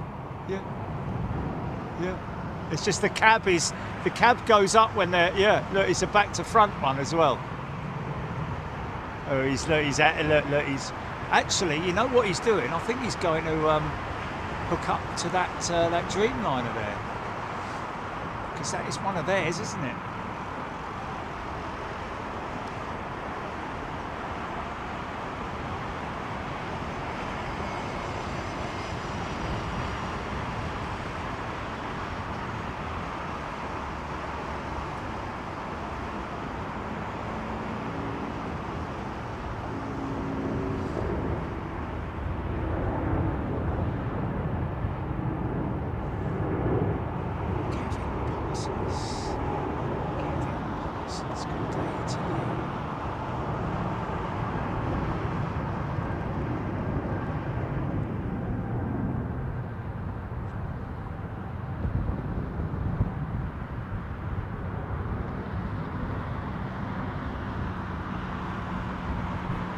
What's that?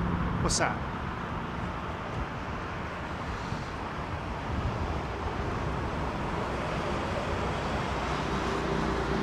Oh, really? Brilliant. Yes. You did go and look, see where it was, yeah.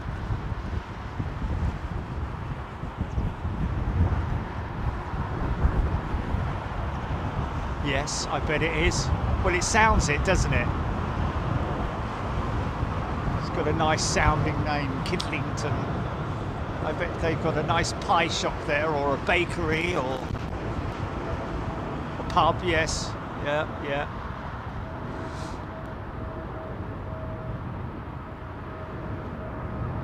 Cool, I'll tell you what, this morning, when I did have my little Red Dog has gifted 10 channel memberships. Wow, thanks Red Dog, appreciate it, mate. George, we don't know yet. We're still well, we're ready, they're not, let's just put it that way. So we just have to wait on them, I'm afraid. Yeah.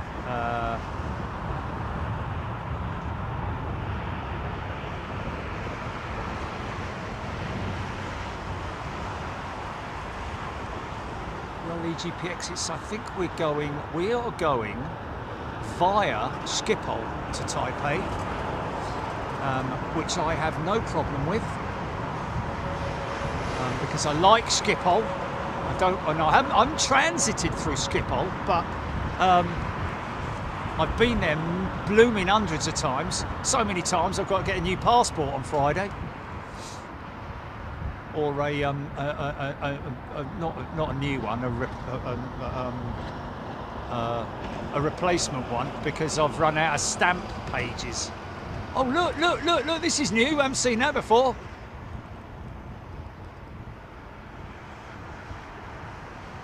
What's that?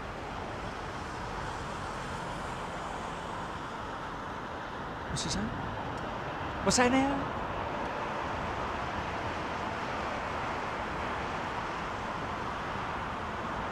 Oh my God, really? Of course, right, yeah, there we go. Fair enough. Kind of makes sense, doesn't it? Otherwise, they'd be, you know, kind of taking the mickey, wouldn't they? Getting their mates from all over the world flying, you know, their destination airports. But what is that? Is that either a hummingbird? Is that a hummingbird or a flower?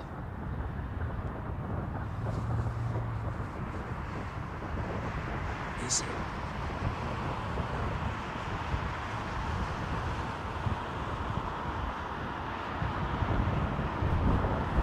Skip on taxi time can be long miles higher.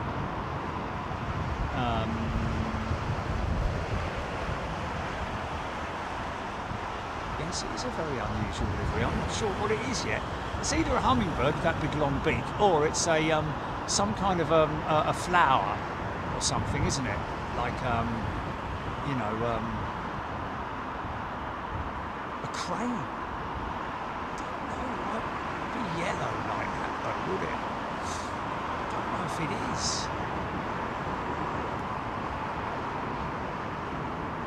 It is, you know. Wow. It is a bird. Cool. There's a big old vinyl sticker in it. It's just easy to apply something like that. Only take the aircraft a couple of days out of service, wouldn't it? Oh, it's a chim lac or a lac bird. It's a sacred symbol of the Vietnamese culture, Jazz saying. Wow, nice. I think they should have that permanently on there, right the way up the front. Put it up the front, is what I say.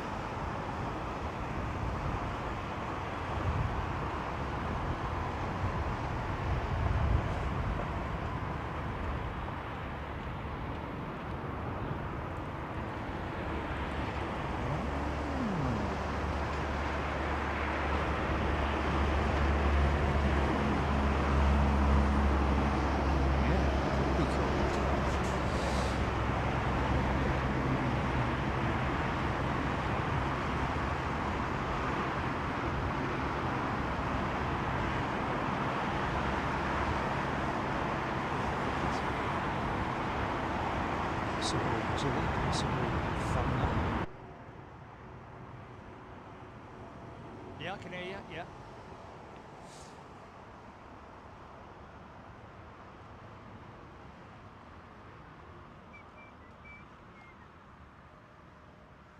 Right, well, I'll just do a PTC, yeah? Oh!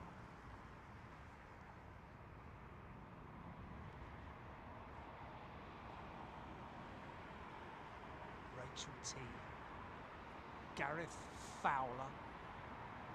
Yeah.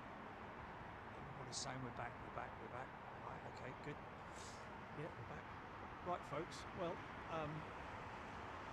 I'm going to make trips now to, I'm going to go, because tomorrow we've got something lined up that we can't really talk about at the moment. So we're doing that tomorrow.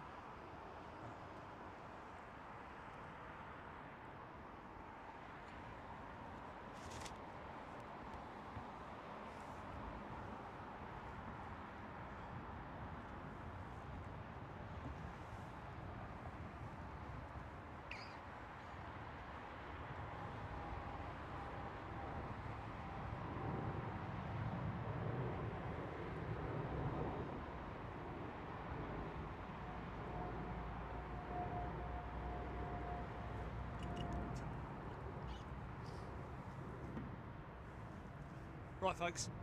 Thanks, everybody. Sorry about that. Don't know. No idea at all. It was a bit peculiar because my phone went boop boop and then everything went off. What, now it has? Or am I still live, yeah? Okay. Yeah. Okay. So, like I was saying, folks, we got something to do tomorrow, which is kind of like hush hush, can't say anything about it. We got that. Then so much so that we've got to drive there carefully, in disguise, me and Jilly, not in the van. So just in case someone spots us, because they know we can't go anywhere without. I saw you at the petrol station. Yeah, it's lovely to meet people out there, man. But mate, I'll tell you what, today I've got to say, and we saw it, if you just joined us, wind it back, hopefully, and a big shout out, by the way, to Ugar, who very kindly, with no fuss and always within 20 minutes or within half an hour at the latest, sends all the timestamps through. Thanks, Ugar, mate. If you want to contact us at contact@bigjet.tv, send us an email, Ugar, and we would love to send you some gift vouchers for the store if you fancy that, my friend, because we really appreciate what you do there, folks. So all the timestamps are care of Ugar. And Richard the Roadie, mate, I've got to say, unbelievable. That timestamp will be in there, folks, but go and have a look at the pictures that Jilly put up of the paddock scenery that this guy, a member of ours, has put together. Absolutely amazing. I don't know what the scale is or what, but most definitely that belongs somewhere where people can appreciate it, because he's done a great job, spent a lot of time on it, and it's just absolutely fantastic. Mind-blowing, I've got to say, as far as a piece of scenery goes. Very much like Miniature Wonderland, which we've got to get out there again, haven't we? We've got to get out to Miniature Wonderland. But anyway, thanks, folks. Thanks, everybody. Thanks those who've gifted memberships today. Cannot thank you enough. It's a very generous and wonderful thing to do, and to be able to do as well. All those people out there who've been gifted memberships, please say thank you to your giftor, because it's a very generous thing for them to do, reaching into their pocket and handing you a free membership so you can have first class membership. But yeah, listen, folks. We will see you. Oh, by the way, all premium members can now dip into Anchorage if you fancy it. You're able to do that. So, but yeah, we'll see you Sunday. Oh no, we won't. We'll see you on Friday for the Sim Challenge, and it is becoming a bit of a challenge, isn't it? Let's be honest. But thanks, everybody. We'll see you later. Cheers. Bye bye.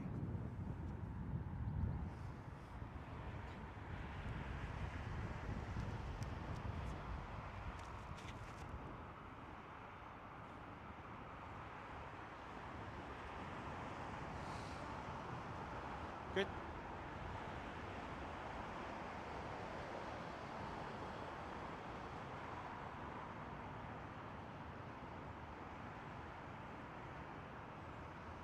Oh, elegant Al 65's just got home. Gutted for it.